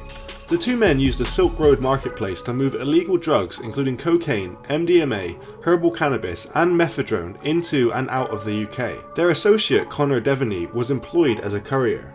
During sentencing in Belfast Crown Court, Judge McFarlane said that this was a very detailed investigation on a major drug operation which had the potential to inflict major damage on the wider community. They used aliases, Sonic Drone and Blackwater 86, and would order the drugs through digital communication such as emails, website forums and instant messaging services, using suppliers in the Netherlands, China and North America. They paid with virtual currency such as Bitcoin or money transfer services. They also accepted Bitcoin as payment from their customers. The National Crime Agency today told Belfast Live that the drugs would be shipped to Northern Ireland through the legitimate courier services to either virtual addresses or to the addresses of a trusted associate. They would later be delivered by Mr. Devaney to Mr. Milligan or Mr. McManus. Analysis of computers seized after their arrests showed they used the Silk Road to advertise their services to the worldwide market. Evidence from the FBI's operation against Silk Road in September 2013 showed they facilitated 300 bespoke orders in the 15-month period between May 2012 and July 2013. When officers searched their properties, they seized phones, computers, iPads, passports and banking details, printers, packaging and large quantities of controlled drugs, including cannabis, ecstasy, 4-MEC, amphetamine and LSD substitute tablets with the faces of SpongeBob SquarePants printed on them. Mr. Milligan pleaded guilty to 32 charges, including 6 counts of possession of a Class A controlled drug with intent to supply, 7 counts of possession of Class B controlled drug with intent to supply, and money laundering. Mr. McManus pleaded guilty to 36 charges, including 6 counts of possession of a Class A controlled drug with intent to supply, 7 counts of possession with a Class B drug with intent to supply, and money laundering. Conor Devaney had pleaded guilty to 2 charges, including 1 count of possession of a Class B controlled drug.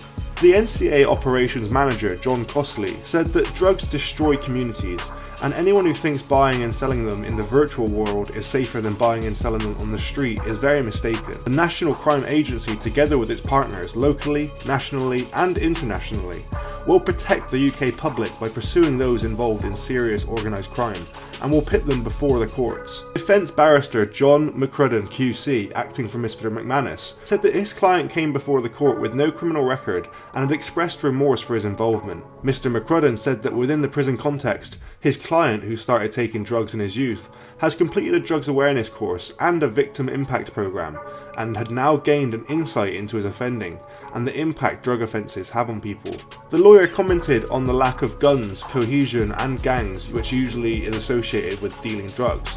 And he also spoke of the Achilles heel of the operation, which was leaving traces using websites such as the Silk Road, which brought them to attention of the authorities. Mr. Eugene Grant QC, the barrister acting on behalf of Ryan Milligan, branded the case as relatively novel, involving modern and sophisticated operations, saying that his client was a bright young man with great IT skills.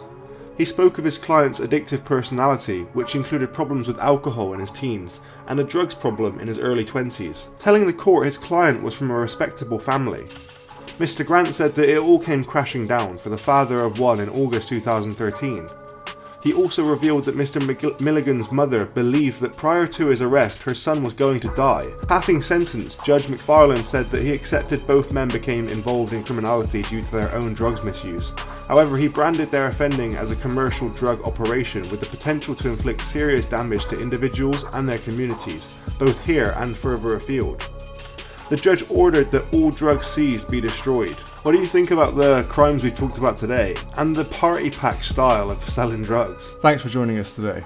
If you enjoyed the video, don't forget to give it a like and a share, and leave any thoughts or suggestions you have in the comments section. We love to read through them all. And if you're new but enjoy UK true crime content, then subscribe to see when our newest video releases. And as always, stay safe. Hello, and welcome to the Street Crime UK YouTube channel. Please don't forget to like, comment, share and subscribe. Today we take a look at a notorious criminal who is very well known in the Nottingham criminal underworld, and especially in the UK jails.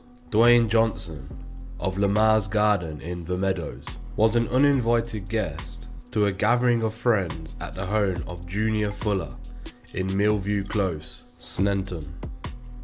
Mr. Fuller and his friends had been out for a few drinks in Nottingham earlier that evening to celebrate the life of his friend, Martin Morn, who had been killed less than 24 hours earlier, just half a mile away. But what actually happened that fatal night? Why did Mr. Johnson file for an appeal on his sentence?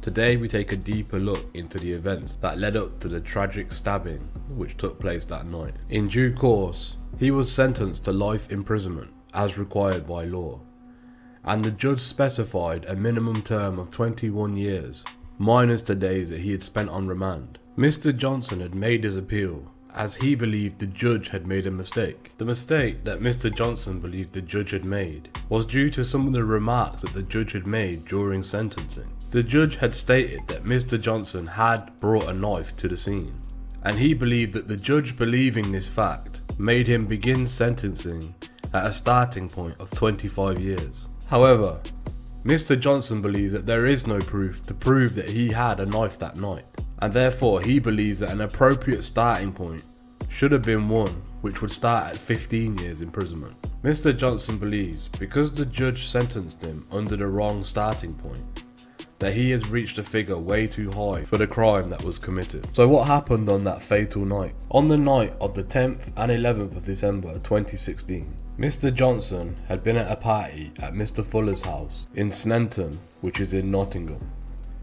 It appears that they had not really known each other. Mr. Johnson had arrived at the house looking for somebody called Jamie Robb, and had been told that he was at the house. The house belonged to or was occupied by Junior Fuller. Initially, Mr. Fuller refused Mr. Johnson entry, but eventually he did let him in. Mr. Johnson was in the house for some time, during which there was no problems at all. By around 4 o'clock in the morning, Mr. Fuller, who, it was explained during the trial, had a significant amount of drink and also cocaine in his system, apparently had become frustrated that he had lost his keys and his phone. He accused others at the house gathering of taking them, and started asking people to leave. His suspicions were misplaced, because it transpired that the keys were in one of his friend's pockets, a fellow partygoer and a friend who was also very drunk himself. And as for his mobile phone, that was apparently found behind his mirror in his bedroom. It was noted by the prosecution that Mr. Johnson's fingerprints were found on the bedroom door. But whatever relevance or irrelevance of that, there was an altercation that took place. In particular, Mr. Johnson took offence to being asked to leave. He was heard to say things like, "Don't talk to me like that," and "What do you mean leave?" as he replied back to Mr. Fuller. The men squared up to each other. It may have been that first actually to confront was Mr. Fuller, but regardless of who confronted who, there was definitely a confrontation between the two. Witnesses at the party did observe that Mr. Fuller punched out at Mr. Johnson, and indeed hit him with 2 punches. Mr. Fuller, according to the witnesses, was the first to administer any violence. The 2 men then grappled each other and moved outside through the back door into the back garden. No one had, at that stage, seen any knife either on Mr. Fuller or Mr. Johnson, either in their hands or anywhere else for that matter. When they both went into the garden, the 2 fell into some bushes, and the scuffle continued for around 40 seconds. After that, Mr. Johnson had got up quickly, walked through the house and left. Mr. Fuller stumbled back into the kitchen and collapsed. There was evidence that he said words to the effect of, "I've been stabbed, he stabbed me." He lay down the kitchen table. Mr. Fuller was unfortunately pronounced dead at 4:44 a.m. The post-mortem examination revealed 3 sharp force injuries by way of bladed weapon to his chest. 2 of those had penetrated his ribcage, causing fatal injury to the heart and lungs. There was no doubt that a knife had caused those fatal injuries.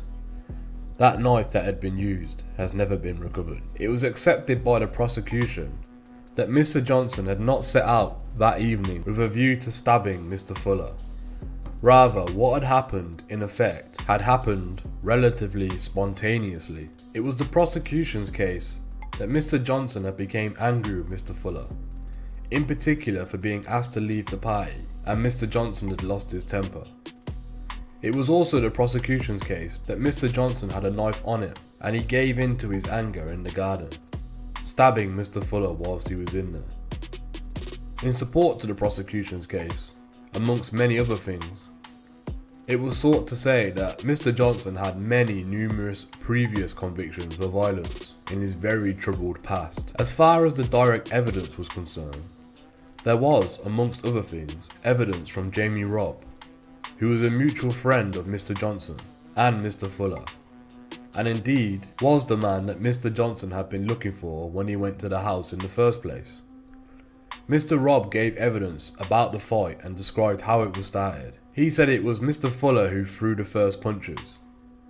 He also was to say that he heard Mr. Fuller saying, "I've been stabbed," and he stabbed me. Another witness, Casey Starbuck, said that Mr. Johnson had took offence and started to get angry when Mr. Fuller started asking people to leave. Miss Starbuck explained that she heard Mr. Johnson querying why he had to leave, and, according to her, the two had, during the argument, started wrestling. Miss Starbuck said she went outside to the front of her house to have a cigarette, and Mr. Johnson came outside. According to Miss Starbuck, as he walked past, he said, "Why did he make me do that?" When Miss Starbuck asked him what he meant, according to her, Mr. Johnson made no reply and just walked away. There was also other evidence which was not necessary for the court to look into in any detail. For example, one witness called Janine Salmon claimed to have heard a male voice saying, "I did not mean to do it. He should not have got in my face." However, that evidence, it appears, was strongly undermined by the course of cross-examination. After the incident which had taken place that night, Mr. Johnson had handed himself into the police station on the 15th of December 2016. It appears that Mr. Johnson had learning difficulties and other difficulties. In an interview, he was said to say that he had been struck by Mr. Fuller from behind in the garden, and that it was a sneak attack. The blows that were being delivered to him were blows with full violence and force, intending to knock him out. Mr. Johnson explained that he tried to punch back, but to no great effect, because he was stunned and was also under the influence of drink and cannabis. Mr. Johnson said that he had gone to the garden, in effect, to take refuge, but had been subject to further one-way violence being inflicted by Mr. Fuller. Mr. Johnson said he had been knocked or tripped to the ground, and was repeatedly struck from behind when he was on the ground. Mr. Johnson then said that he found himself confronted by Mr. Fuller, who had now produced a knife. In addition, Mr. Fuller was also trying to choke him with one hand, according to Mr. Johnson. Mr. Johnson was trying to explain that he, in effect, had been the victim throughout the attack, and that Mr. Fuller had came out to stab him because of that incident. However, the prosecution were able to find throughout the course of the trial that the version of events that Mr. Johnson had gave during his interviews did not cohere with a number of aspects in which various other witnesses had described. There were 3 options presented to the jury. Was this an accident? Was it done in self-defense? Or was it done intentionally? Mr. Johnson did not himself give any evidence at trial.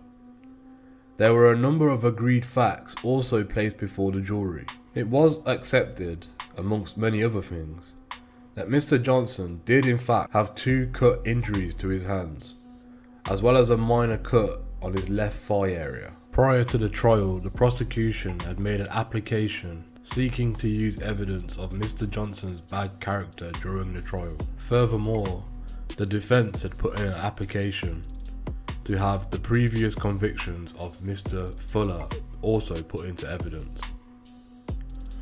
The previous convictions of Mr. Fuller, as we understand, included convictions for violence, albeit no convictions for knife violence. So far as the convictions for Mr. Johnson were concerned, he unfortunately had a very bad record, having 31 convictions for 71 offences in total, which all took place between 2000 and 2017.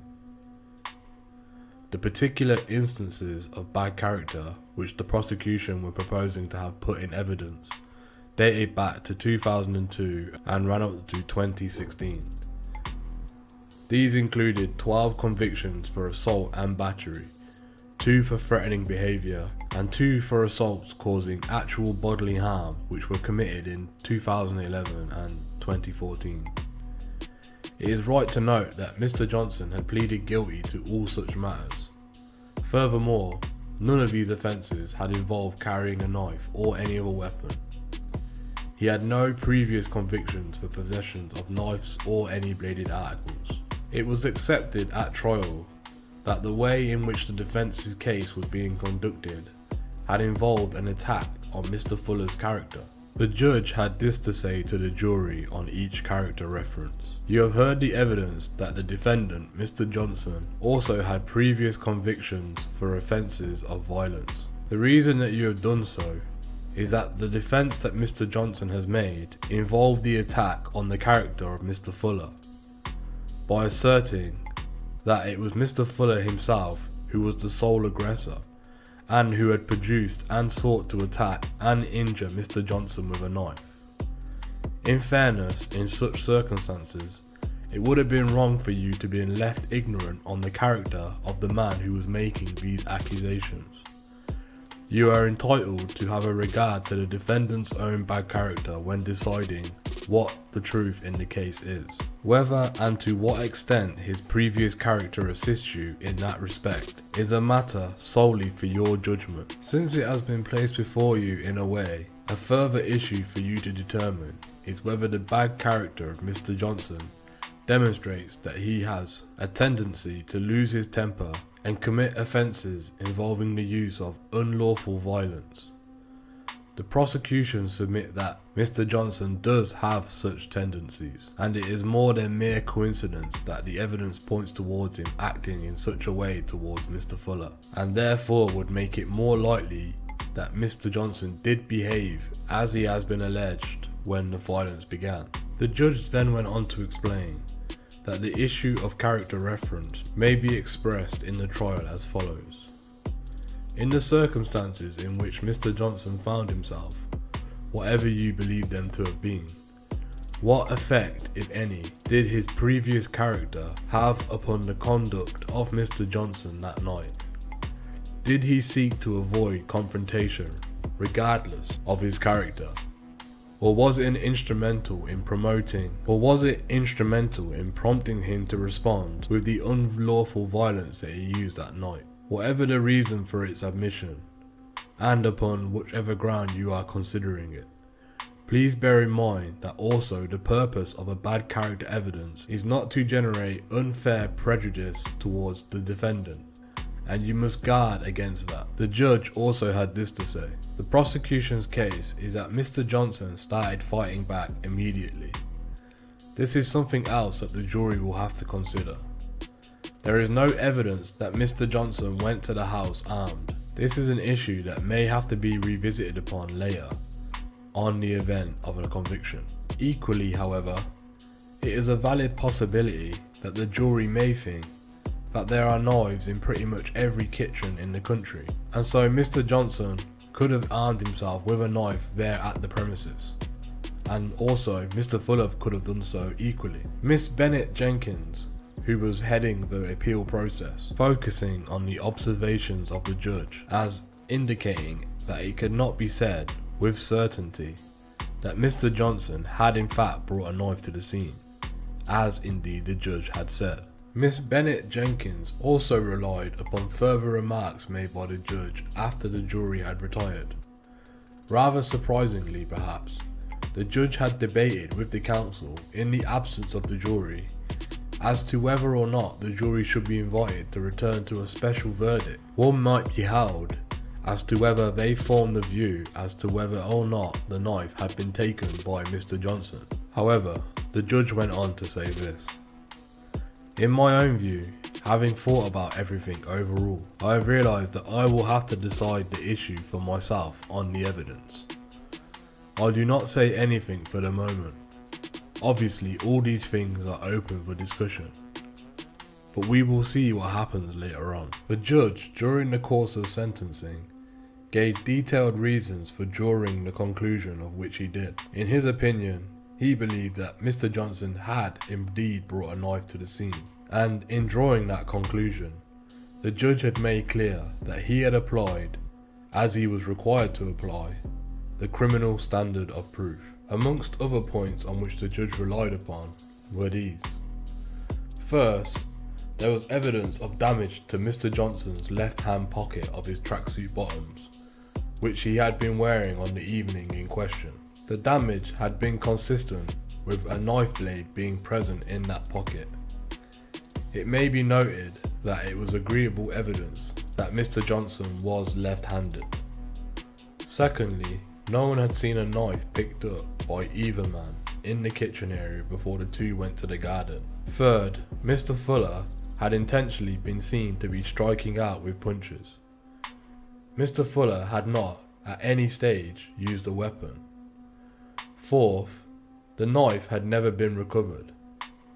The judge pointed out that it was consistent with Mr. Johnson having taken it away to be unobserved, which again was consistent with him having brought it to the house in the first place, unobserved. Fifth, it is clearly the case that the jury must have rejected the defence's case that Mr. Fuller had first attacked Mr. Johnson in the garden with a knife. However, Miss Bennett Jenkins, who was filing the appeal on behalf of Mr. Johnson, nevertheless says, applying as one must to the criminal standard, that evidence was simply not enough.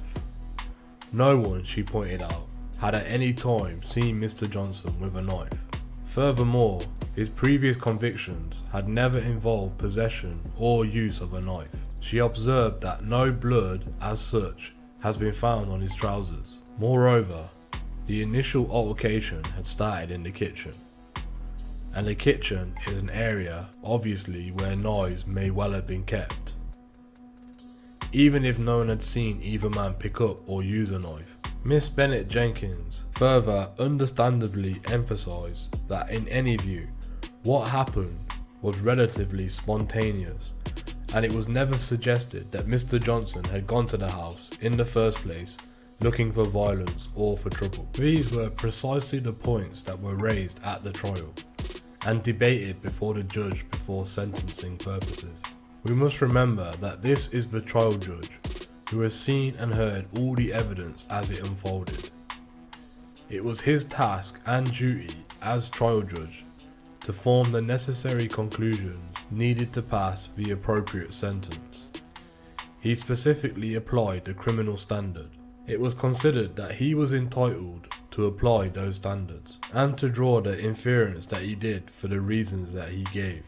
And he was entitled to conclude that Mr. Johnson had in fact brought a knife to the scene. The Court of Appeal had this to say about the matter. Applying the ordinary principles applicable for the approach of the Court of Appeal in such cases, this court has no sufficient basis for interfering with that conclusion which was properly open to the judge. It follows therefore that he was right and required by law to take a starting point of 25 years as a specified minimum term. Miss Bennett Jenkins fairly and rightly proceeds that if the right starting point can be taken, she cannot pursue any further challenges to the appropriateness of a minimum of 21 years, which was given to Mr. Johnson. In such circumstances, Miss Bennett Jenkins has agreed that she must dismiss this appeal against the sentence. During the sentencing at Leicester Crown Court, the judge told Mr. Johnson, "I am satisfied that you were armed with a knife when you arrived at that address. You were carrying it for use as a weapon should the necessity arise. Judge Rafferty also said that Mr. Johnson had conceded in an interview that he had consumed skunked cannabis in a large quantity and had been drinking alcohol most of the night. Prosecutor John Lloyd Jones QC, assisted by barrister Sarah Gorn during the trial, said that the knife used to kill Mr. Fuller has never been recovered by the police, and it was not found at the scene. The prosecutor also explained that Mr. Johnson had a very long list of previous convictions, and the predominant feature of these convictions were offences for violence and aggressive behaviour. Describing the effects on Mr. Fuller's family, he said, "The Fuller family feel collectively as if they have lost an identity as their family unit. Mr. Fuller's father, Ron, has simply not been able to come to terms with the loss of his son." And the mother of Mr. Fuller's 3 children said in her statement that it is his family, in fact, who have been handed the life sentence. Mr. Fuller was a man with a bright smile and a positive outlook on life, said Mr. Lloyd Jones. His family have recalled him as a strong, proud and determined man. Defending Mr. Johnson in court was Sally Bennett Jenkins QC, assisted by Adrian Reynolds. Miss Bennett Jenkins QC explained that Mr. Johnson's previous convictions were for low-level violence, the majority of them in the youth court and some of them in Crown Court.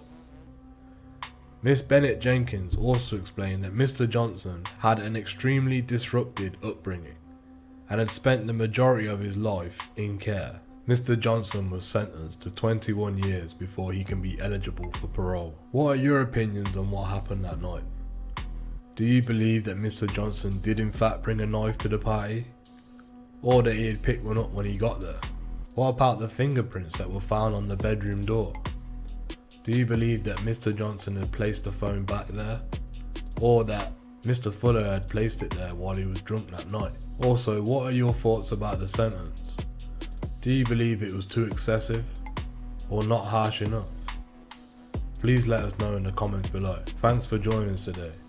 If you enjoyed this content, please don't forget to like and share, and if you're new to the channel, please don't forget to subscribe so you can join us for the next video. Thank you for joining us today, and until next time, stay safe.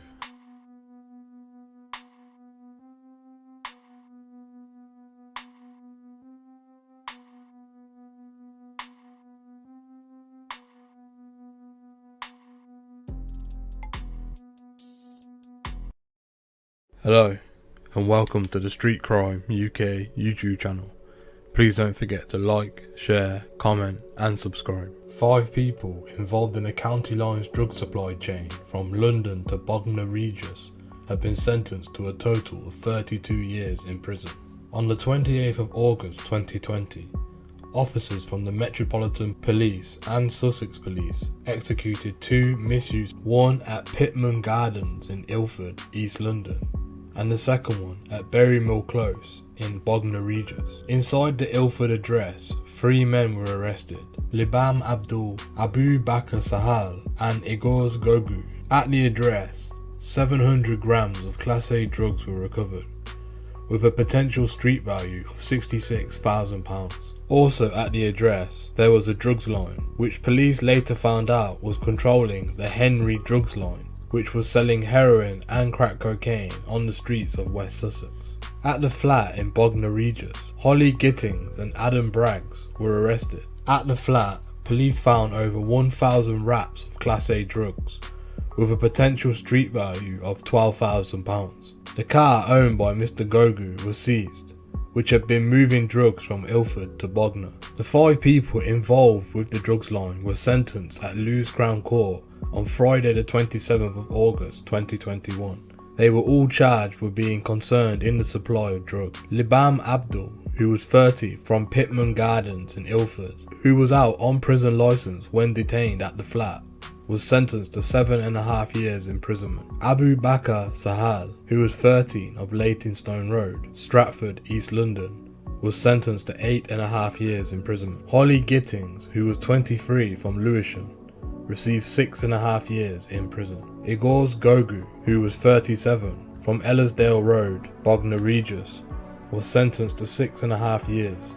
and Adam Braggs, who was 33 from Berrymill Close, also in Bognor Regis, was sentenced to 35 months in prison.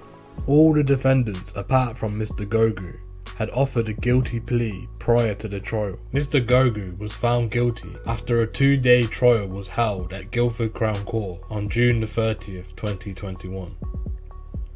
Sentencing the 5 defendants, Judge Stephen Mooney described how Mr. Abdul and Mr. Sahal had no ties to Sussex, but they had however overseen the distribution of heroin and crack cocaine onto the Sussex streets. Judge Mooney said that Class A drugs had wrecked lives and communities and had a corrosive effect on society. Detective Inspector Alan Pack of the West Sussex Community Investigation Team said, "This was another successful operation in collaboration with the Metropolitan Police Operation Orici team, with whom we work closely to disrupt and bring justice to dealers seeking to bring dangerous and lethal drugs from London to vulnerable people in West Sussex." What are your opinions on the crimes committed by the drugs gang? Do you believe the sentences were too harsh or not harsh enough? Please let us know what you think in the comments below. Thank you for joining us today. If you enjoyed this content, please don't forget to like and share, and if you're new to the channel and you enjoy Street Crime UK content, please don't forget to hit that subscribe button and press the bell so you can join us on the next video. Thank you for joining us, and until next time, stay safe.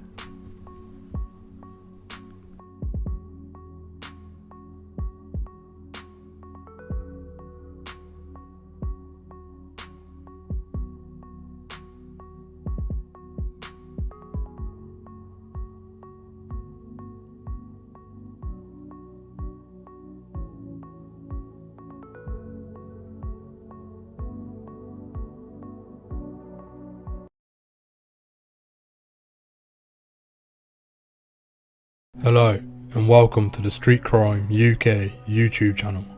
Please don't forget to like, share, comment and subscribe. Today we look at the case of an inmate who hurled a jug of feces and urine in a prison officer's face in front of other laughing prisoners and will now have to serve extra time behind bars. Edward Highton, who was 40 years old, had launched a disgusting and degrading attack at HMP Swaleside, which is in Kent. Mr. Highton, who is a convicted robber and has 17 previous convictions for 40 offences, which include kidnapping and GBH. It was reported that Mr. Highton had targeted a prison officer after he had asked other prisoners to go back to their cells for lockup. Maidstone Crown Court heard the guard throw up on himself several times as he frantically tried to shred his clothes and wipe himself down. Very luckily, test results for any diseases which may have been potentially transferred came back negative, but the officer later quit the prison service because of the humiliating incident. Mr. Highton, who was previously from Gloucestershire, was serving an 8.5-year prison sentence for a robbery which was carried out in Oxford last year. Mr. Highton was handed an additional 27-month term after administrating a poisonous or noxious substance with intent to injure, aggrieve or annoy. However, Mr. Highton claimed he had been under pressure from other inmates to carry out the attack, saying that there was money put on his head, and explained how he had been beaten and stabbed in the past. But the court was told that jail records showed that the only complaints that Mr. Highton made were about the way that the governor was running the prison, and nothing to do with violence or mistreatment. Sentencing Mr. Highton, Judge Catherine Moore said, "This was a disgusting attack on a prison officer as he went about his responsibilities. He was a public servant, performing a difficult and challenging role in protecting the public from those who had been detained. Such attacks are designed to, and indeed did, upset, demean and distress the prison officer that was concerned. Any conduct of this nature creates an obvious and serious risk of wider disorder and disobedience. It not only affects the morale of officers, but also the safety of those in a custodial environment." Detective Constable Matthew Robinson of Kent Police described the attack as disgusting and degrading. Detective Robson said after the hearing, Mr. Huyton has already spent a considerable part of his adult life in prison, and this case shows that he remains incapable of displaying the most basic standards of respect and decency to other people. What the prison officer was subjected to was disgusting and degrading. Prison officers know their position can expose them to unpredictable and challenging incidents, but that does not in any way provide an excuse for Mr. Huyton's unacceptable behaviour. We will work closely with the prison service when staff are targeted in this manner, and we will always prosecute the offenders. I am pleased a new jail term has been imposed. It clearly demonstrates that such offences will not be tolerated by us or the courts. I hope the victim feels a sense of justice has been served. Thank you for joining us today. What are your opinions on the crimes committed by Mr. Huyton? Do you believe that an extra 2-year sentence was too harsh, or not harsh enough? Do you believe that Mr. Huyton did in fact have money on his head, or that he attacked the officer just out of pure spite? Please let us know what you think in the comments below. Thank you for joining us today. If you enjoyed this content, please don't forget to like and share. And if you're new to the channel and you enjoy the Street Crime UK content, please don't forget to hit that subscribe button and hit the bell so you can join us on the next video. Thank you for joining us, and until next time, stay safe.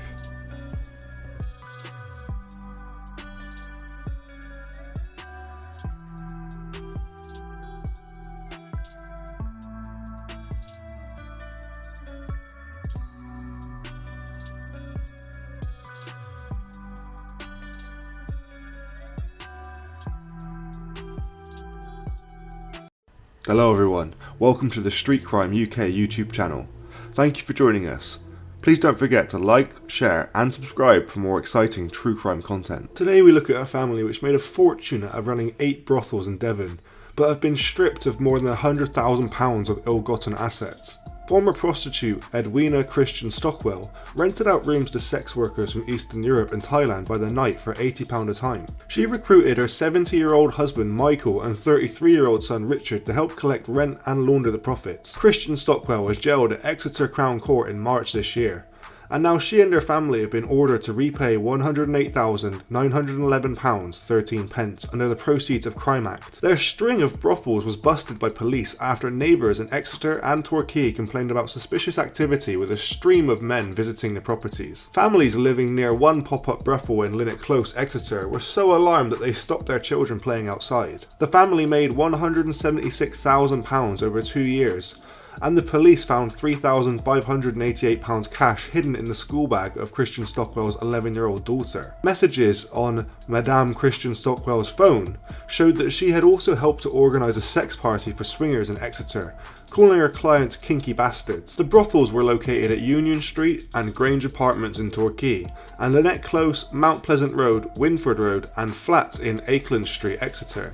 Christian Stockwell, also known as Kaylee, aged 59, of Vine Road, Torquay, admitted 8 counts of managing a brothel and 2 of money laundering, and was sentenced for 2 years 8 months in March. Stockwell, of the same address, admitted converting criminal property and was jailed for 9 months, suspended for 18 months. Christian of Cleveland Road, Torquay, admitted 5 counts of assisting in the management of a brothel and 1 of converting criminal property, and was jailed for 18 months, suspended for 2 years and ordered to do 200 hours of unpaid community work. Judge Timothy Rose made orders against all 3 under the Proceeds of Crime Act. He declared that Christian Stockwell had benefited from crime by £143,000, but only had available assets of £91,000. He ordered her to repay that amount within 3 months or serve a further 11 months.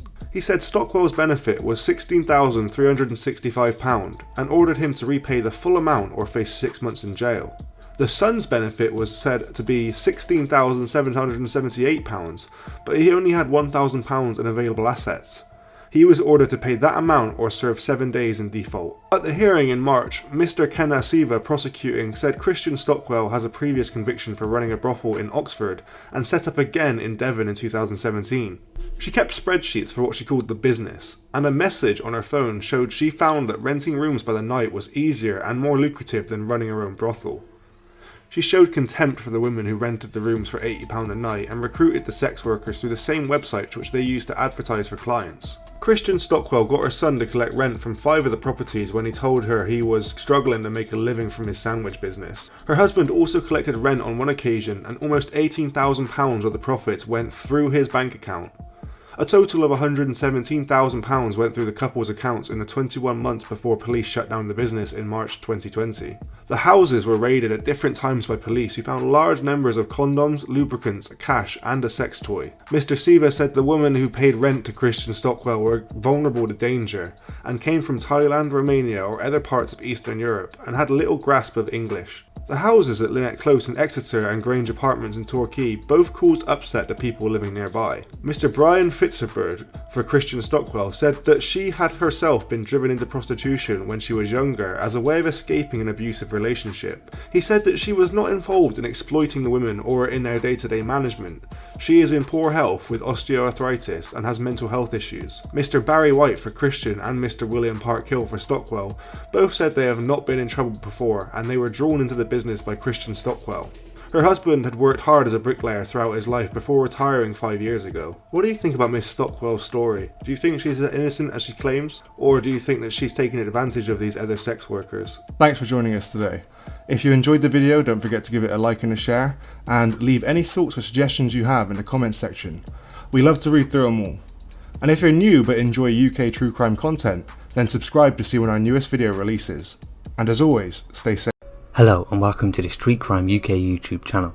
Please don't forget to like, share and subscribe. Today we look at a Cambridge academic who fraudulently claimed £2.8 million in government grants and who has been ordered to pay £1.3 million back from his crimes or face another 8.5 years in prison. Dr. Ehsan Abdi Jalebi, 40, claimed government funds allocated to develop renewable energy products and siphon the money into his own accounts using fake documents. The National Crime Agency started an investigation into Abdi Jalebi after he was stopped 3 times attempting to leave the country carrying a large amount of cash. In one case, he tried to conceal the cash in a chocolate box to avoid detection. NCA officers discovered Abdi Jalebi's companies had made a series of grant applications to fund research, but on a number of occasions, Abdi Jalebi had falsified documents, included invoices and accounts and bank statements to show what was happening to the money. He sent his accountants forged invoices to show payments which were actually non-existent or where the amount had been altered. Abdi Jalebi had fraudulently claimed £2.8 million in grants and had withdrawn more than £820,000 in cash over a period of just under 4 years. He was jailed in December 2018 for 4 years after he admitted 13 counts of forgery. NCA investigators then began an investigation into Abdi Jalebi's accounts and showed more than 1.5 million of the funds had been transferred to Dubai for his personal use or removed to Iran in cash. Abdi Jalebi appeared on the confiscation hearing on the 19th of August 2018, where it was determined the benefit from his crimes was £2.1 million. He claimed the money had been used to conduct research and development work, but this was rejected by the judge, who agreed with NCA investigators much of the funds spent on Abdi Jalebi's lifestyle. This included payments towards the purchase of a property near Cambridge and the lease of a Maserati sports car. Abdi Jalebi was ordered to pay £1.3 million, the amount the judge found was still available from his crimes. He will face another 8.5 years in prison if the funds are not paid within 3 months and will still owe the money. NCA senior investigating officers Ian Truby said, Abdi Jalebi fraudulently claimed these grants and took millions from the taxpayer, immediately removing the money to Dubai and Iran and lived a lavish lifestyle.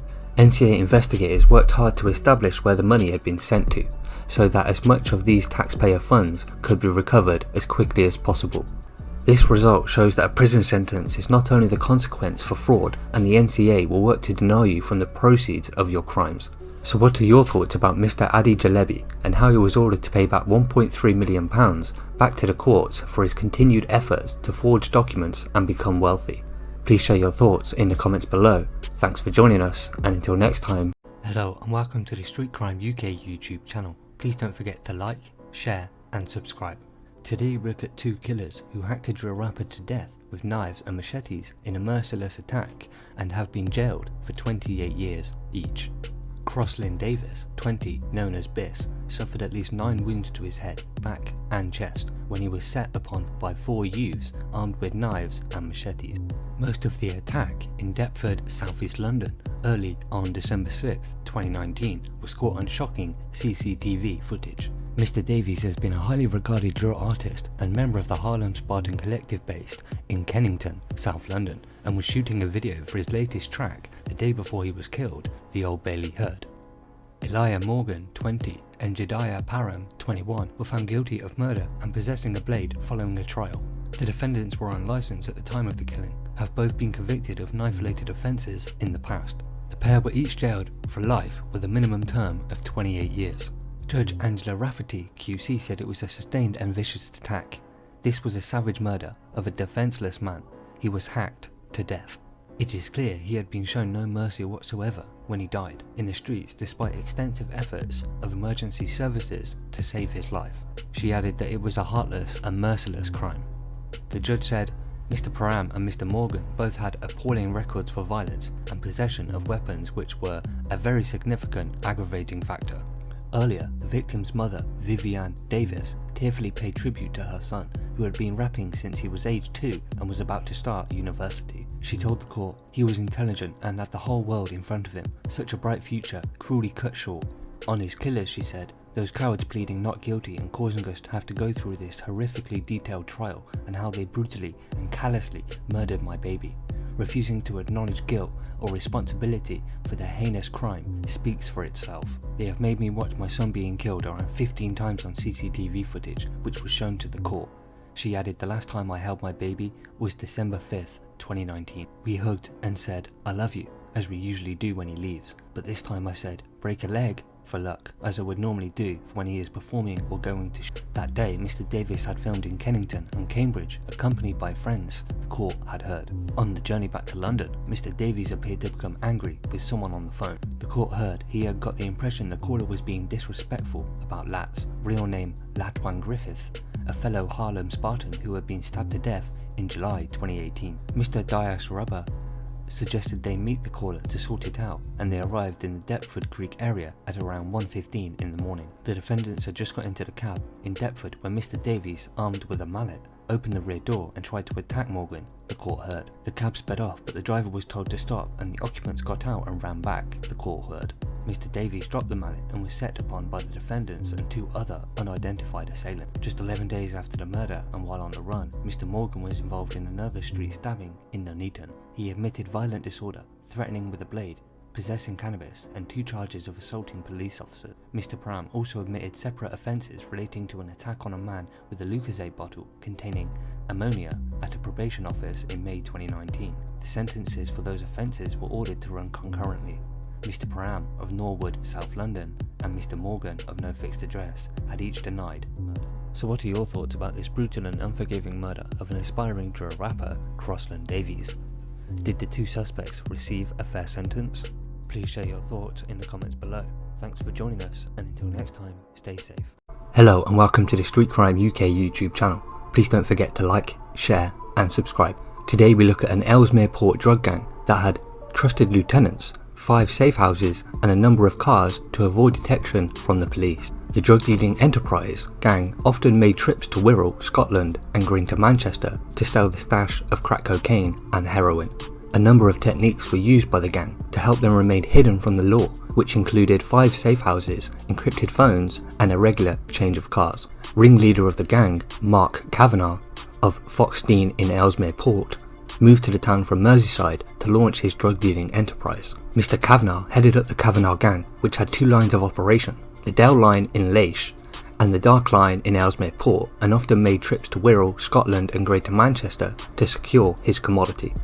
It is estimated that the gang was involved in the selling between 25 kilograms to 50 kilograms of Class A drugs. Mr. Kavanagh, 30, regularly changed his vehicle from the likes of a Mini Cooper to a Jaguar.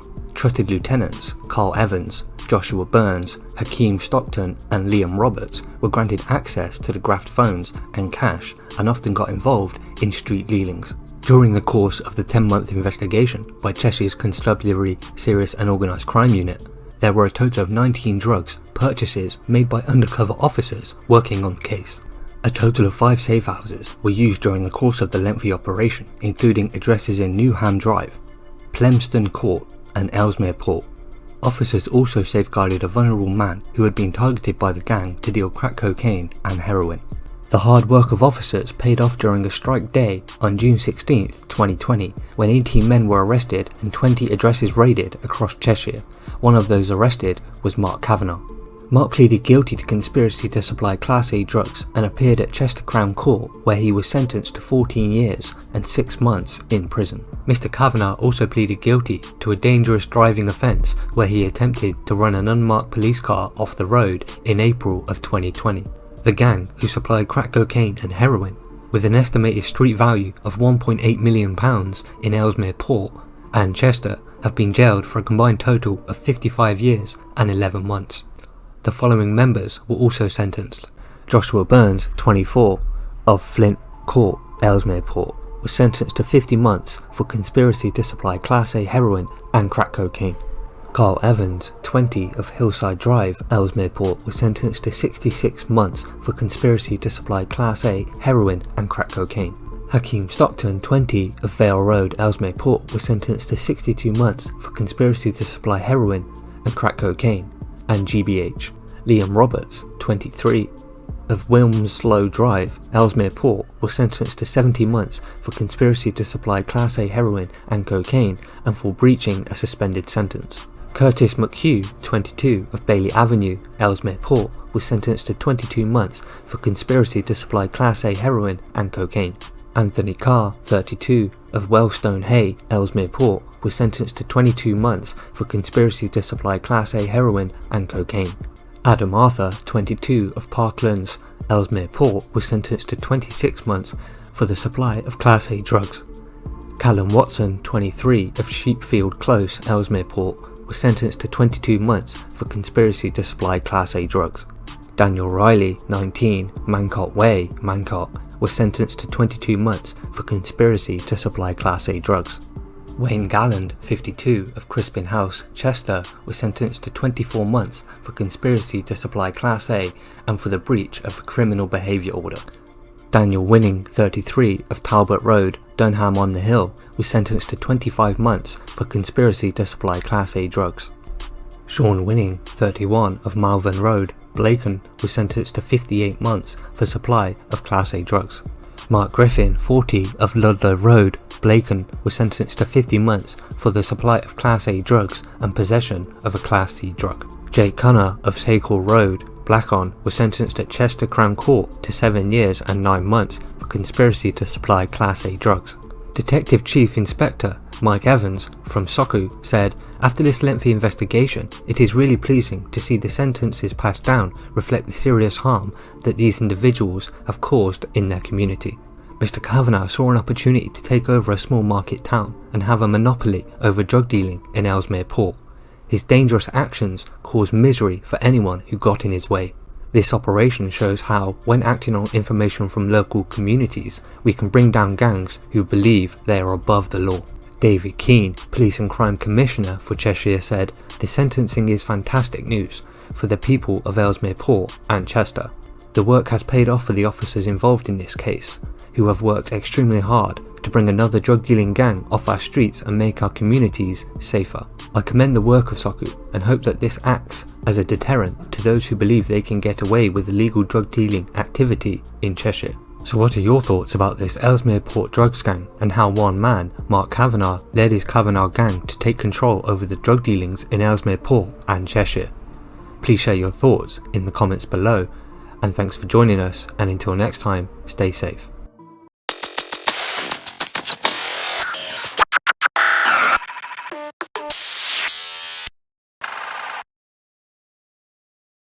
Hello and welcome to the Street Crime UK YouTube channel. Please don't forget to like, share, comment and subscribe. Today we look at a Class A drug dealer who has been locked up after he was caught red-handed with the Class A drug during a stop and search. Elliot Bedward of Thatcham will spend the next 2 years and 7 months behind bars for a single drug dealing offence. He was stopped and searched on Station Road, Thatcham, where officers found suspected Class A drugs, cash and 2 mobile phones on his person. After a police investigation, it was discovered Mr. Bedward was selling Class A drugs to a number of people in the area. Mr. Bedward was charged with being concerned in the supply of a controlled drug of Class A. Investigating officer PC Joe Goronsky, based at Newbury Police Station, said many people who use and supply Class A drugs do not realise the level of exploitation and criminality that goes on behind the scenes. Some may consider supply to be a quick and easy way to make money. However, the supply of drugs causes untold harm in our communities, and Thames Valley Police will robustly seek out those supplying Class A drugs in West Berkshire and bring them to justice. Throughout our Stronghold team, we will relentlessly pursue those who seek to profit from drug dealing and exploit the most vulnerable people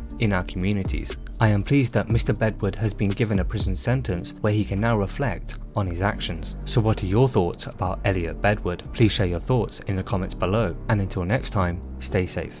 Hello everyone, welcome to the Street Crime UK YouTube channel. Thank you for joining us. Please don't forget to like, share and subscribe for more exciting true crime content. Today we look at a former glamour model who was jailed for life after she admitted stabbing her boyfriend to death when he dumped her by text. Alicia Allen, 29, plunged a knife into former partner Carl Bloxham in a frenzied attack after he sent her a message reading, "It's over." She attacked Carl, 39, with the 5-inch blade when he returned to their home after he had been out for a drink with work colleagues on July 29th last year. Miss Allen called emergency services at 9:52 p.m. and said, "I've just stabbed my boyfriend. He's dying in front of me. I've just stabbed him. He was calling me names, he was drunk. I've got a mental health problem. I've just grabbed a knife and I've just stabbed him in his heart. I didn't know where I was stabbing him and I've just stabbed him to death." Miss Allen gave her address to the operator and added, "He's dead. His eyes are open and he's dead. He's not moving and I stabbed him." One neighbour told police they heard loud thumping noises coming from the flat, as well as Miss Allen shouting, doors slamming and their dog barking. Another resident heard Miss Allen shouting, "Carl, please don't leave me," and a third heard a male voice shouting, "Stop, you're hurting me." When police arrived at the flat in Hucknall Knotts, they found Carl lying on the floor with Miss Allen kneeling close to his head, covered in blood.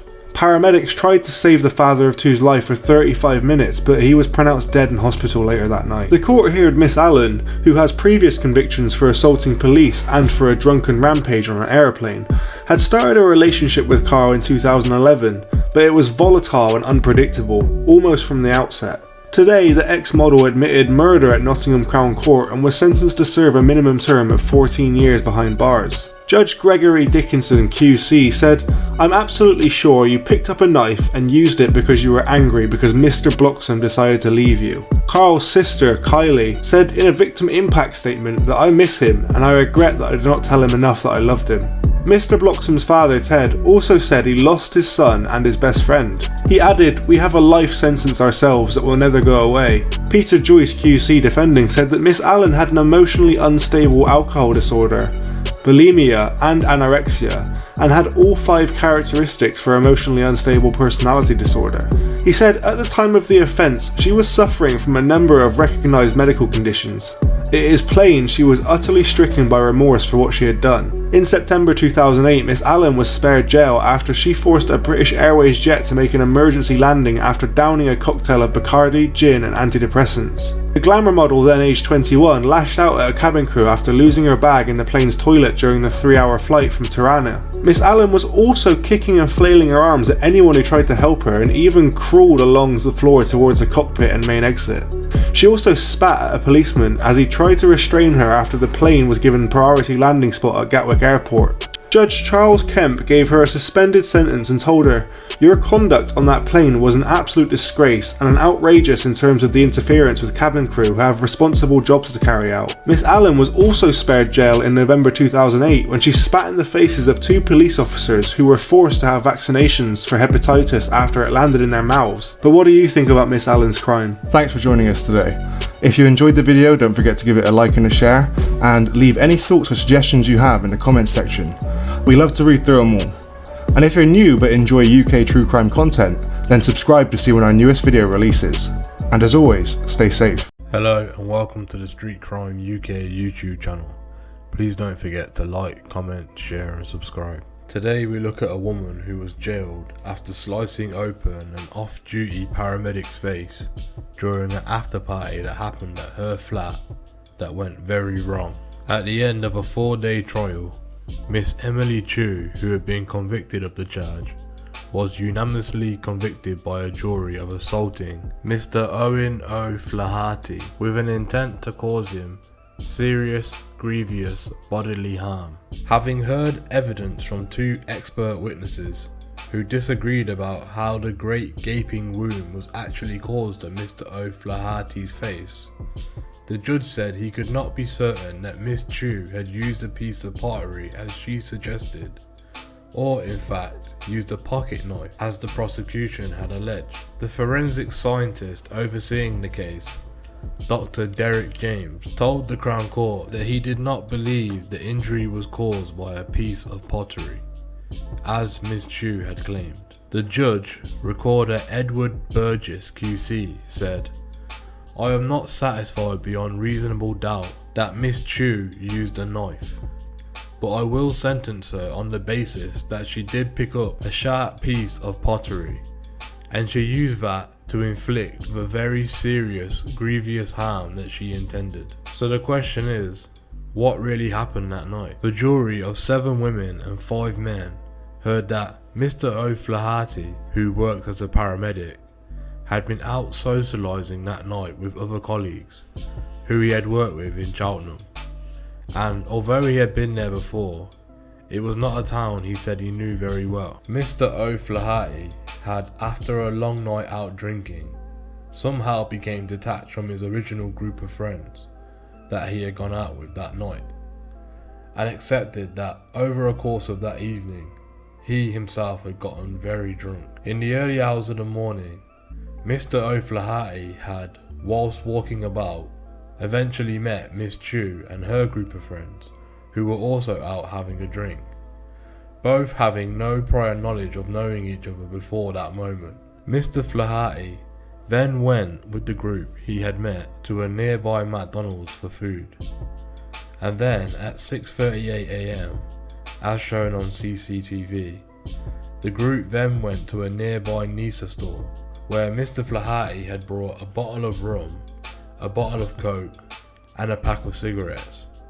This was before the group then went on to Miss Chu's flat. All the witnesses agreed that all the males that were in the flat had been drinking very heavily, but Miss Chu, the lone female in the house, had maintained that she was not much of a drinker herself and was sipping slowly on a drink throughout the night. Miss Chu then explained, whilst giving evidence during her trial, that she was not drunk, but in her opinion, just tipsy. She described to the court that the way the men were drinking had made her cringe. At some point during the night, the mood in her flat had, for some reason or another, soured. Miss Chu claimed that Mr. Flaherty had kept coming over to her and kept touching her throughout the night.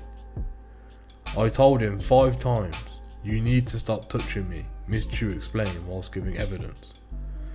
Miss Chu then claimed that the final straw was when Mr. Flaherty had touched her in her inner thigh. This was something that Mr. Flaherty disputed, and he said it was something he would never do, although he did accept that due to the amount of alcohol that was consumed, and as well as being assaulted that night, that his memory of events was most likely vague and in all probability just limited to flashbacks. It was established that Mr. Flaherty had left the flat. He said it was of his own accord after he had been punched, but other witnesses who were at the flat had claimed that Mr. Flaherty was forcibly ejected. Mr. Flaherty was then seen on CCTV standing on the corner of the street near Miss Chu's flat. Mr. Flaherty has said he felt disorientated due to being punched, as well as all the alcohol he had consumed. This was as well as not knowing Cheltenham. CCTV footage then showed one of Miss Chu's friends striding towards Mr. Flaherty and punching him. The prosecutor, Janine Wood, told the jury that the group in Miss Chu's flat had taken offence to Mr. Flaherty when he would not leave the area, and were throwing items from the flat window towards him, such as eggs, plates and cups. Mrs. Wood said that Miss Chu then shouted from the window, "If you don't fuck off now, I'll come down and I'll do you." She was then described by others as absolutely raging. Miss Wood said throwing eggs, smashing china plates and other items. 5 minutes later, Miss Chu is then seen striding towards Mr. Flaherty herself. Miss Wood said she then raises her right arm and has an item in her hand. She makes contact with his left cheek and strikes him. One of her friends who was at the party said that they saw Miss Chu return to the flat with a knife in her hand. However, Miss Chu maintained that she had picked up a piece of pottery from the floor and she had done this to harden her punch. "I am not going to tell you falsely," she said. "I took about 3-4 steps. I saw it and I picked it up. I walked in a straight line. I remember it clear as day. It was right in front of me. It was on the road. I did not pick it up to use it as a weapon," she told the jury. "I just thought in my head it might harden my punch. I went straight towards Mr. Flaherty and I punched him with this piece of pottery that I had in my hand," Miss Cho had said. As a result, Mr. Flaherty had suffered from a severe injury to his face, with a scar that is still visible on his face over a year later, running from his ear to his mouth on his left cheek. In a victim impact statement, the court heard how the injury had a profound effect on Mr. Flaherty and his life. He said that it made his work as a paramedic even more difficult, and every day every other client would ask him how he had that scar on his face, which made him relive the memory almost every day. Mr. Flaherty also said that the elderly now seemed to be frightened of him, and he felt that people had made judgment about his character just because of the scar. "People see my scar and they think I'm some kind of troublemaker," he said. He added that in his work he attends drunk females, and every time he worries it could be Miss Chu. "It makes me feel unsafe at work and reluctant to go out." The judge ruled that the reactions of others to him will persist, as it is visible scarring to the face. The defense lawyer Stephen Dent told the judge that Miss Chu had a troubled upbringing and had suffered from abuse, and as a result from this upbringing, this meant that she did not react well to people touching her inappropriately, Mr. Dent said. The provocation was meaningful. She took any sort of touching on her body very seriously in adult life. However, the judge observed there was absolutely no reason why she went downstairs to confront him the way she did. He presented no threat to her whatsoever. She is angry that he hasn't gone away, and throwing items at him had failed. Mr. Dent said she expressed that she is devastated about what happened to Mr. Flaherty. However, the judge said, "I have to balance that remorse against the fact that she had a trial." The judge decided to impose a 6-year jail term to Miss Emily Chu, who had been crying since the verdict was announced. The judge said, "I am not going to take very long over this, because you are in some state of distress. You were out of control. He posed absolutely no threat, and what you did was terrible. I have seen the photographic evidence of the great gaping wound across his face. It has had a profound effect on him," the judge said. "It provokes questions that he must now answer on a daily basis, based on a wholly false judgment on his character. You are immature and you have mental health issues," the judge noted, "and the offence was quite a while ago. But you did not have the courage to admit what you have done. You sought to take your chances in the court, and you have been convicted rightly. I cannot be sure that you took a knife with you when you went to confront him, but you did deliberately use the pottery that you did admit to carrying to inflict a serious injury, as you were in a rage with him. You were volatile and unpredictable. You showed that with this man. He will pay the price for the rest of his life. However, you will pay the price now. Thank you for joining us today. What are your opinions on Miss Chu? Do you believe she did carry a knife? Or do you in fact believe that she had a piece of pottery? What are your opinions of her sentence? Was a 6-year sentence too harsh? Or do you believe it wasn't harsh enough? Please let us know in the comments below. And until next time, stay safe.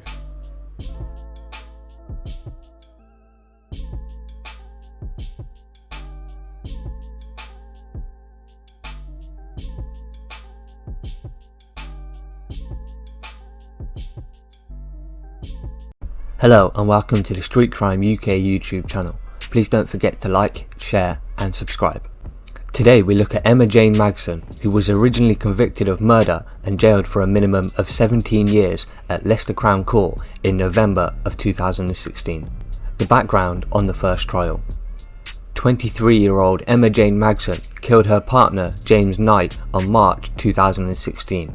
She was never denied that she inflicted the fatal stab wound which caused his death. She had loved James despite his demeaning and violent behaviour towards her.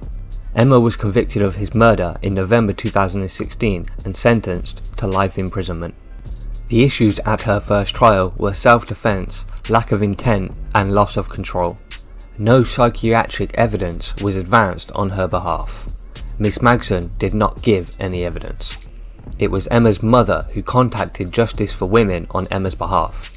After Miss Magson's original appeal against conviction was refused by the Court of Appeal, Emma's family and her defence team began campaigning on her behalf and crucially re-examined the legal issues with a view to presenting some fresh evidence to the Court of Appeal with a view to challenging the original verdict.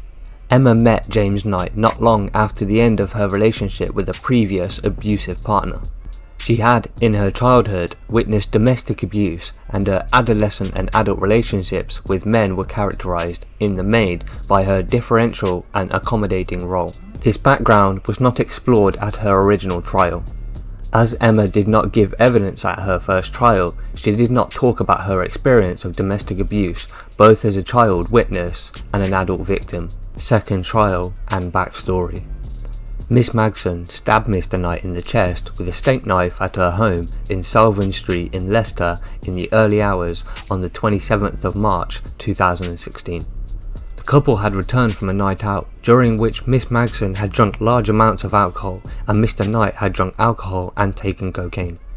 The judge said Mr. Knight had been behaving stupidly and somewhat aggressively as a result of the cocaine, and at one point telling a man no one was going to get his girl. Mr. Knight was asked to leave the bar, police were called and they spoke to him. The couple had got a taxi home but started arguing and the driver asked them to get out after Miss Magson was seen kicking out at Mr. Knight. CCTV in Paul Road then captured Mr. Knight as he pushed Miss Magson against a car, causing her to fall to the ground at about 12:45 am. Miss Magson is thought to have stabbed Mr. Knight at her home between 1:10 and 1:30 in the morning.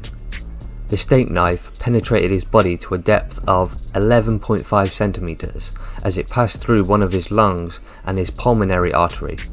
In her evidence, Miss Magson claimed she had grabbed the steak knife in self-defense because Mr. Knight had a hand around her neck and she could not breathe. While the jury did not accept this, the judge said there was no evidence that Miss Magson intended to kill Mr. Knight. Although I am sure that you were motivated by anger towards James Knight when you stabbed him, I accept that there is no sufficient evidence that you intended to kill him, as opposed to causing him to suffer serious bodily harm, the judge said. Miss Magson and Mr. Knight were in a relationship for about 6 months, having met around the end of September and the start of October of 2015. The trial heard how the couple's relationship moved very quickly. Mr. Knight moved in with Miss Magson the day after they slept together. She soon became pregnant but then suffered a miscarriage. The judge described their relationship as being volatile and characterised by jealousy on both sides, verbal arguments and sometimes a degree of physical violence. He said Miss Magson was responsible for some of his violence, including striking Mr. Knight with a hoover pipe and stabbing him in the chest with an item of cutlery. The court was told of text messages from Mr. Knight to Miss Magson in which he repeatedly called her a slag. He also called her fat while she was pregnant with his child and told her to lose weight. The retrial heard how Mr. Knight admitted to one of his friends that he had gone to strike Miss Magson during the course of an argument. However, the judge said he was sure that he showed no further physical violence towards Miss Magson. Jurors were also shown photos of red marks on Emma's neck, which her defence team claimed were caused when Mr. Knight strangled her. However, the judge said these red marks could equally been of cause when James Knight had pushed Miss Magson into the car on Poole Road at an earlier point in the night. The judge criticised Miss Magson for not immediately calling for an ambulance. She lied to his brother, Kevin Knight, who lived in the same street, and suggested he had been beaten up by some bouncers in town. Kevin Knight believed her and helped Miss Magson carry his brother back home, not realising he had been fatally wounded. In her evidence, Miss Magson said, "I was just scared to say it was me and I had caused the problem. I was terrified." Obviously scared to admit to his brother that the reason he was like that was because of me, I didn't dare say that. After Kevin Knight left, Miss Magson called 999 to ask for help, but did not say she was responsible for him being hurt. Instead, she said it looked as if he had been in a fight with someone. The judge said her actions were motivated by a desire to expel herself from the responsibility of his murder.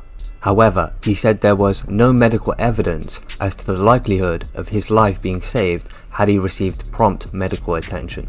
Miss Magson originally went on trial at Leicester Crown Court in 2016, was found guilty and given a life sentence with a minimum term of 17 years. However, the conviction was quashed by the Court of Appeal and a retrial was ordered after it heard that evidence about her mental health was not put before the trial jury. Miss Magson's retrial took place at Birmingham Crown Court. Jurors were unable to reach a unanimous verdict following the retrial, so Emma was convicted by a majority verdict of 10-2. When setting Miss Magson's sentence, the judge explained he was not able to give a minimum term that exceeded the original one. He told Miss Magson, "You may never be released, and that will only occur if and when the parole board is satisfied that it is no longer necessary for the protection of the public that you should be confined. Even if you are released, you will remain on licence and are subject to be recalled for the remainder of your life." In a statement, Mr. Knight's family said they were disappointed that the Justice for Women felt there was enough evidence to support a retrial, bringing us back into court for more than 4 years on.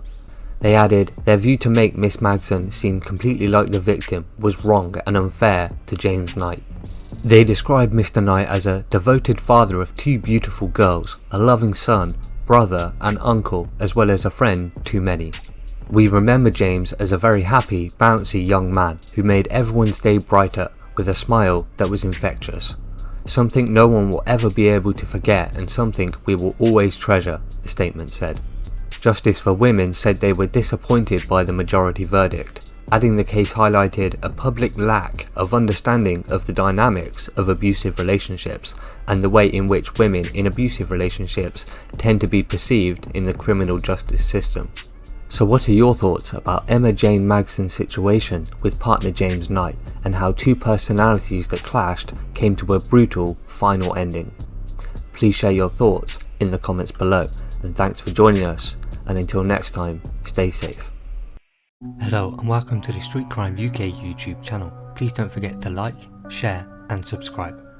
The ringleaders of an organised crime group in Essex which supplied drugs to County Lines gangs and have been jailed for a combined total of more than 40 years. Christopher Golding headed up the network which smuggled cocaine in containers through ports before selling it onto gangs supplying West Essex, Hertfordshire, London and Suffolk. The operation was estimated to have earned them at least £500,000, which was stashed in Bitcoin or laundered through the pub Mr. Golding ran as a licensee. Officers started an investigation into the group after members of the public reported seeing drug dealing taking place. 2 of the group members, Lee Collett and Lee Wilkinson, were arrested in May 2018. As officers progressed their inquiries, they began identifying main players higher up in the chain, eventually leading them to Mr. Golding. Then, an international operation, led in by the UK by National Crime Agency, saw the takedown of the encrypted communication platform EncroChat. The secure mobile phone instant messaging was primarily used by criminals to coordinate and plan criminal activities, including the distribution of illicit commodities and money laundering. Messages obtained by EncroChat provided further evidence of the scale of the drugs operation being run by Mr. Golding and dated back to Christmas Day 2017. He was arranging bulk sales of cocaine, charging £41,000 for a kilogram. It was also evident he was using Bitcoin as a form of payment and was laundering money through the cryptocurrency. Financial investigators, working with colleagues from the Eastern Region Serious Operations Unit, identified he had transferred more than £120,000 into Bitcoin accounts in 2020. Detective Chief Inspector Lewis Basford of the Serious Violence Unit said the extra evidence secured from the EncroChat messages was the final nail in the coffin for Mr. Golding and his key associates. With this information and the wealth of evidence officers had already secured throughout this complex investigation, they had nowhere to hide and no option but to plead guilty at court. More than £100,000 in cash, assets and weapons, as well as £120,000 worth of cocaine were seized during dawn raids in Harlow and Suffolk. Mr. Golding, 39, of Hart Road, Harlow, was among 7 men who admitted conspiracy to supply a Class A drug when they appeared at Chelmsford Crown Court. The others included Christopher Lee Collett, 37, of Perry Spring, Harlow, Robert Aldred, 30, of Pitmansfield, Harlow, Augustus Gustistus, 31, of Meadow Court, Harlow, Stuart Thurgood, 39, of Morley Grove, Harlow, David Wilkinson, 36, of Primrose Hill, Haverhill, Lee Wilkinson, of Parsonage Lays, Harlow, Adam Dalby, 36, of Wedwood Drive, Harlow. Stuart Thurgood was Mr. Golding's right-hand man in the criminal network. Brothers Lee and David Wilkinson oversaw the day-to-day running of the drugs line. All 8 men were sentenced at Chelmsford Crown Court. Mr. Golding was given a 12-year prison sentence. Mr. Thurgood was handed an 8 years in jail. Lee Wilkinson was sentenced to 6 years and 8 months. Adam Dalby received a sentence of 6 years and 8 months. Robert Aldred was jailed for 2 years and 8 months. David Wilkinson was given 4 years and 8 months in prison. Augustus Gustistus was sentenced to 2 years and 4 months, and Lee Collett was given a 2-year prison sentence. At the sentencing hearing, the judge praised the police investigation, and the prosecutor in the case, DCI Basford, said, "What was unusual about this particular organised crime group was the key players were virtually all local to Harlow, yet were supplying drugs gangs operating across London and 3 counties. The scale of their operation was huge, and we estimate that they're selling around 3 kilograms of cocaine a week to about 10 county lines gangs are left for them to hide. Taking out Mr. Golding's crime group is a major blow in drying up the supply to county lines gangs. We are targeting the chain at every level to dismantle drugs networks and make it even harder for them to operate. By taking out these links in the chain, we are also helping to protect vulnerable adults and children who these criminals exploit, groom and use for their own financial gain." So what are your thoughts about this Essex-based drugs gang and how they were supplying county lines drug gangs with vast amounts of cocaine? Please share your thoughts in the comments below. Thanks for joining us, and until next time, stay safe. Hello and welcome to the Street Crime UK YouTube channel. Please don't forget to like, share and subscribe. Today we look at the rapper who has been imprisoned for at least 33 years for killing a young man in a failed robbery and hiding his body in a cupboard. Ewan Peters, 42, who rapped under the name Sax Coke, beat the victim Shafil Islam, 22, with an empty cider bottle. The court heard that executor Mr. Peters was hired as muscle to recover the debt when the attack took place. Mr. Peters previously starred in a YouTube rap video boasting his criminal record in prison and his abilities to sell drugs. 2 men who helped Mr. Peters, murder and subsequent robbery, were convicted of manslaughter. Prosecutor Mark Wees, QC, said the group ate curry together at a restaurant before going to Mr. Islam's apartment where the murder took place. Mr. Wees said police and rescue personnel discovered that the apartment had been looted and that the resident Shafir Islam had lost consciousness and was partially lying in a cupboard. His eyes were open, breathing, bloody and immobile. He was taken to Royal Gwent Hospital where a CT scan was performed and it was discovered that he had a catastrophic brain injury. CCTV showed that Mr. Peters picked up an empty bottle of Copal Versi cider from an Indian restaurant This later turned out to be the murder weapon. The criminal court in Newport has heard that Islam was injured and died 6 days after the attack after being struck at least 3 times by the bottle.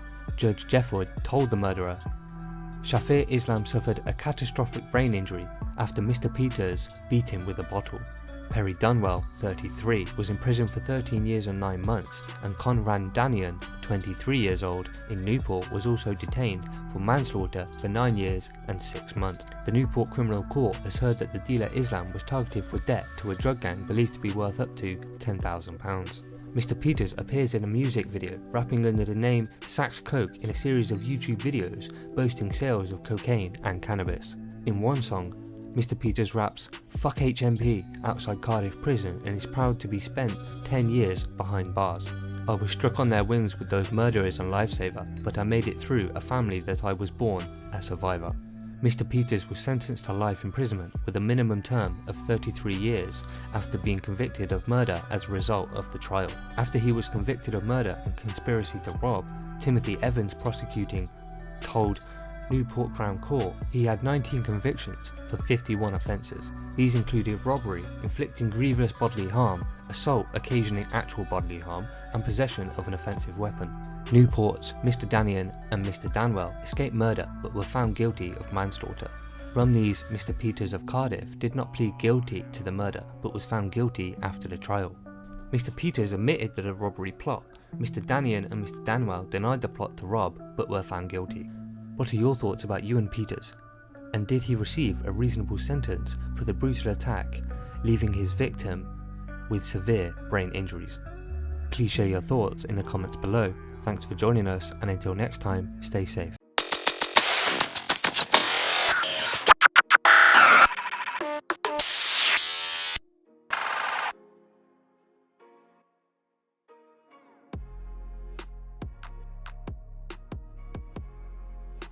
The ringleader of a drugs gang which flooded the streets of Birmingham with £135 million worth of cocaine, heroin and ketamine was the son of the Staffordshire's ex-duty police commissioner. Jonathan Arnold's drugs empire helped fund a lifestyle of luxury which included trips to Dubai, a Ferrari and a Rolex. But it has emerged that his mother, Sue Arnold, served on the other side of the law as part of Staffordshire's police and crime commissioner team. Mrs. Arnold held the role of deputy between 2012 and 2021, and part of her job was to hold the country's police force to account. And according to detectives who helped bring him down, Jonathan Arnold was no petty crook, but a serious player in the world of organised crime, smuggling in drugs from Colombia via European ports. The 29-year-old from Sutton Coldfield headed up a gang of crooks who stretched from Lichfield and Tamworth to the Black Country. Pretending to run a furniture removal firm, he was actually orchestrating £135 million worth of cocaine, heroin and ketamine to be moved into the UK to be sold on the streets across the city and beyond. Jonathan admitted 4 charges of conspiracy to import and supply drugs at Birmingham Crown Court this month and is awaiting sentencing. Mrs. Arnold served as a deputy to elected police and crime commissioner Matthew Ellis for almost a decade. It is the job of the PCC and his or her team to hold the chief constable and other senior officers to account for their actions and scrutinise their performance on tackling crime and how they serve the public. Walsall-born Mrs. Arnold, who lives near Tamworth, also tried to become an MP in 2015, standing for the Conservatives in Walsall South. She lost out to Labour's Valerie Vaz by 6,000 votes. There is no suggestion that she had any knowledge of her son's criminal ways. Mrs. Arnold made no comment when being contacted. The Regional Organised Crime Unit for the West Midlands revealed how Jonathan pretended to be a legitimate boss of a small company, Real Estate Removals, but it was all a front as he jetted off to Dubai and drove Ferraris and lived the high life. He flaunted expensive watches and even new teeth that were funded by crime. But his life of luxury came crashing down when the French customs officers came across one of his drugs runs to Europe in January last year. Some 63 blocks of cocaine weighing 71 kilograms, along with 99 bags with 101 kilograms of ketamine inside, all totaling over £2.5 million, were found in real estate removal vans. Drugs were also stashed inside furniture and secret compartments in vans and lorries, detectives revealed. The biggest single seizure came in April last year when the gang tried to bring 1,477 kilograms of cocaine with a street value of £118 million into Portsmouth. Dutch police found the haul hidden amongst bananas, which it came from Colombia. Detective Chief Superintendent Jenny Skyring, head of the West Midlands Regional Organised Crime Unit, said, as head of the crime group, Jonathan Arnold enjoyed a lavish lifestyle, driving luxury cars and enjoying trips to Dubai. The reality was that he was arranging tens of millions of pounds worth of drugs to be imported into the UK from Europe and South America, which would have gone on to cause untold misery and significant harm in the communities. On Sue Arnold's reappointment as a deputy PCC in 2016, her boss, Mr. Ellis, was gushing, saying, "Sue has brought a real drive to her role over the past 3.5 years, and the new approach to all the areas I have asked her to lead on. She has led the development of the police cadets on my behalf, which has enhanced the lives of many young people across Staffordshire and Stoke-on-Trent." Hello and welcome to the Street Crime UK YouTube channel. Please don't forget to like, share and subscribe. Today we look at Fergus Smith, who has close links to Stephen Bonzo Daniel, admitted being in possession of £15,332 of illegal cash at his home in Glasgow's Bridgeton. A Daniel crime family henchman who once tried to flood Scotland with cocaine is facing jail after being caught with dirty money. Fergus Smith, who pled guilty to money laundering charges, was sentenced at High Crown Court in Glasgow. Mr. Smith, who has close links to Stephen Bonzo Daniel, admitted being in possession of £15,000 of illegal cash at his home in Glasgow's Bridgeton when it was raided by police. The money has been seized by the Crown Office. Prosecutors accepted Mr. Smith's not guilty plea to a charge of trafficking heroin and cocaine over a 6-month period. Charges of concealing evidence by swallowing mobile phone SIM cards were also dropped. Mr. Smith, who has a drug conviction, appeared in court but was granted bail as a result of the proceedings. A legal source said the maximum penalty a judge can impose for money laundering is 14 years. The judge can take into account Mr. Smith's previous conviction.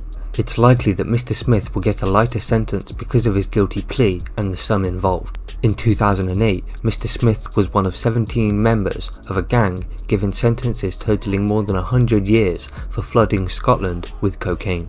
Ringleader Christopher Pimlett, 34, from St Helens near Liverpool, was jailed for 12 years. Mr. Smith, who ran the Scottish end of the operation, got 10 years. He is an associate of shamed soldier Maytin Fitzsimmons, who was jailed over his links to organised crime. Fergus Smith is also a former friend of Daniel clan enforcer Kevin Gerbil Carroll, who was shot dead in an Asda car park in Robertson, Glasgow in 2010. A source said Fergus's arrest has been a blow to the Daniel family. In 2016, Mr. Smith was blamed for stealing about £2 million from a drug safe house in Glasgow's Castlemilk. The money allegedly belonged to James and Barry Gillespie, who were wanted by police over claims they have flooded the country with drugs and guns. It was revealed how officers had obtained a European arrest warrant for the Gillespies. Mr. Smith claimed he had no idea the cash was theirs and it was later returned. A Crown Office spokeswoman said of Fergus's money laundering conviction, this should serve as a warning to anyone involved in this type of crime. We will catch up to you. We'll use legislation to target those involved at whatever level. So what are your thoughts about Fergus Smith and how he attempted to flood Scotland with Class A drugs and his previous jail convictions?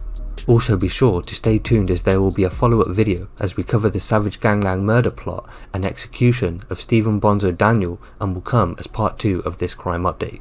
Please share your thoughts in the comments below. Thanks for joining us and until next time, stay safe. Hello everyone, welcome to the Street Crime UK YouTube channel. Thank you for joining us.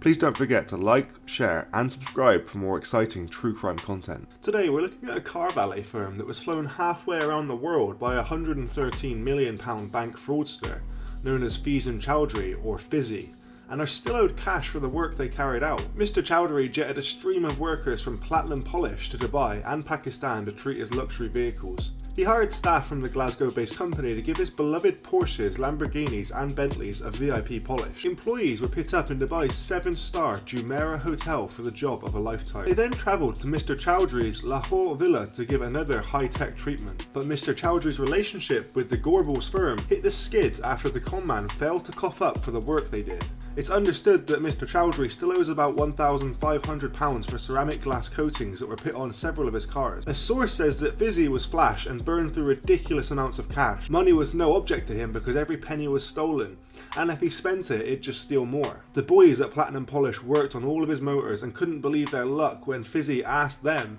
to go to Dubai and Pakistan. Some folk might think that that was enough going to Dubai and staying in a fancy hotel, but if employees are overseas, it means that work in Glasgow can't be carried out. Mr. Chowdhury has been jailed for 11 years at Southwark Crown Court last August for being convicted of Britain's biggest cyber fraud. He headed a gang of fraudsters in a so-called phishing scam, which saw victims being duped into revealing their bank details over the phone. Mr. Chowdhury's crew then swiped huge sums of cash from their bank accounts while the line was blocked. The probe also involved officers from Police Scotland, Greater Manchester, Merseyside and West Yorkshire. Mr. Chowdhury, 25, of Pollux Shields, Glasgow, tried to flee to Pakistan but was caught boarding a Paris to Lahore flight with a fake passport. He spent a week in French immigration centres before being flown back to the UK. His brother Newman was sentenced to 3.5 years for money laundering offences. About £66 million of the £113 million the gang stole is still missing, and investigators face a battle trying to track it down. Huge sums of cash were invested in property and businesses in Lahore and Dubai. Platinum Polish's boss said that there's no point moaning because it's not going to change things. There's still a bill outstanding, but obviously he's not around anymore, so what can I do? I didn't really know the guy, he just hired us to look after his cars. The mastermind behind the UK's biggest ever cyber fraud must serve another 2 years in jail for plotting to get his hands on £500,000 in an identical con from his prison cell. Fazan Hamid, 26, was jailed for 11 years last September for heading a phishing scam which conned 750 RBS and Lloyds customers out of £113 million. Mr. Hamid from Glasgow partied with pop stars while splurging on Rolex watches, expensive jewellery and trips to Dubai. Nicknamed Fizzy, the con man also owned a fleet of luxury cars, including a Bentley, Lamborghini and Porsches, and more than £200 million rolled in from the scam each month. He was so obsessive over his collection of motors, he even flew car polishers 8,000 miles from Scotland to Pakistan to polish his Porsches outside his villa in Lahore. Police later found an image of the fraudster shopping over FaceTime while one of his cronies held the phone to show him jeans. His younger brother and the gang's accountant, Newman Chowdhury, 22, was jailed for 3.5 years for conspiracy to launder some of the ill-gotten cash through the property investments in Scotland and Pakistan. Victims were contacted by hustlers pretending to be from Lloyds or RBS, anti-fraud department, who would dupe them into revealing their account details. These were then raided for vast sums of money which were quickly transferred via a string of mule accounts provided by crooked bank employees before being withdrawn from the branches and ATMs, often just hours after the original fraud. Whilst on remand for that fraud, Mr. Hamid and Mr. Chowdhury had been sharing a cell at HMP Wandsworth. That cell was searched on the 24th of April last year, revealing a dirty phone, SIM card and a scrap of paper noting 4 account numbers among other contraband. One SIM was used to make more than 40 calls, all on the 29th of March, with one getting through to precious metals traders at the Lawrence Group. Mr. Hamid admitted a single count of conspiracy to defraud at Southwark Crown Court last month. Using 34 sample offences from the previous trial, prosecutor Tim Hunter assessed the intended loss through the conspiracy to be in the region of £500,000. In summary, the defendant conspired with others to conduct phishing frauds upon businesses based in the UK, while on remand for carrying out the same activity on a larger scale, for which he has been convicted and sentenced to a term of 11 years. The present conspiracy was unsuccessful in that no funds were diverted from the targeted companies. Mr. Hunter told the court that prison officers discovered 2 Samsung mobiles, a phone battery, 2 chargers and 3 EE SIM cards during the cell search on the 24th of April. The piece of paper detailing the bank accounts was found at Chowdhury's bunk, but prosecutors opted not to pursue trials against him in light of his older brother's guilty plea.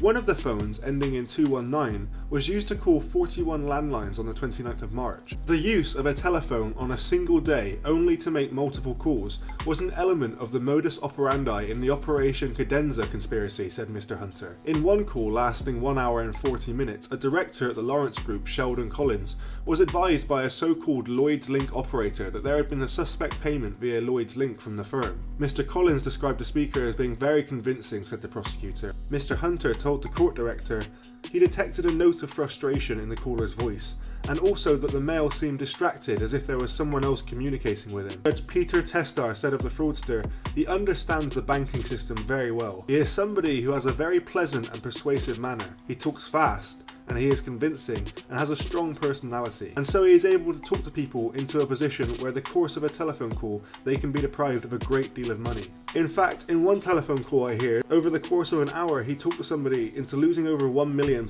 He knows what he's doing, as I say, he understands the banking system, and he is obviously playing for high stakes. It's apparent from the organisations he was targeting that that was what he was doing. The judge observed Mr. Hamid was again making a number of different calls until he gets a bite, and accepted the figure put forward by the prosecution being justified. And if the defendant had got unlucky, it probably would have been rather much more than that, he added. Mr. Hamid currently is in custody at H&P Wandsworth and was handed a consecutive 2.5-year jail term. What do you think about Mr. Hamid and Mr. Chowdhury?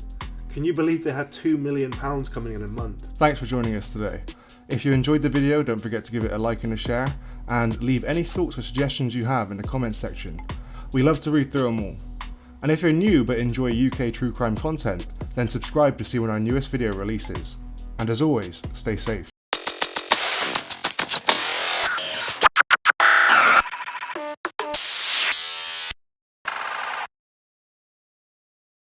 Hello and welcome to the Street Crime UK YouTube channel. Please don't forget to like, share, comment and subscribe. Today we look at the driver who mowed down and killed a police officer has been playing Xbox Live in his cell. The thug has also reportedly been using the nickname Cop Killer as his gamer tag while using the game's console. PC Andrew Duncan was thrown into the air when he tried to pull over Gary Cody's uninsured car for speeding in Sutton. The dad of two from Molesey, Surrey was taken to hospital in critical condition but died 2 days later. Mr. Cody, also known as Gary Bromwich, sped off but later handed himself in and was jailed for 8.5 years.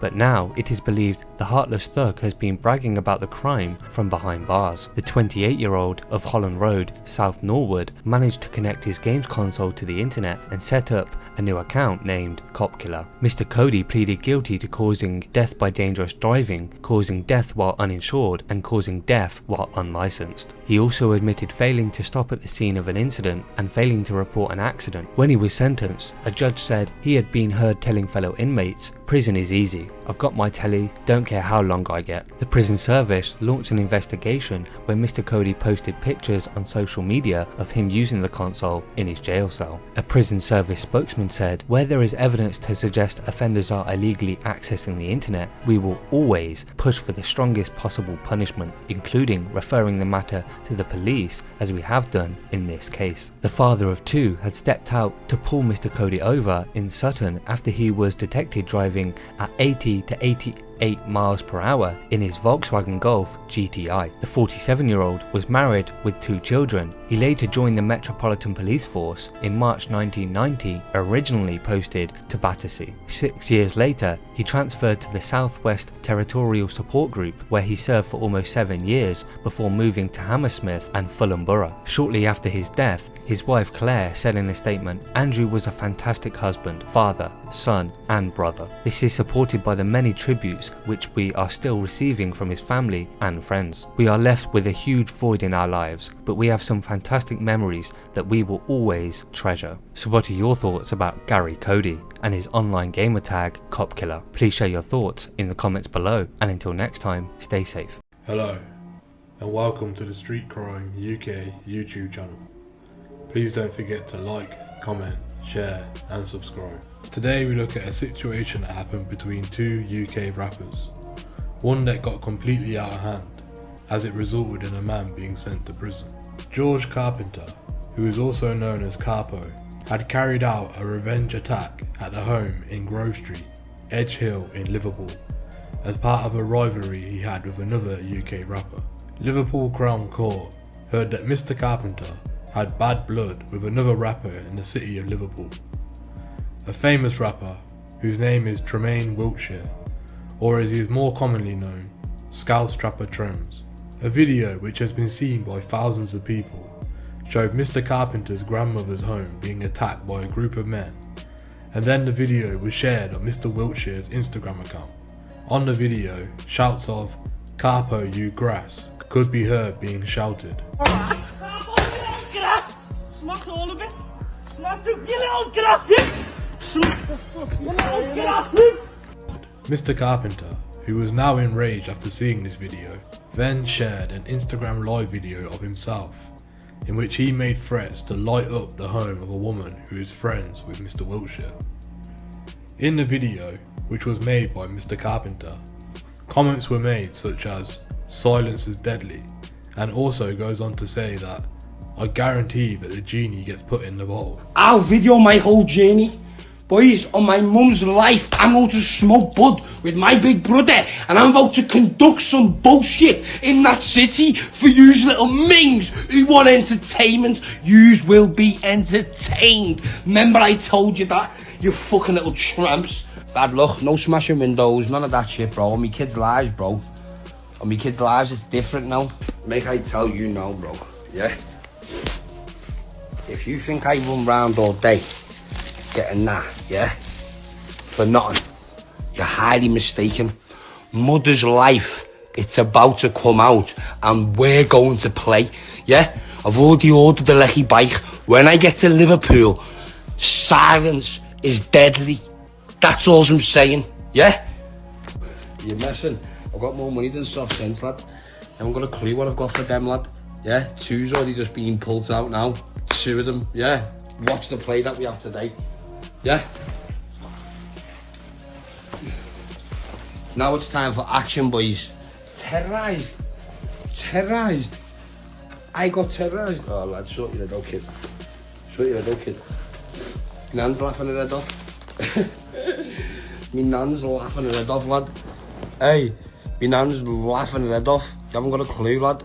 You haven't got a clue, you fucking little tramp. My nan is actually grinning her head off, saying, lad, go and get them. On my kids' lives, yeah. Watch what happens now. Bally, Trems, your nans, everyone. The court was told that the group of males who had committed the attack on the home of Mr. Carpenter's grandparents have not yet been identified. Mr. Carpenter, who was 33 at the time of the attack, had appeared at Liverpool Crown Court alongside Adam Akramoes, who is also 33.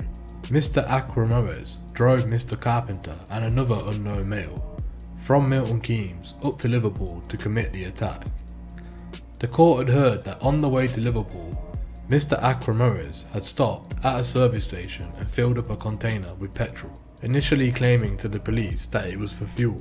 However, the judge said in sentencing that you must have had some knowledge of what your co-defendant was going to do with the petrol, though I do accept your plea that you were unaware of the particulars of the plan. When the group had arrived in Liverpool, Mr. Carpenter and the unknown male were dropped off close to Grove Street, where they had a short discussion about what was to happen before Mr. Carpenter left. Cheryl Mottram, who was prosecuting, said, "The Crown says that it is clear that the unknown male had thrown the petrol bomb through the window, and this was at the instruction of Mr. Carpenter." The court had heard that a woman who was luckily awake when she heard a bang went to investigate before realising the curtains in her living room and couch were set alight. Fortunately, she and the other occupants in the house were able to extinguish the fire with the use of a garden hose. Liverpool Crown Court had heard that the victim had suffered significant injuries to her foot due to the broken glass from the window which had smashed, as well as the burns to her hands and fingers, and she now suffered from psychological harm. A fire investigation officer, who was called to investigate the cause of the fire, described a strong smell of petrol and also discovered a wine bottle near the sofa. Shortly after the attack had happened, Mr. Carpenter had uploaded a second video to Instagram, where he now gloated about the arson attack. Mr. Carpenter, who gave no address at court but was previously from Walton in Liverpool, admitted committing arson with intent to endanger life. Mr. Carpenter has 9 convictions for 14 offences, which include violent disorder, robbery, possession of drugs, handling stolen goods, possession with intent to supply cannabis, and recently Mr. Carpenter was convicted of an affray and failing to surrender, which had resulted in a custodial sentence. Mr. Akramoes of Towpath Avenue in Northampton had admitted to arson but said he did not intend to endanger life. The court heard how Mr. Akramoes is, prior to the offence, effectively of good character, with only having one conviction for failing to surrender in 2010. Mike O'Brien, who was defending Mr. Carpenter, said, "The defendant maintains that once he became aware that the fire had started, he had arranged for a male and female to attend the address and warn the occupants. Liverpool Crown Court had heard that the attendance to the address was confirmed in a statement by a woman who has witnessed what had happened." Mr. O'Brien went on to explain that Mr. Carpenter had pleaded guilty to the crime and had expressed deep remorse in a probation report where he shows an insight to his behaviour. Laban Leek, who was defending Mr. Akramoes, had explained that his defendant was effectively offered free drugs to carry out the journey, but has learnt his lesson and is now drug-free. The court had heard how Mr. Akramoes has always maintained a very strong work ethic and has been employed himself for the past 11 years. Judge Garrett Byrne, who was sentencing in the court, had this to say: "This is a serious and wicked offence which arose from what started as a trivial feud between you, Mr. Carpenter, and Mr. Tremaine, Wiltshire. In the footage which was shown to the court, Mr. Carpenter was clearly very angry and clearly out of control and was intent on committing acts of violence.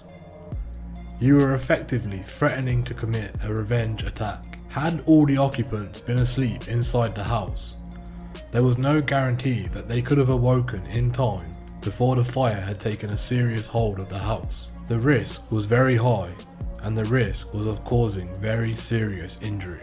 It was extremely lucky, to say the least, that someone was awake in the house and at that time of night, and that the person that was awake was able to wake up her family and put out the fire.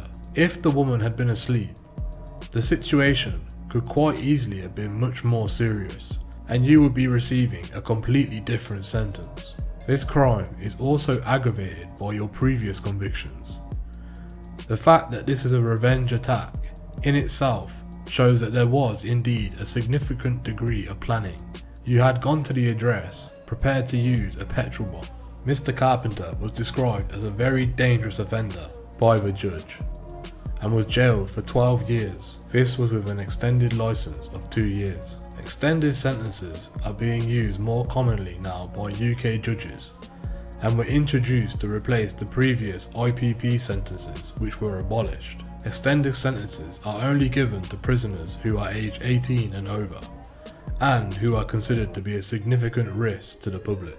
An extended sentence may be given to a prisoner aged 18 or over when they are guilty of a specified violent or sexual offence.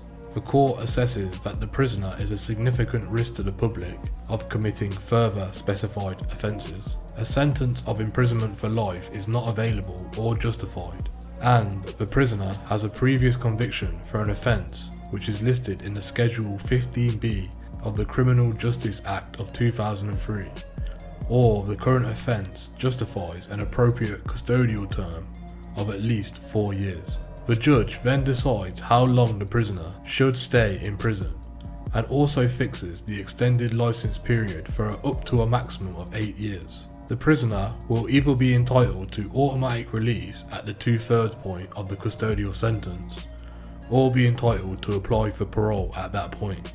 If parole is refused, the prisoner will be released when the prison term ends. Following release, the person will then be subjected to licence conditions, where he or she will remain under supervision of the National Offender Management Service until the expiry date of the extended period. The combined total of prison term and extension period cannot be more than the maximum sentence for the offence committed. Since Mr. Carpenter was given this type of sentence, he will spend at least 2/3 of his custodial term, which works out to be 8 years, behind bars. Mr. Carpenter will then only be released before the end of his sentence if a parole board considers he is no longer a risk to the public. In the sentences of Mr. Akramoes, the judge said that he accepted that there was an element of exploitation of Mr. Akramoes by Mr. Carpenter. However, it was a very serious attack and it had the potential for the loss of life. He jailed Mr. Akramoes for 4 years. However, it has been revealed recently that Mr. Carpenter has made an appeal to the Court of Appeals, where Mr. Carpenter's legal team have argued that the sentence which was imposed by Judge Garrett Byrne was too harsh and too long. The Court of Appeal have heard that Mr. Carpenter had bad blood with another Liverpool rapper, whose real name is Tremaine Wiltshire, but is much more well known as the UK rapper Scouse Trapper Trims. The rivalry had begun after Mr. Carpenter had suggested that Mr. Wiltshire should be brought to justice over an alleged attack which had happened to an ex-partner. Things had escalated quickly, and the day before the petrol bombing attack had happened, Mr. Carpenter's grandparents' house was attacked by a group of men who were shouting "Carpo, you grass," an incident which was filmed on a mobile phone.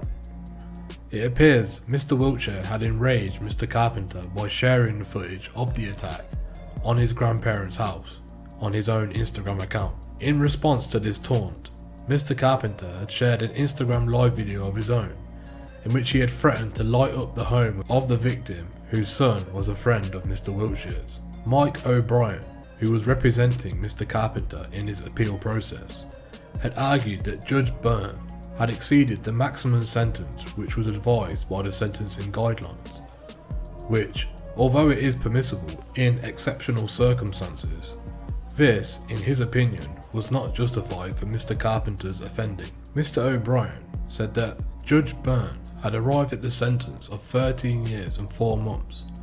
This was before deducting a 10% as credit for Mr. Carpenter's guilty pleas, which had come on the day that he was due to stand trial. The appeal court has also heard that the maximum range for the offence of this type is 12 years after trial. Mr. O'Brien also argued that the original judge did not need to impose an extended sentence for this crime, a sentence which means that Mr. Carpenter would not automatically be released on licence at the halfway stage of his sentence.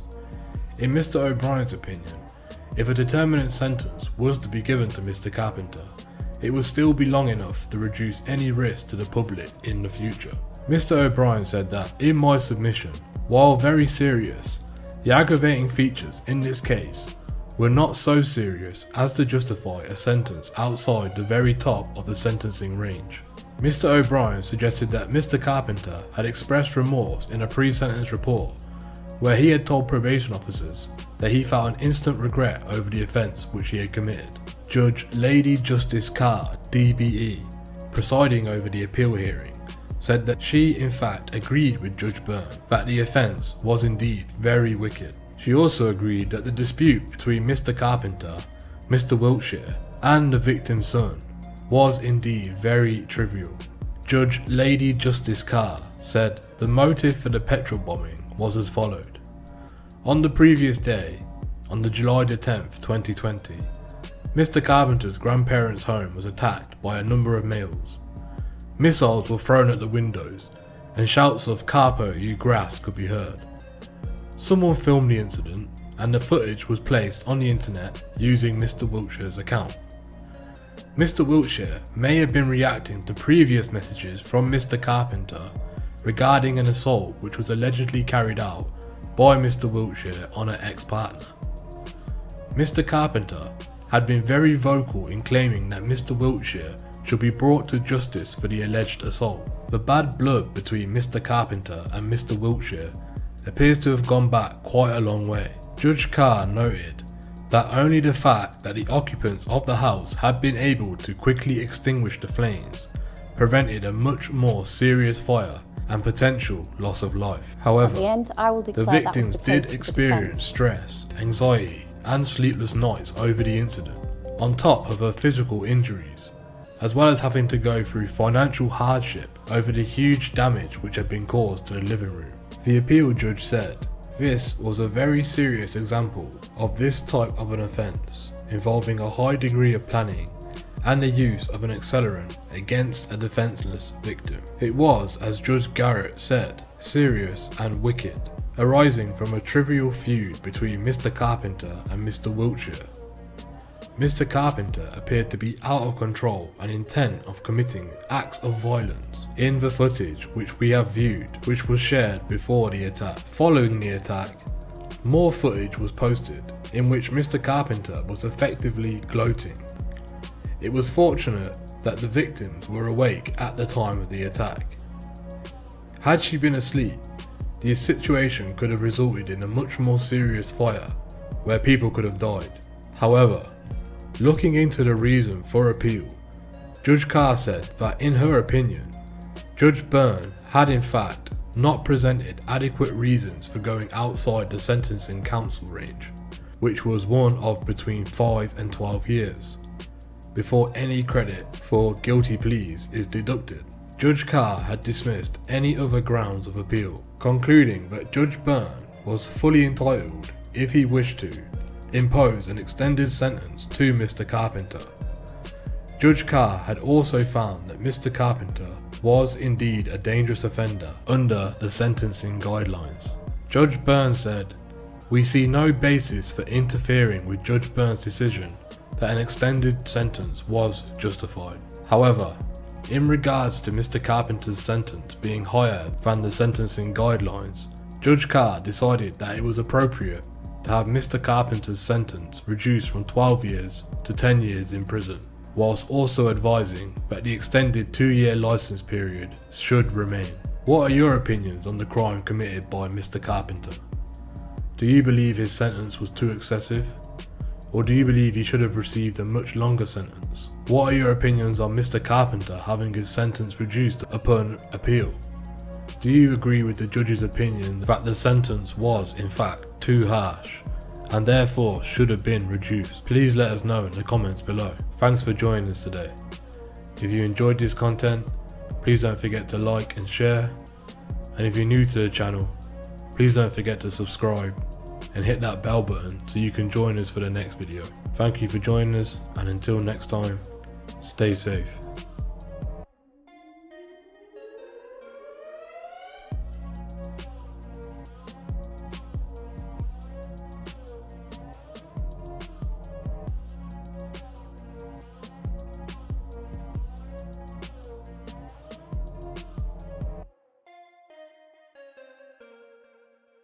Hello and welcome to the Street Crime UK YouTube channel. Please don't forget to like, share and subscribe. Today we look at 6 members of a Glasgow crime gang who have been jailed for a total of 25 years after being caught with £600,000 of cocaine, heroin and etizolum that they planned to sell on the streets of Inverness. A 7th member of the gang had his sentence deferred for further reports at High Court in Glasgow.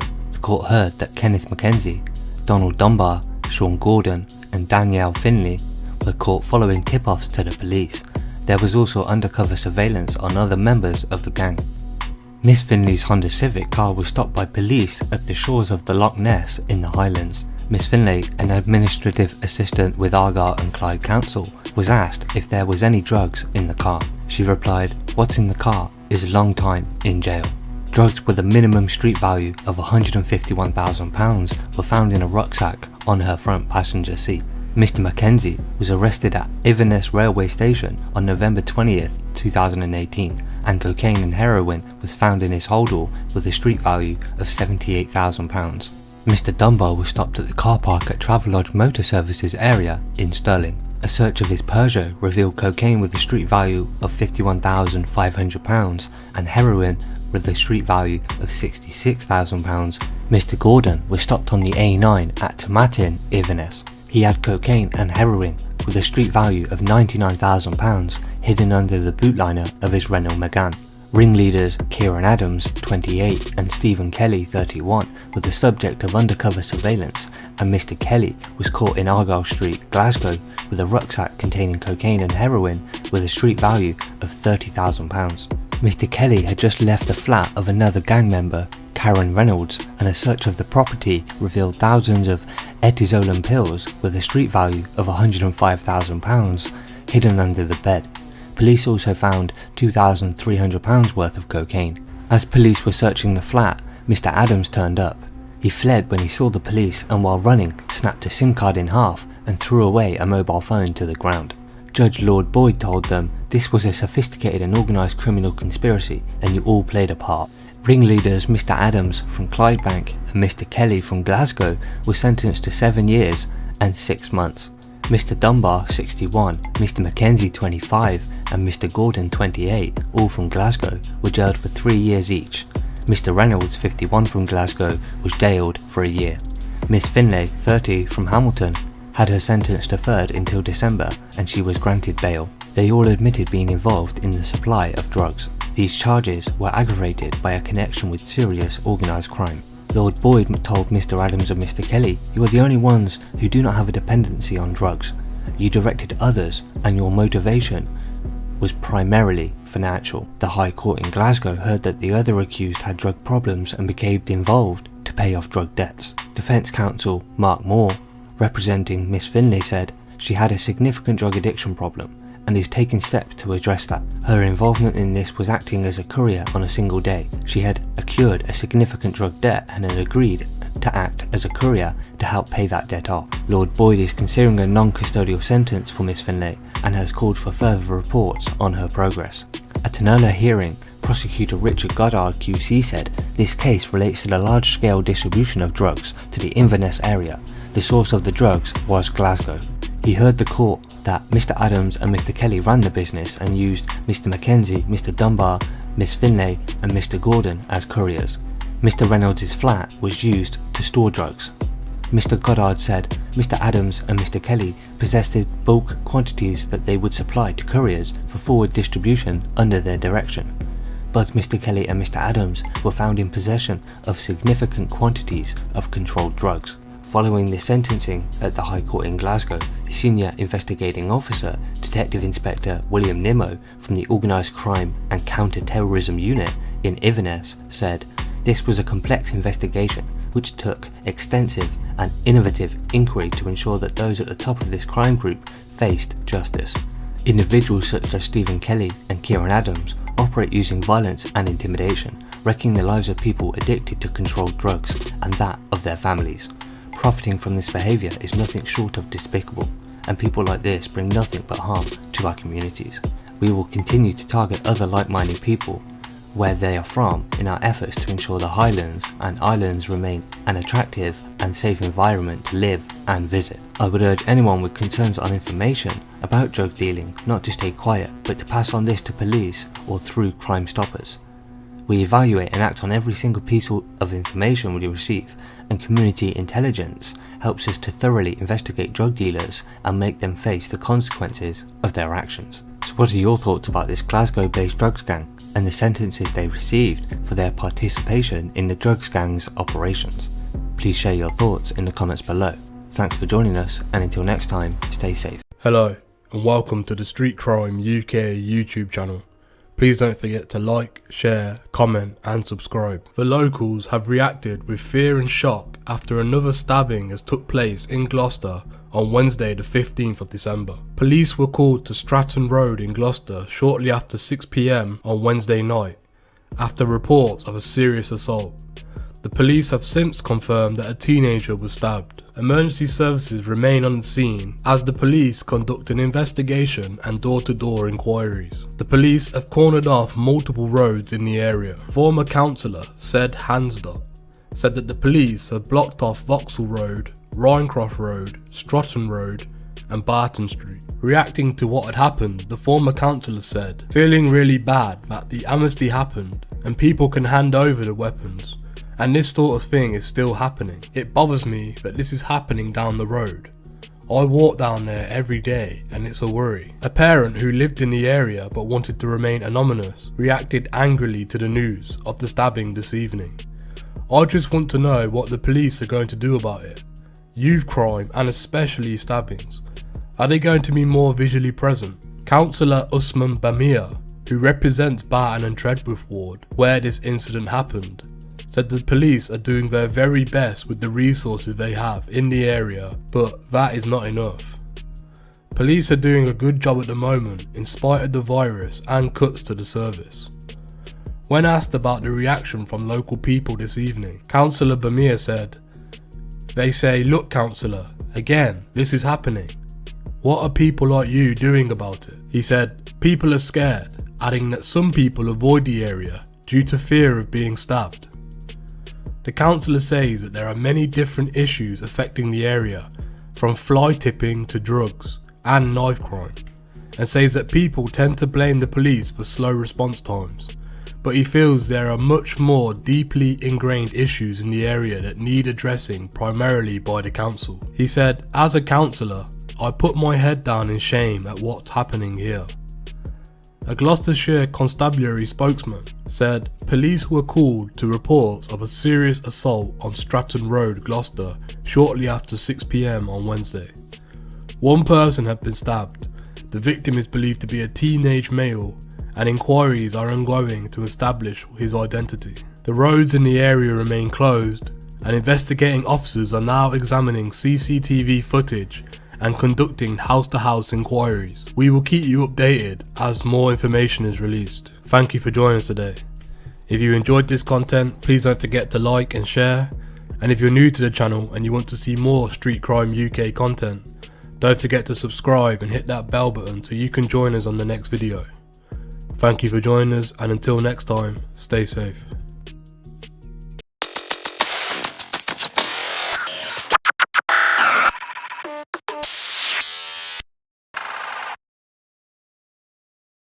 Hello and welcome to the Street Crime UK YouTube channel. Please don't forget to like, share, comment and subscribe. Today we look at both men who appeared at Snaresbrook Crown Court for sentencing after previously pleading guilty to conspiracy to supply Class A drugs. Daniel Sulman, 35, of Ferndale Road, Gravesend, was sentenced to 8 years and 6 months imprisonment. Alex May, 31, of Sandpiper Close, Greenheath, was sentenced to 6 years imprisonment. A third man, Sean King, 33, of Ampora Court, Longfield, did not appear at court. He previously pleaded guilty to conspiracy to supply Class A drugs. The Met's Organised Crime Command carried out an investigation into the men spanning several months and subsequently seized a total of 6 kilograms of Class A drugs with a street value of approximately £480,000 and cash amounting to £347,000. Mr. King was seen supplying a package to a male in Farnborough, Hampshire. Surveillance then showed Mr. King and Mr. Sulman meeting later that day in Bexley. Following this meeting, Mr. King travelled to Lisbon Street, Greenwich, where he was stopped and searched by police. A later search of Mr. King's vehicle uncovered a hidden compartment containing 4 kilograms of cocaine with a street value of approximately £320,000. He was arrested and later charged. A week later, surveillance identified Mr. May carrying 2 large bags into an address on Heathley Road, Bexley. Mr. Sulman attended the address shortly after, and he was also carrying a rucksack. Officers entered the address and a search ensued. The bag which Mr. Sulman had carried into the property was found in an office next to a money counting machine and contained £9,490. Another hidden compartment was found in the master bedroom, which contained the bag which Mr. May had taken into the address. It contained £79,000 and €301,000. Mr. May's vehicle was also searched, and another hidden compartment, identical to the one found in Mr. King's vehicle, was located and contained €45,000. Mr. May's home address was then searched, where a bowl of high purity cocaine and £1,320 was recovered. Mr. Sulman's home address was also searched, and €2,345 was recovered. Both men were arrested and later charged. Speaking on the case, Acting Detective Inspector of the Met's Organised Crime Command, Johnny Baker, said, "Drug-related crime has a hugely negative impact on local communities, and we were absolutely committed to identifying those involved and bringing them to justice." A huge amount of drugs and cash were recovered during this investigation, and I'd like to thank the team for working tirelessly to secure the convictions of these 3 men. So what are your thoughts about this drug trio of Daniel Sulman, Alex May and Sean King? Please share your thoughts in the comments below, and until next time, stay safe.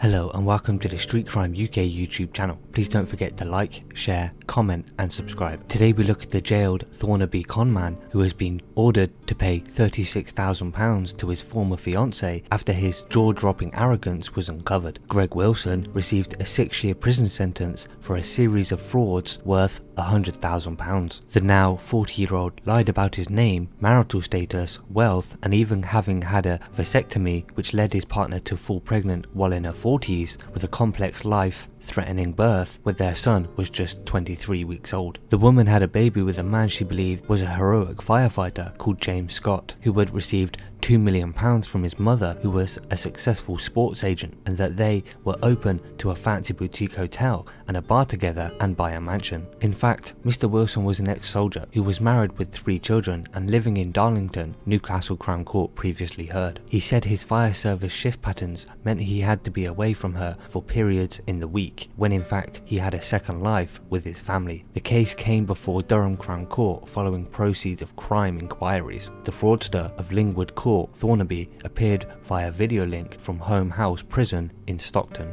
Mr. Wilson was ordered to pay £36,000 to a woman from his military pension. The former soldier wickedly deceived his fiancée after he had twice cancelled weddings at the plush Wynyard Hall 2.5 years into their relationship, and after her sister began to unravel the deception, he handed their baby son through an open window in his car and drove off, never to see them again. The sisters also put £58,000 into the business, a development on Newcastle's quayside, which he intended to open as a venue called At Scott's, and left their careers to join his sham enterprise. His victim previously said she felt shock, hurt and disbelief when the frauds were uncovered. Mr. Wilson also named himself as James Scott on his son's birth certificate. He committed further frauds by claiming he had £2 million from his mother and tried to buy a £1.5 million home on the exclusive Ramside Hall development in Durham. Newcastle Falcons Rugby Club was another victim, leading to £9,500 in losses after he purported to join a hospitality package. So what are your thoughts about Greg Wilson? Please share your thoughts in the comments below, and until next time, stay safe.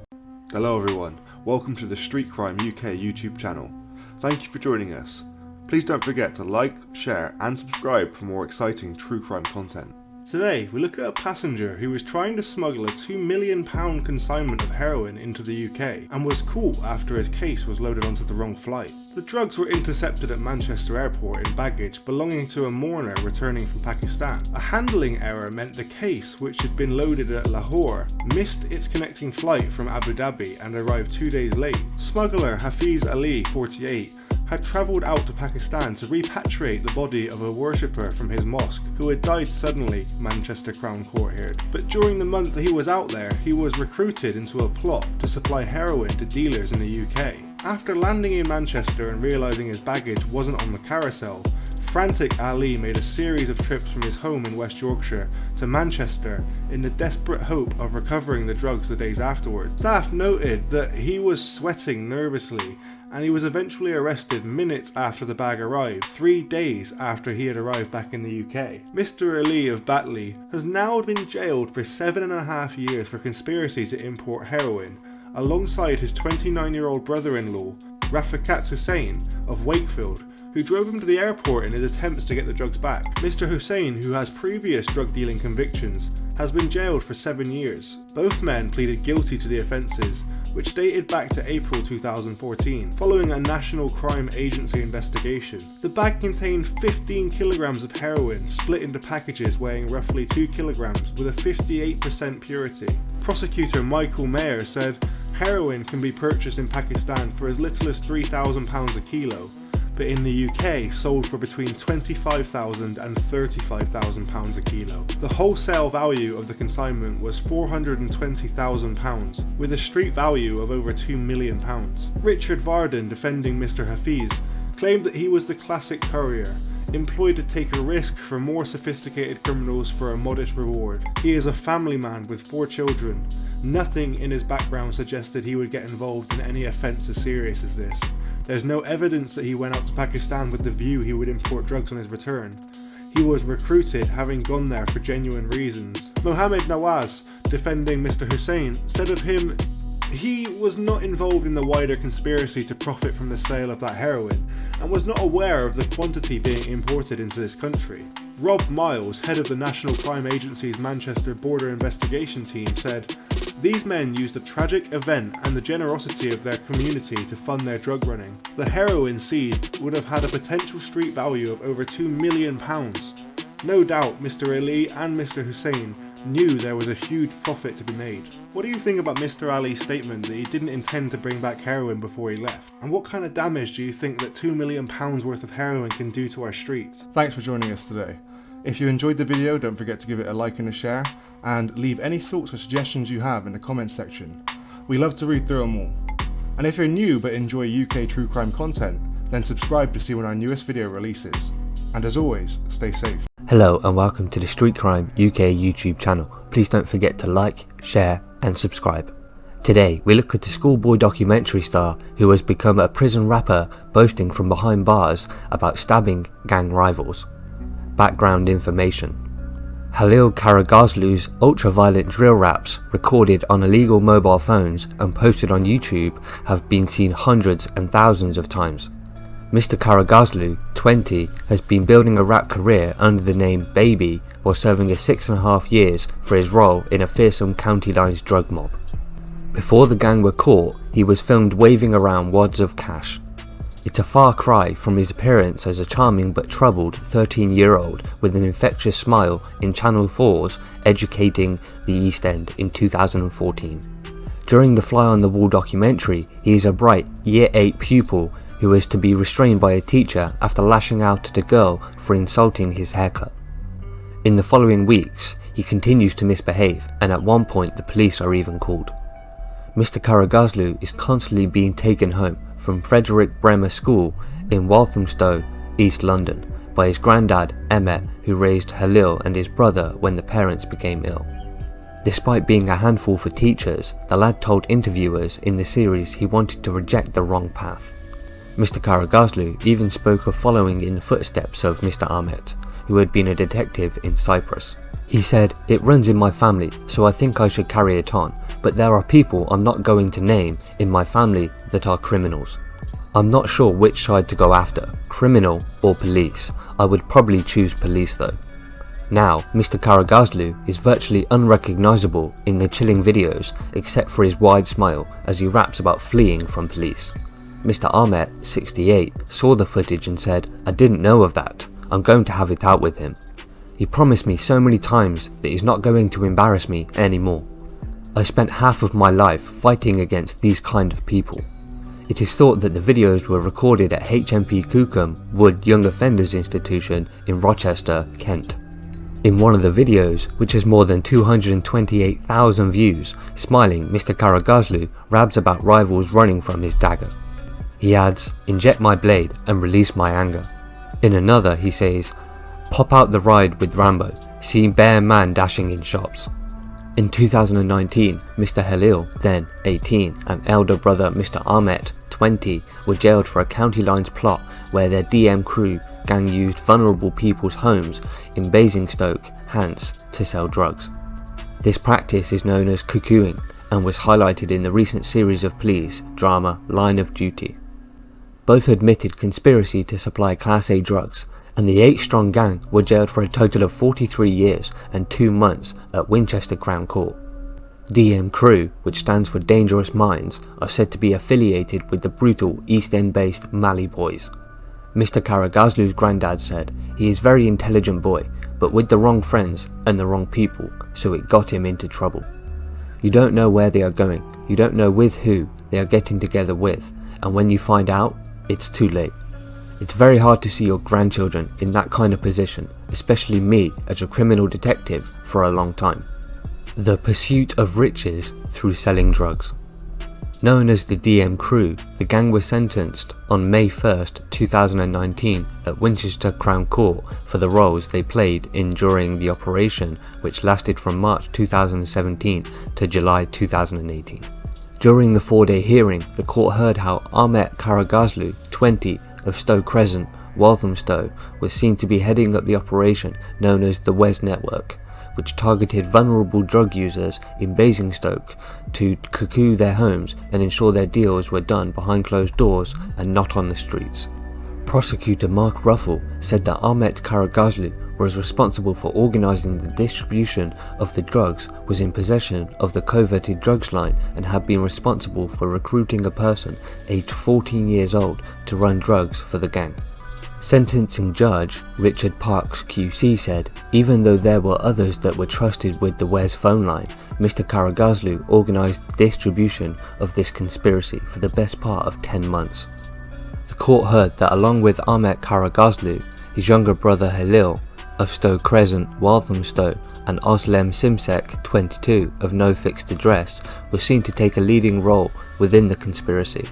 Mr. Halil, seen as Ahmet's second in command, and in evidence heard during the course of sentencing, his phone could be tracked to a number of addresses in Basingstoke and Tadley where the gang was cocooned.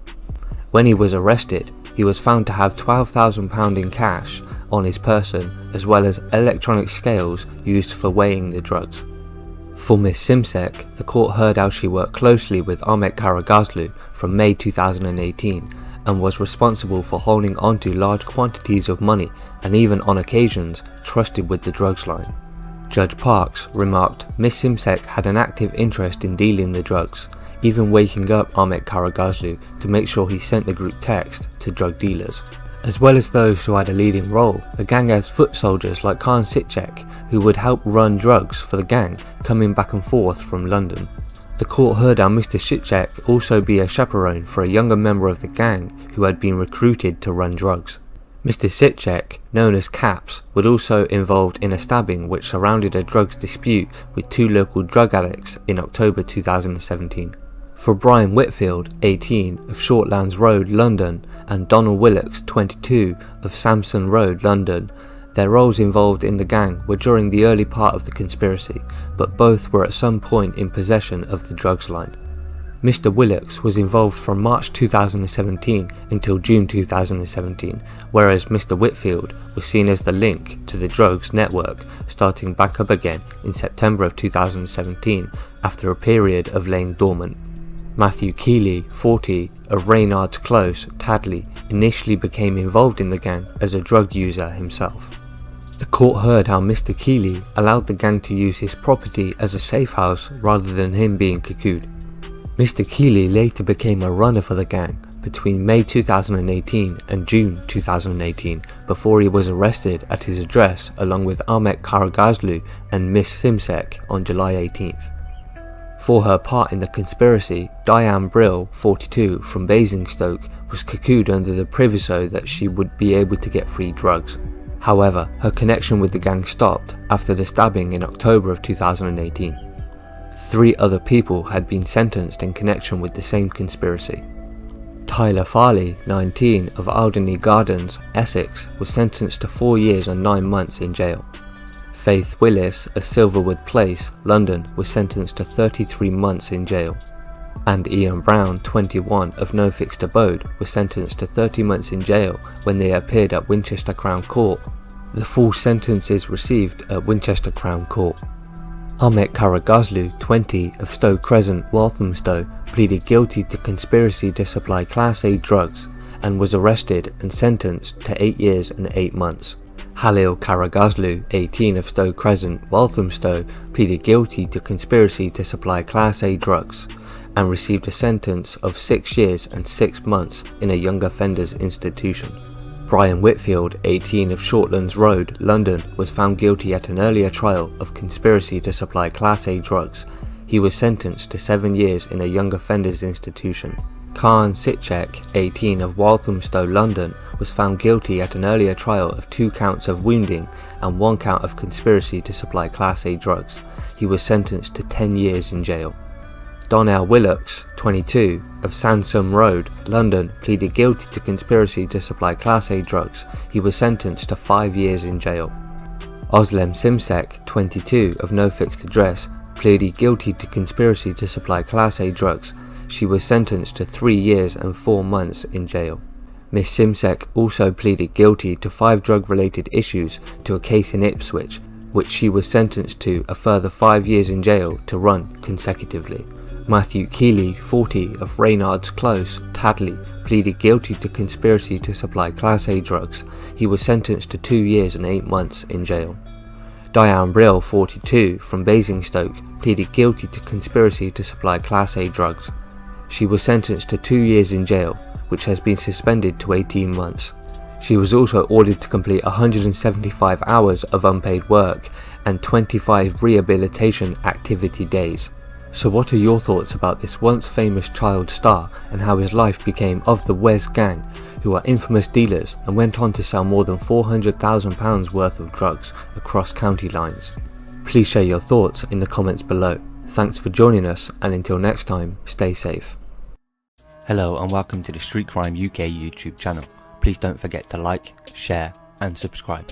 Today we look at a woman who tried to burn down a friend's flat after she falsely accused her of stealing her boyfriend and has been jailed for 21 months.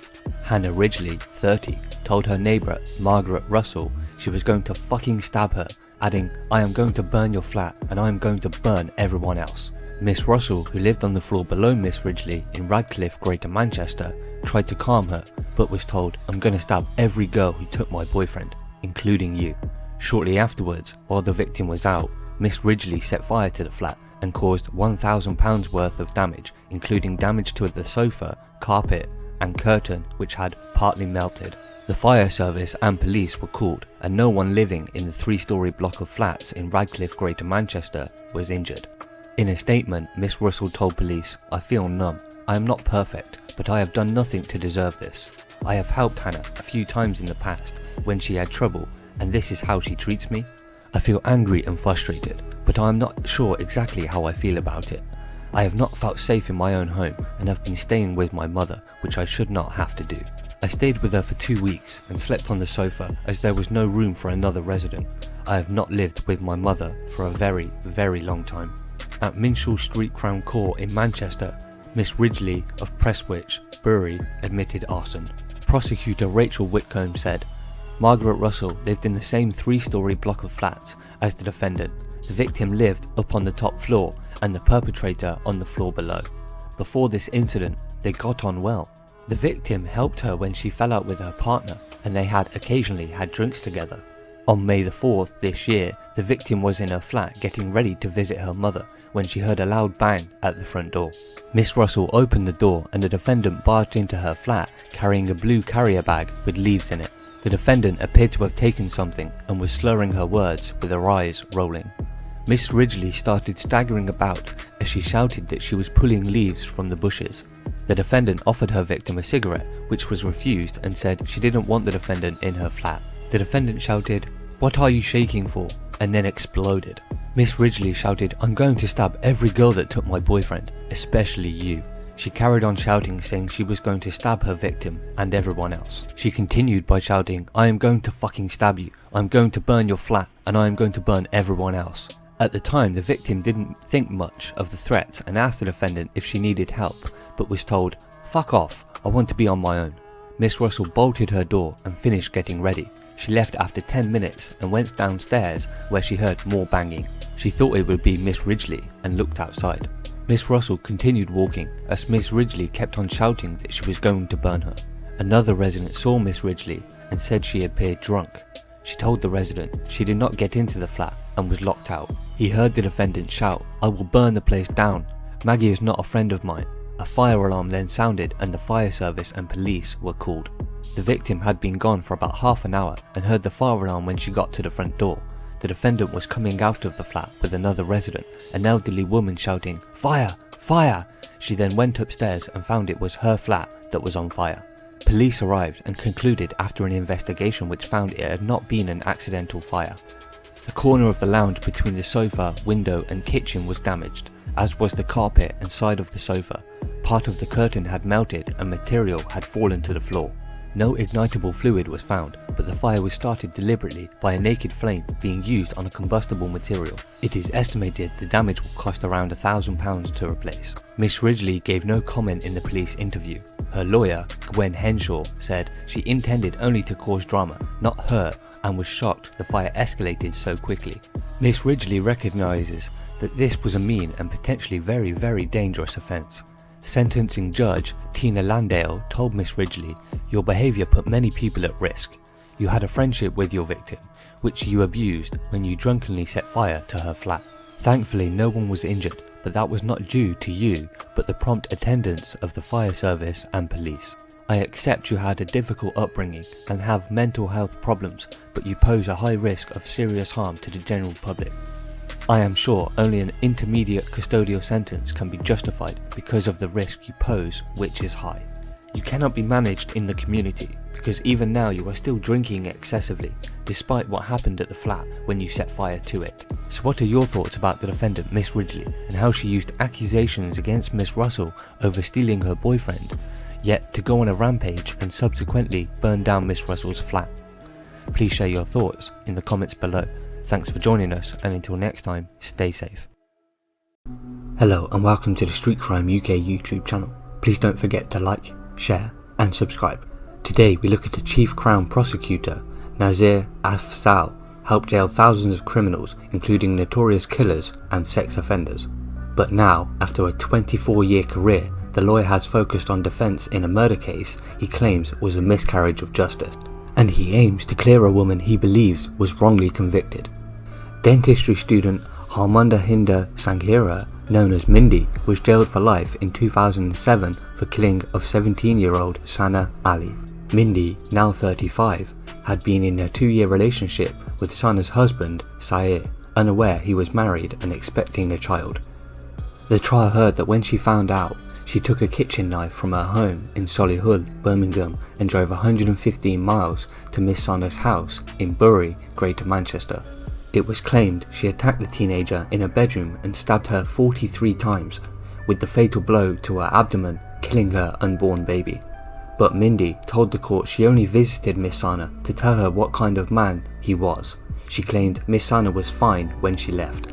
Despite no forensic evidence linking her to the scene, a jury convicted Mindy by 11-1, and she got life with minimum term of 14 years. Mr. Afzal studied the case shortly before leaving his role in 2015 and decided something wasn't right. In his book, The Prosecutor, he wrote, "This was the last case I would explore in detail. This time I wasn't looking to prosecute, but to see if we had got it wrong. 3 pieces of evidence made him certain. When Miss Sana was found dead in a pool of blood after the visit, the front door was locked from the inside, so nobody could have left without being let out.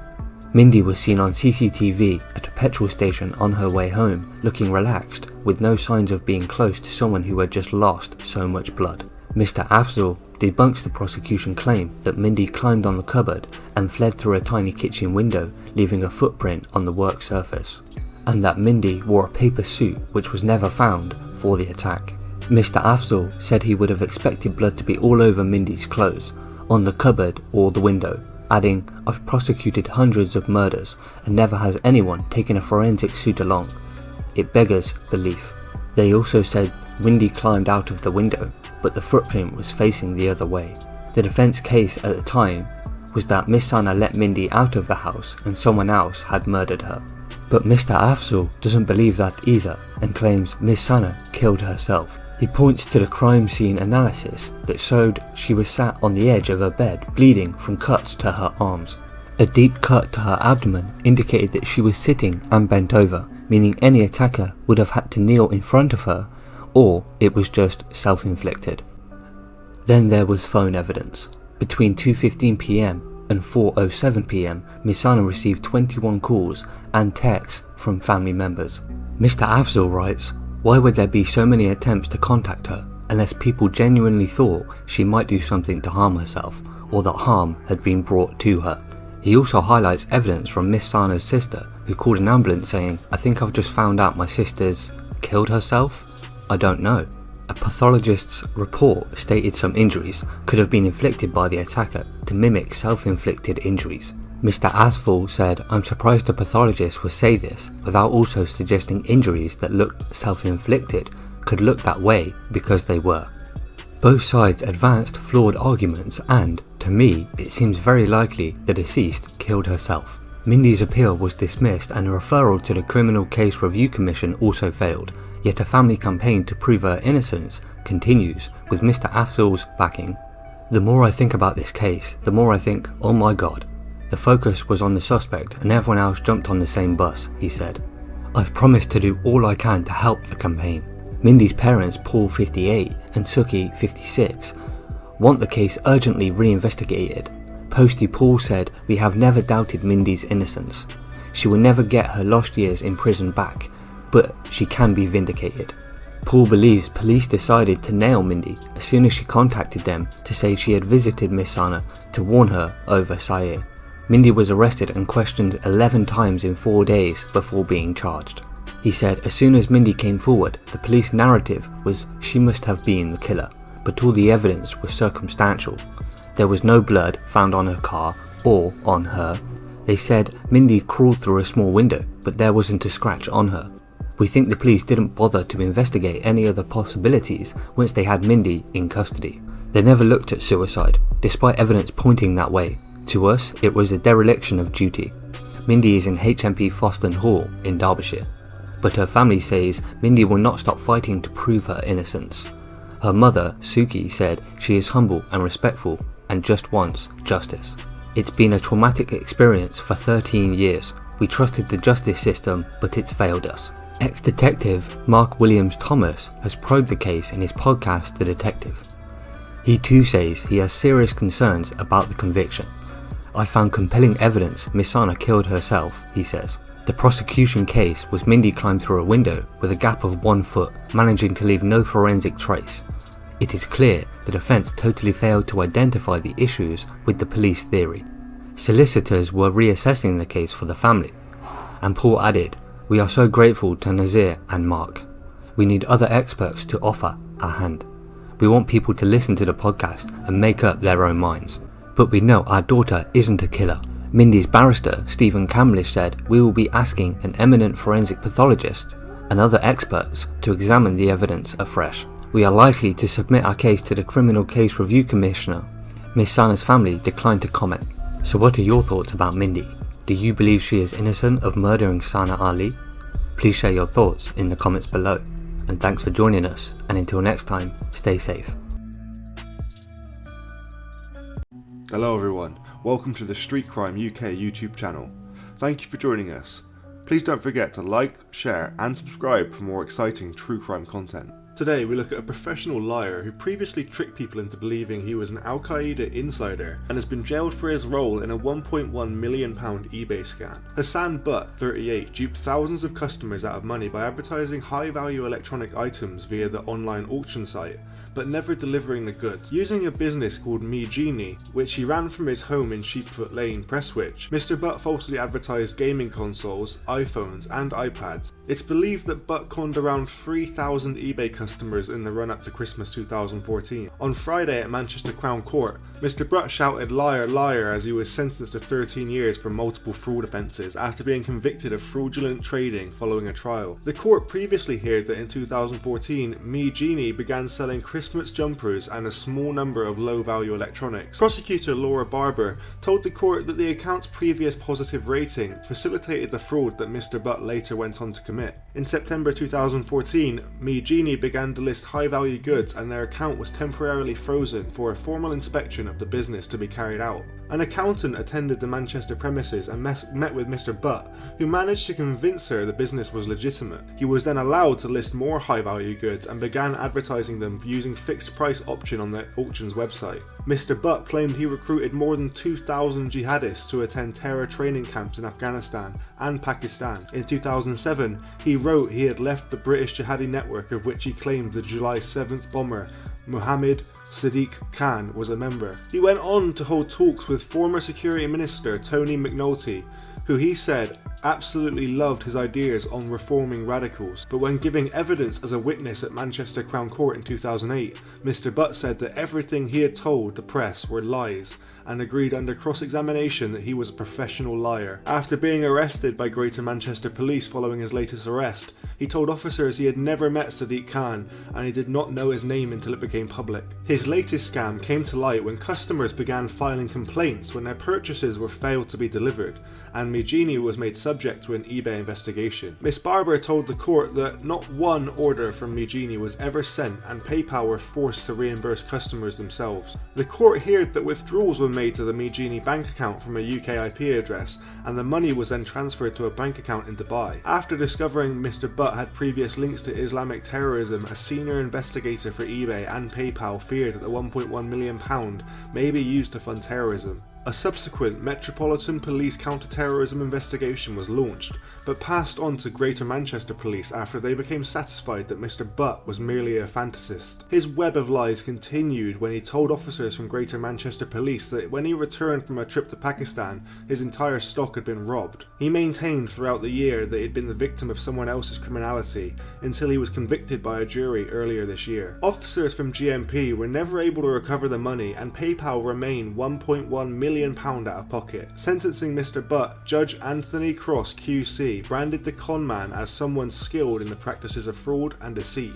I am satisfied from all that I have seen and heard that you are a man who shows not one single jot of remorse. At times you seem to wallow in your dishonesty, he said. I find it almost impossible to decide when you speak whether or not the truth is falling from your lips. You are indeed a man who has woven a complex tapestry of deceit throughout your adult life. In addition, Butt was also convicted of fraudulently obtaining £47,000 of loans and credit. When questioned by the leaders, he repeatedly claimed to have been the victim of identity theft. Separately, he was also convicted of a £6,000 online fraud, in which he ordered high-value products including iPads and gold bars before falsely obtaining refunds by claiming the items never arrived at his address. Hassan Butt is a serial fraudster and liar, whose actions in scamming money online of thousands of eBay customers ended up costing the website over £1.1 million. Mr. Butt tried to pin the guilt on his business associate who had left the UK, but the jury did not believe his story. A second man, Tawib Amin Dar, 35, a business associate of Mr. Butt, who is also from Manchester, was convicted of fraud and ordered to complete 200 hours of unpaid work earlier in the hearing. At the same hearing, Mr. Butt was sentenced to 4 years in prison after pleading guilty to using false names to help himself and others avoid multiple speed camera prosecutions. He admitted providing false information for 18 speed camera offences between 2011 and 2015. Mr. Butt used false names but always the same address on Copthall Lane, Manchester.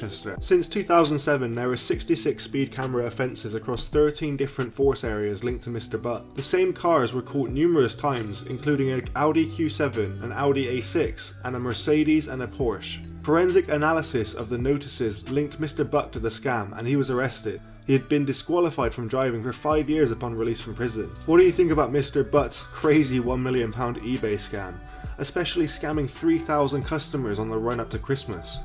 Thanks for joining us today. If you enjoyed the video, don't forget to give it a like and a share, and leave any thoughts or suggestions you have in the comments section. We love to read through them all. And if you're new but enjoy UK true crime content, then subscribe to see when our newest video releases. And as always, stay safe. Hello, and welcome to the Street Crime UK YouTube channel. Please don't forget to like, comment, share and subscribe. Today we look at a woman who was described by a judge as being the greedy wife of a major drug dealer, and one who had lived a lavish lifestyle which included going on luxury holidays which were funded by his ill-gotten gains. Mrs. Hartley of Wines, who was also known by her married name of Ellie Tobin, had £8,665 paid into her bank account in June of 2016, just before their marriage. Later that summer, a deposit of €3,000 was made for an apartment to be purchased in her name in Spain. The couple, who lived in properties in Wines and Warrington, spent a week in Dubai in September of 2016, during which time £2,000 cash was paid into her account again. Her phone was used to contact drug dealers and make calls to Colombia. Mrs. Helen Hartley, who was 35 at the time, and who married Mr. Alan Tobin at Lake, which was followed by a 2-week honeymoon which had reportedly cost over £10,000, had admitted in court to possessing criminal property, but the court heard that she continued to deny any wrongdoing.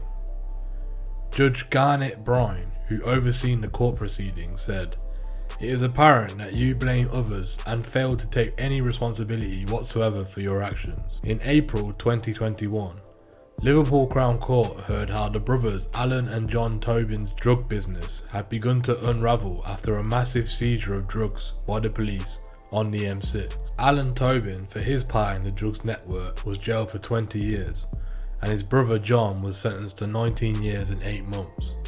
Both men had pleaded guilty in court to conspiracy to supply Class A drugs. Mrs. Hartley, who also appeared in the same court along with her own mum, Anne Hartley, and Catherine Walker, who is the partner of John Tobin.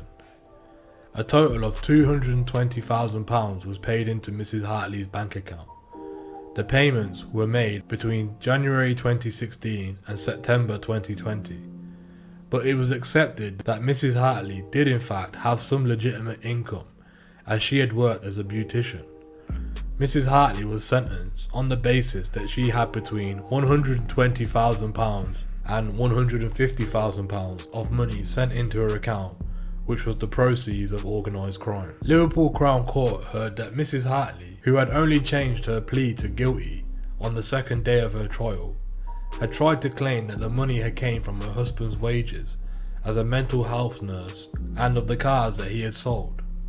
However, Judge Bryan did not believe anything that was said in the court, and in fact said her excuse before the court was quite frankly ludicrous. Judge Bryan said that Mrs. Hartley had willingly turned a blind eye to where the money in her own bank account was coming from, and also told Mrs. Hartley that her previous conviction that she had received in October of 2019, when it was discovered that she had been fraudulently obtaining council tax, demonstrates what a greedy person she actually can be. Judge Bryan continued, "I am very aware that you have 2 young children and that they have already lost their father to a very lengthy term of imprisonment. I have therefore reduced your sentence to keep it to an absolute minimum to the amount of time that you are to be kept away from them." The judge sentenced Mrs. Helen Hartley to 9 months in jail. Anne Hartley, the mother of Helen, who was 63 at the time, had also admitted possessing criminal property involving the amount of £96,735. Anne Hartley was sentenced to 20 months imprisonment, but it was to be suspended for 2 years. She was also ordered to carry out 80 hours of unpaid work and attend 10 days of a rehabilitation activity course. Nicola Daly, who was prosecuting, said that Anne Hartley appeared to be deeply involved in the family business, laundering the proceeds of criminal financial gain. Miss Daly had pointed out that Miss Hartley did in fact have a previous conviction for possessing Class A drugs with intent to supply, which was given to her in May of 2013. Catherine Walker, who was 37 at the time, and whose partner was Mr. Tobin, who is serving 19 years and 8 months in prison for his part in the drugs network.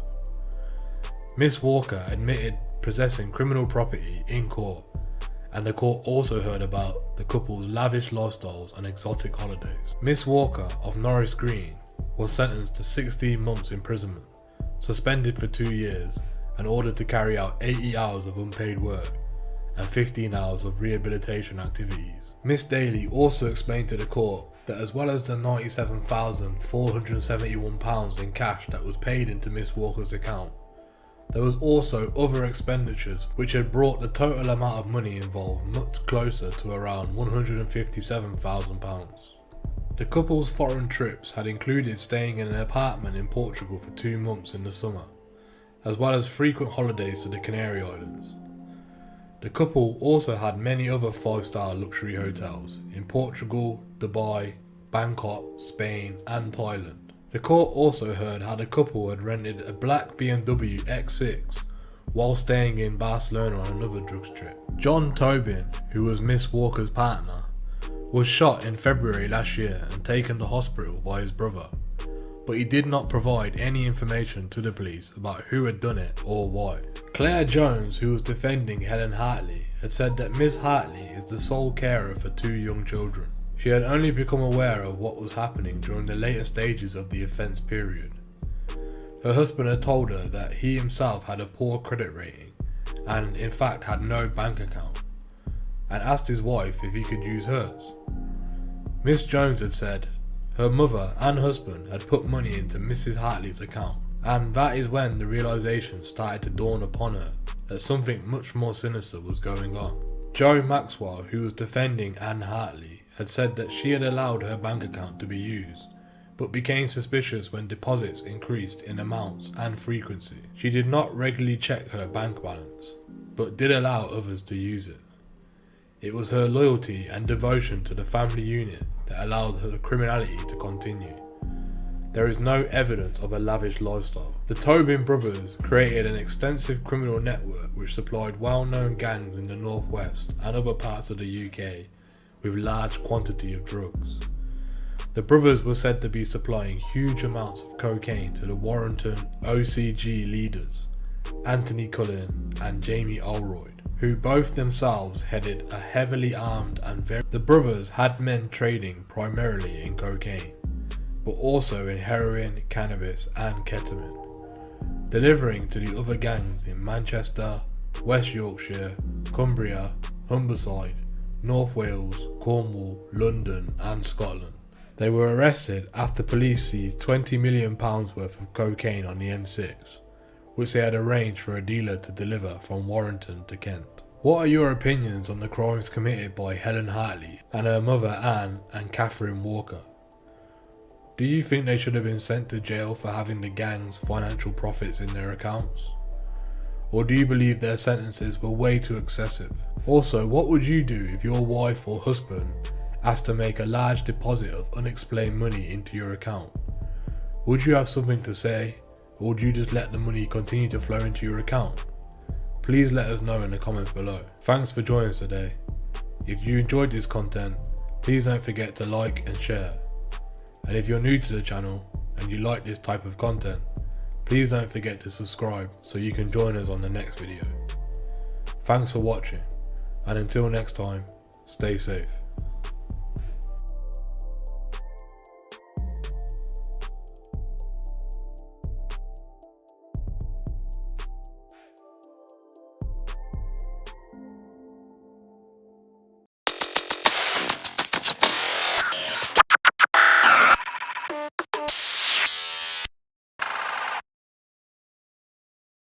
Hello and welcome to the Street Crime UK YouTube channel. Please don't forget to like, share, comment and subscribe. Today we'll look at an arms dealer who has been sentenced to nearly 9 years in prison after he was spotted by weapons and ammunition in Sussex. Dean Batchelor, known as Agro, was sentenced to 8 years and 9 months behind bars after admitting selling a firearm and illegally importing 2 guns and pepper gas ammunition. The 28-year-old sold weapons to career criminals, and the investigation which led to his conviction also led to one of his customers, Hervey Gillett, being locked up. Mr. Gillett was tracked by undercover cops who followed him to an address in Stockwell, South London, which was linked to Mr. Batchelor. Mr. Gillett was riding a stolen motorbike with fake plates and was wearing a distinctive backpack and gloves. Armed officers arrested Mr. Gillett after seeing him open an electric cupboard at the address and returning without his bag and gloves. He was found with a burner phone in his possession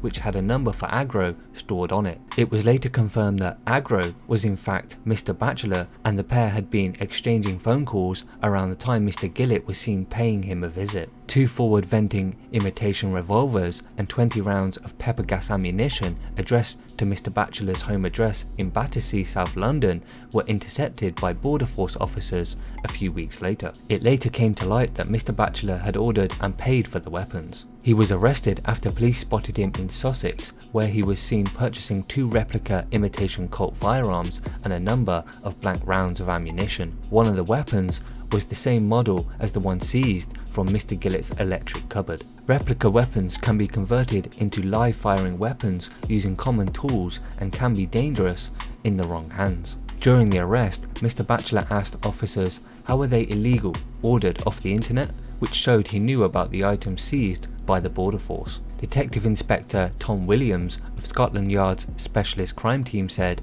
this investigation led to several lethal weapons and ammunition being taken off the streets of London. If they had not been seized, I have no doubt that they would have gone on to cause, at the very least, serious harm, if not death. These convictions are a result of extremely hard work by the team, who worked tirelessly to secure evidence against Mr. Gillett and Mr. Batchelor. In the end, the evidence was so strong against them that they had no choice but to plead guilty. Both men are pleaded guilty at Kingston Crown Court and were sentenced at the same court. Mr. Batchelor was sentenced to 8 years and 9 months. Mr. Gillett was sentenced to 5 years and 10 months in jail for possession of a firearm when prohibited for 5 years and driving a motor vehicle without the owner's consent. So what are your thoughts about Dean Batchelor and Hervey Gillett? Please share your thoughts in the comments below, and until next time, stay safe.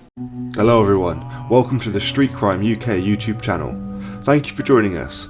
Please don't forget to like, share and subscribe for more exciting true crime content. Today we look at a Swanscombe man who is one of 3 people jailed for a £6.9 million tax fraud that funded luxury lifestyles and paid off debts. Payroll administrator Christopher Azzopardi, 37, of Church Road, was found guilty of 3 counts of conspiracy to cheat the public revenue and was jailed for 4 years for his part in the embezzlement that was carried out over 2.5 years. Aquil Ahmed, 60, an accountant from West Malling, and Victor Shearer, 43, a construction services company director from Kings Hill in Kent, were sent to prison for 7 years 8 months and 7 years 6 months respectively for their roles in the con. Mr. Azzopardi helped defraud HM Revenue and Customs of VAT, income tax, national insurance contributions and construction industry scheme deductions. The men attempted to hide their fraud by using a complex network of companies and bank accounts in the UK and offshore, but their crimes were uncovered by investigators. Mr. Ahmed employed Christopher Azzopardi to operate payroll services for clients through his various companies, supposedly calculating wages and paying any tax due. Clients were charged VAT on these services, but neither the VAT nor the deductions were paid across HMRC. Mr. Shearer's company, Leaner Logistics, supplied short-term contractors to the construction industry, mainly in London and the South East, often providing hundreds of workers at a time. Mr. Shearer turned to Mr. Ahmed's Rochester-based keepers companies to run his payroll and CIS. Mr. Shearer introduced other clients to the payroll company, who also used this fraudulent scheme. The 3 men who were arrested in 2012 and 2013 stole the money to fund Mr. Ahmed and Mr. Shearer's lavish lifestyles, with Mr. Ahmed owning a Bentley, buying various properties and taking multiple foreign holidays. Vast sums were spent by Mr. Shearer on property, high living, ski holidays, cars and treating friends, family and clients. Maidstone Crown Court heard that Mr. Azzopardi was in debt. Mr. Ahmed paid him around £60,000 a year, double a usual bookkeeper's wage, for his role in the fraud with no tax paid on his salary. Chris Gill, Assistant Director of the HMRC's Fraud Investigation Service, said, "These men were driven by greed, abusing systems that are designed to ensure workers are paid correctly and taxes paid to HMRC.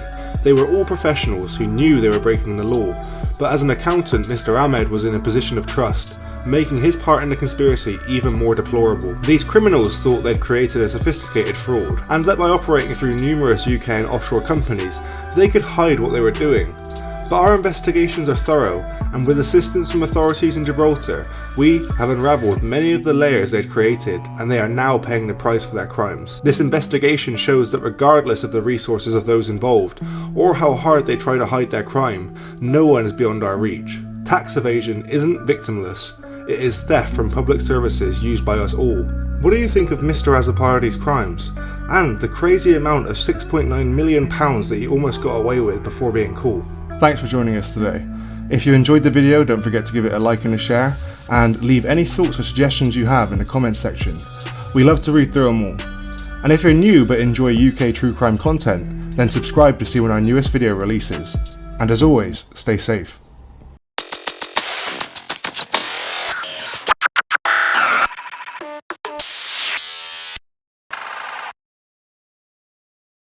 Hello and welcome to the Street Crime UK YouTube channel. Please don't forget to like, share, comment and subscribe. Today we're going to take a look at the case of a woman who glassed an off-duty Wetherspoons worker who has now been sacked despite claims that she was innocent. Holly Crutchley, who was 22, kicked off after being told to pay for a chicken basket that she ate from a nearby table in a pub in Cheadle, Staffordshire. She said, "Do you want to go? Do you want to go?" before throwing the contents of a drink at the woman, who was taken to hospital to receive 6 stitches. pictures. Miss Crutchley was sentenced to 8 months in prison, suspended for a year after pleading guilty to the attack on August the 14th last year. She has now been sacked from her job as an estate agent, it was said in court. He said that his daughter now had lost her career as a result of the incident, even though the judge had said that he hoped this would not happen. She said that she had never been in trouble before and now she has lost her career, despite what the judge said, because of the publicity coming from the court case, he said. He added, "She has been employed doing the same thing since leaving school, and her employers have stood up to her until this day. She is sorry for what happened. It has affected her mentally, and she has now lost her career over it." Dad also urged that while his daughter pleaded guilty, she didn't steal the food, but it was taken to the wrong table, and claimed there was no scuffle. Court.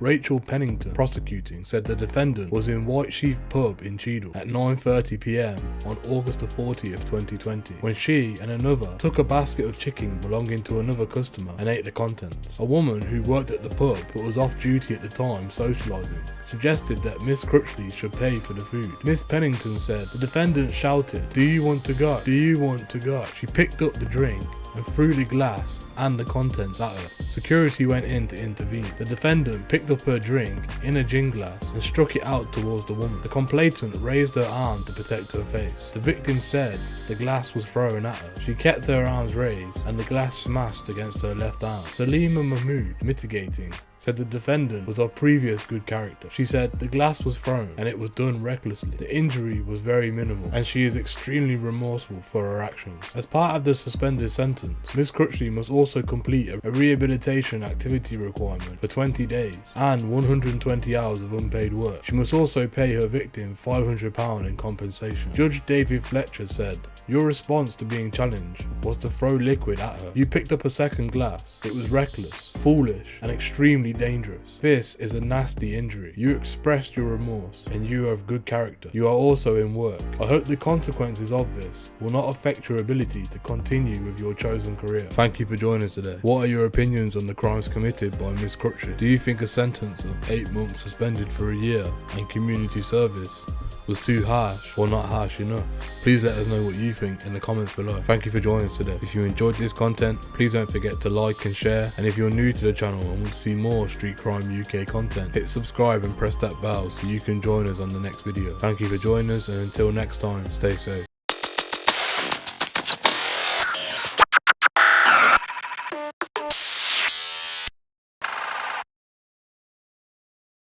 Hello and welcome to the Street Crime UK YouTube channel. Please don't forget to like, share, comment and subscribe. Today we're going to look at the case of a prison officer at a young offenders institute who was caught out having a secret affair in a cleaning cupboard with a 20-year-old inmate, but has very luckily escaped jail. Stacey Sutherland, who was 27, said she had looked for solace with a convicted blackmailer, Leon Shooter, after her marriage to one fellow prison officer and subsequent relationship with an older prison guard both collapsed. In one love letter, Mr. Shooter wrote that he liked her being nice to him, but he also enjoyed it when she was aggressive. Teesside Crown Court heard. Miss Sutherland, who has a 6-year-old son, admitted misconduct in public office and cried when she was handed an 8-month jail sentence, suspended for 18 months, and ordered to carry out 150 hours of unpaid work and complete rehabilitation requirements. Miss Sutherland of Marshall Street, Bernard Castle, County Durham, worked at Dearbolt YOI and became an officer the previous year in December. Rachel Masters, who was prosecutor, said that in April, a female officer noticed paperwork on Miss Sutherland's handbag when they went to the toilet at work and read it was a love letter from Mr. Shooter. The colleague informed bosses and the authorities escorted her from the premises and an inquiry began. 2 10-minute prison calls Mr. Shooter had made to Miss Sutherland using a pseudonym for her were discovered, and more love letters were also found at her home. In the first phone call, which had been recorded, Mr. Shooter said he could not wait to be out and that they would spend their lives together when he was released. There was sexual consent in the letters, but their relationship did not go further than kissing and cuddling in a cleaning cupboard, the court heard. When it started, Mr. Shooter, a cleaner at the time on the wing where she had worked, told Miss Sutherland he would miss her when she was on annual leave, and they had kissed in the cupboard. Miss Sutherland made full admissions to the police when she was arrested. Mr. Shooter had previously been locked up for blackmail, and at the time of the affair, he was on remand, having been recalled to prison. Rebecca Scuttle, defending, said her career and her reputation were in tatters. She said the relationship had not gone beyond kissing, explaining, "While I do not seek to minimise the offender, it does not extend past more than an occasional test in a cleaning cupboard." The offence happened when Miss Sutherland, who resigned from the prison service and now works as a waitress, was going through a difficult time, her barrister said. Her marriage had not long ago broken down, and she had engaged in a relationship with a fellow prison officer considerably older than herself, Miss Scuttled said. She said the marriage ended as a result of the relationship with the older man. Both gentlemen were employed by the prison service, and the backlash has been that her professional life has become very difficult as well. She added she found herself confiding in Mr. Shooter and seeking solace from him. Judge Stephen Ashurst said that he was taking the exceptional course, not immediately jailing her, having regard for her early guilty plea and the fact that she was a sole carer of her son. He said, "You are, I know, ashamed of what you did, and the fact you have ended your career in the circumstances where you naively embarked upon this relationship with someone you ought to have known to steer well clear of, given his situation and yours. Thank you for joining us today. What are your opinions on the crimes committed by Miss Sutherland? Do you think the sentence was too harsh or not harsh enough? Please let us know what you think in the comments below. Thank you for joining us today. If you enjoyed this content, please don't forget to like and share, and if you're new to the channel and want to see more Street Crime UK content, hit subscribe and press that bell so you can join us on the next video. Thank you for joining us, and until next time, stay safe. Hello and welcome to the Street Crime UK YouTube channel. Please don't forget to like, share and subscribe. Today we look at the glamour model who has been left scarred for life after she was stabbed with a screwdriver by another woman in what was being labelled as a revenge attack. Stacey Dolan, 38, suffered a puncture wound to the left side of her face, below the eye, a 1 centimetre laceration on the left knee, and bruising and swelling to the upper right arm after the attack. Miss Dolan was stabbed by 49-year-old Sharon Mather, who confronted her inside her own home and accused Miss Dolan of taking advantage of a friend who gave the victim money. Now, Miss Dolan, who had posed for a string of publications including Front Magazine, Twisted Edge and The Daily Sport, claims she is disfigured and can no longer pose for close-up facial pictures due to the scar on her lip. The mum of two from Wigan, Greater Manchester said, "Since the incident, it has affected my confidence and the way I am. It has made me more self-conscious of being alone. I now no longer use my front door to enter or leave my house. My injuries have healed, but the injury to my face has left me feeling like I have nerve damage to my top lip. It feels like I always have a fat lip. There is still a slight scar that can be seen close up but can be covered with makeup. However, I am aware of the fact that I have this scar and I am now really self-conscious of it. I'm also conscious of how this has affected my modelling career, and I know now that I can no longer accept work that requires me to have close-up face shots. I have 2 small scars on my leg that I am self-conscious of. I also feel that the scar on my face may have also lost me work. Miss Mather, a former carer, was jailed for 5.5 years at Bolton Crown Court after she was convicted of causing grievous bodily harm with intent. The jury heard Miss Mather was drunk and angry when she repeatedly attacked Miss Dolan in Wigan, while one of the victim's young kids slept upstairs. Sentencing the thug, Judge Miss Recorder Alexandra Simmons told her, "You were intent on taking issue with Miss Dolan because you thought she had taken advantage of a friend of yours. It seemed you were drunk and angry, and you started arguing about some money which she had apparently taken from your friend. Miss Dolan did not know what you were talking about at first and just wanted to leave. The two of you had been friends before this night, but something had clearly upset you. The state you were in meant you were not prepared to listen to Miss Dolan. You had a screwdriver in your hand. You struck out at her several times, causing 3 separate wounds. It was the final injury to Miss Dolan's face that perhaps brought you to your senses, as you then fled to the property, realising what a terrible thing you had done. Miss Dolan sought help from a neighbour and the police were called, yet you roamed the streets and ended up at the house of an elderly gentleman who you had cared for in the past. The elderly gentleman was extremely concerned about the state you were in, and he thought you had taken drugs or been very drunk. You told him that you had stabbed Miss Dolan, and at first he didn't believe you. He advised you to go to the police, but you didn't. Instead, you left his house and hid at a friend's house. You turned yourself in a few days later. However, one of your friends was concerned you might commit suicide. Miss Dolan is more conscious about being alone in her house, While her injuries have healed, she has some altered sensation in her top lip and there is a slight scar from her face, which she is conscious about because of her modelling career. It is clear you regret your decision to go round to Miss Dolan's house that night, and I am prepared to accept that your behaviour that night was woefully out of character, almost certainly have been affected by the alcohol you had drank that night. Judge Miss Recorder Alexander Simmons continues by telling Miss Mather that you are going to find the prison environment very difficult to cope with given your mental health difficulties. The jury heard Miss Dolan and Miss Mather fell out in July 2014, where Miss Mather believed Miss Dolan had taken money from a mutual friend. In the early hours of July 13th that year, Miss Mather went round to Miss Dolan's home and the brutal attack followed. As the victim ran to her neighbour's home for help, Miss Mather fled the scene and went to the home of an elderly man she previously cared for and confessed she had stabbed the victim. The elderly man advised her to go to the police, but Miss Mather instead hid at another friend's house before surrendering to police a few days later. She later denied any wrongdoing. Katie Jones prosecuting said this was a sustained assault on one victim who sustained 3 injuries. There were children present, but they were asleep upstairs. The offence was committed whilst the defendant was drunk or possibly even high. At the time, Miss Dolan had been starting out in her modelling career. Miss Mather denied GBH but was convicted following a trial. She was acquitted of aggravated burglary. Paul Trebley, defending, said, "This is a nasty and unpleasant incident, but it was relatively short-lived. It started at the bottom of the stairs and the blows were inflicted relatively quickly. As soon as the defendant realised there was a serious injury to the face, she stopped. The injuries were not as serious as they could have been, but I do appreciate the effect it has had upon her." The defendant was on bail for 2 years and lived down the road from the complainant, and nothing else has happened. This incident was very much out of character for Miss Mathers. She is a kind and helpful lady who was generous with her time. The complainant did say at one point that they were friends. She has lived a lawful life for a very long time. So what are your thoughts about this ex-friend assaulting her then friend, Miss Dolan? Miss Mather went on a rampage and assaulted and scarred Miss Dolan during an enraged and unprovoked attack, leaving Miss Dolan with scarring after believing what could only be described as a rumour. Please share your thoughts in the comments below. Thanks for joining us, and until next time, stay safe. Hello everyone, welcome to the Street Crime UK YouTube channel. Thank you for joining us. Please don't forget to like, share and subscribe for more exciting true crime content.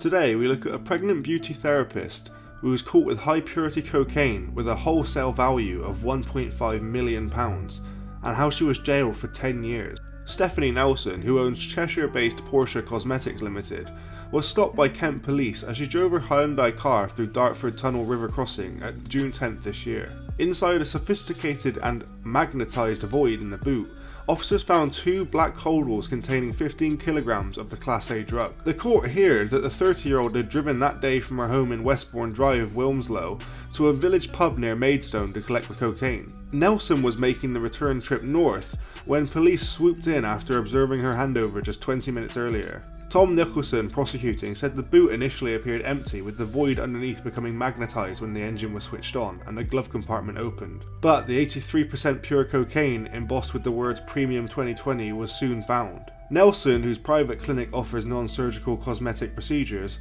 was also in possession of a BQ Aquarius encrypted phone described as highly sophisticated and virtually impossible to crack. Maidstone Crown Court was told on Wednesday, July 10th, that the same Hyundai had been seen driving to Folkestone and waiting in a car park on several occasions leading up to her arrest. The former nursing degree student sobbed in the dock, having pleaded guilty to conspiracy to supply cocaine. As well as now being 5 months pregnant, the brunette was said to be the sole carer for her 7-year-old son. Her barrister told the court that she was the victim of a controlling and physically abusive ex-partner who had her persuaded to collect something on his behalf. Christopher Martin, defending, said that she neither looked in the bags nor knew what they contained. It is no exaggeration to say that she was and remains scared of her ex-boyfriend, he added. But passing sentence, Judge Philip Statman said that there was very little evidence of recent pressure or coercion. He told Miss Nelson that she had embarked on a deliberate course of conduct for financial gain, which had to be marked by a substantial prison sentence despite the profound impact on both her son and the unborn child. Believe me when I say it is no easy task for any judge to separate a mother from a child, or indeed sentence on the basis that you will spend the remaining months of your pregnancy and the first years of your unborn child's life when it is born, detained into custody. I appreciate that it has a profound effect on both your unborn child and also you. Judge Statman, who described Nelson as a highly intelligent and good caring mother, was told her son would now be cared for by his grandmother. He also asked that she be allowed to complete her pregnancy in the best possible way and able to remain with her baby as long as the prison authorities would allow it. Also appearing in court via prison TV link was her co-defendant John Markham. He had handed over the cocaine to her in the car park of the Yeoman pub in Ashford Road, Bearsted. The 53-year-old from Haileybury Avenue, Enfield, Middlesex, who also admitted to conspiracy to supply cocaine, was also jailed for 10 years. Mr. Nicholson said police watched as Nelson pulled into the pub and just before 6:30 PM on June 10th, walked over to Mr. Markham's small white van to speak to him. He opened the rear door, removed a black holdall and gave it to Miss Nelson, who placed it in her vehicle, he told the court. Markham gave her a second holdall and she placed it in the rear of her car and then she left. About 20 minutes later, the Hyundai was stopped in the Dartford Tunnel by Kent police, and Miss Nelson was arrested. She and her car were then taken to the nearby Thurrock services in Essex for a drug search. Miss Nelson was said to have set up her aesthetics practice in February last year after completing 2 years of her medical degree. Mr. Martin said that she was from a good law-abiding family and now engaged to be married, but he told the court her previous partner was controlling and violent. On one occasion, Miss Nelson was said to have suffered a suspected fractured eye socket, having been punched in the face. That relationship eventually ended last year, but while she was at work this year, she was approached and handed the phone, given the password and told her ex-boyfriend would call her. Describing her role in the drugs operation as merely a courier, Mr. Martin added that she was ultimately persuaded by him to go and collect something for him. She was given a postcode and went and collected the bags. She didn't look inside and didn't know what they contained. Dad of 3, Mr. Markham was said to have become involved out of financial desperation rather than gain. Gregory Wedge, defending, said the family had returned from living abroad 4 years ago after a failed business venture, but he was unable to find permanent work, and when faced with losing their rented home, felt he had no choice but to also act as a courier or gopher. He was that desperate that £106 seemed extremely attractive at the time, and is what he was paid for that drop, said Mr. Wedge. However, on being told the payment figure, Judge Statman retorted, "I have to say I find that hard to accept. A proceeds of crime hearing will be held in December." What do you think about these crimes? Do you think that she was really coerced, or was this financial gain that made her want to go and do these deals? Thanks for joining us today. If you enjoyed the video, don't forget to give it a like and a share, and leave any thoughts or suggestions you have in the comments section. We love to read through them all. And if you're new but enjoy UK true crime content, then subscribe to see when our newest video releases. And as always, stay safe.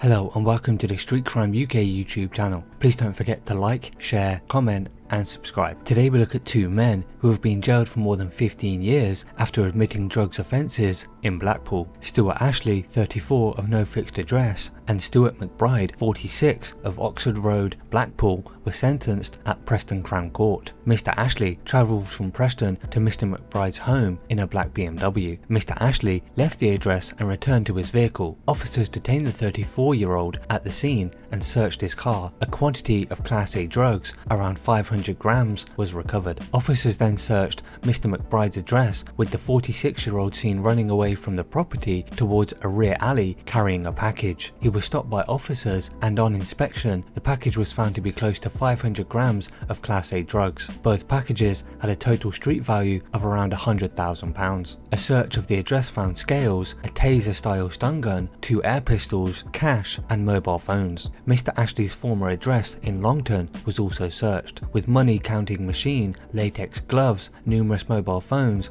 and electronic devices were found. Both were charged and pleaded guilty to possession with intent to supply Class A drugs and possession of criminal property. Mr. McBride also admitted a separate charge of possession of a prohibited weapon in relation to the stun gun recovered. Mr. Ashley was given 9 years in prison, with Mr. McBride jailed for 7 years and 3 months. Detective Inspector Roger Ashcroft of Lancashire Police said Mr. Ashley and Mr. McBride were working together to flood the streets of Blackpool with Class A drugs. The drugs recovered were high in purity, with a street value of around £100,000. It is likely the Class A drugs would have been cut further to spread around the Clyde coast in mass. Officers were able to quickly stop the pair before any further damage was done. It's clear to me from the items recovered at both addresses that this was an operation which had been going on for some time. So what are your thoughts about Stuart McBride and Stuart Ashley? Please share your thoughts in the comments below, and until next time, stay safe. Hello everyone, welcome to the Street Crime UK YouTube channel. Thank you for joining us.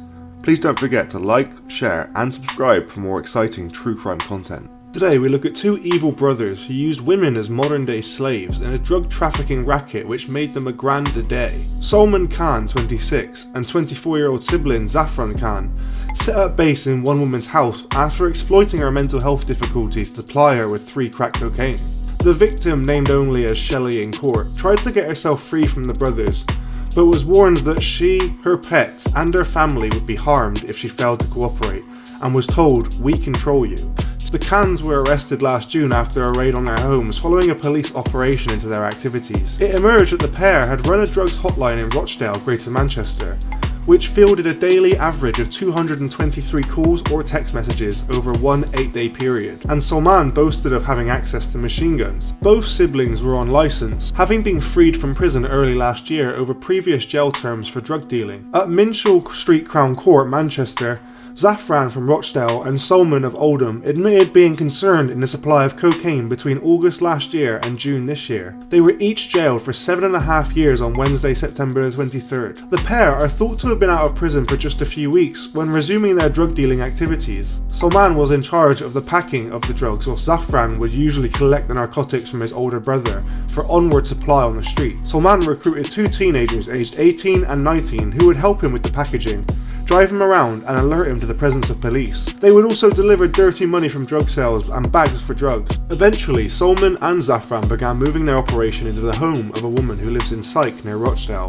in a criminal process known as cuckooing. John Close, prosecuting, said the victim, who had a history of drug misuse, was given free cocaine, then given further complimentary samples on a regular basis on condition the Khan's drug operation was based at her home. The brothers then systematically took over her address and even obtained their own door keys for the house. Mr. Close added that Salman brought crack cocaine to her home, would store drugs paraphernalia in her wardrobe, and cook and bag up drugs in her kitchen. Once the drugs were bagged up, Zafran would collect them. Shelley, 47, tried to get rid of the dealers by offering them money and her bank card, but they refused, saying that "We don't want your money, we want to control you." They also threatened to damage her home and harm her dogs, and made threats towards her father and daughter. Officers spotted Zafran driving his VW Golf in the area, but had tried to give chase, but he managed to shake them off. He and his brother were detained 2 days later at their respective homes, and both gave no comment interviews. Police recovered a mobile phone from Salman's girlfriend, then 19, and found 2,000 messages on it relating to contact with him. In various messages, she said that she did not want anything to do with his dirty money, but he called her paranoid and a grass and said that she had access to a machine gun. The court heard in April 2018 that Salman had been jailed for 3 years for supplying heroin and cocaine, while Zafran had been given 32 months for being concerned in the drug supply. Both had other previous convictions, including dishonesty and perverting justice. Sentencing judge John Potter told them cuckooing required the remorseless exploitation of Shelley, who had mental health difficulties and who was a drug user. You told her she need not pay for those drugs providing she allow you to control and organise your drug dealing activities from her address. You thus exerted control over her life, exploiting her and her home for your own selfish gain. Crack cocaine was brought to the house 3 to 4 times a week, while scales, bags and other items were stored at the property, and the drugs would be bagged up in the kitchen ready for delivery. Control was maintained over Shelley by various means, including the acquisition of her bank card. What do you think about today's story? The more brutal side of drugs. Do you think all drug dealers use these tactics, or are there some better than others? Thanks for joining us today. If you enjoyed the video, don't forget to give it a like and a share, and leave any thoughts or suggestions you have in the comments section. We love to read through them all. And if you're new but enjoy UK true crime content, then subscribe to see when our newest video releases. And as always, stay safe.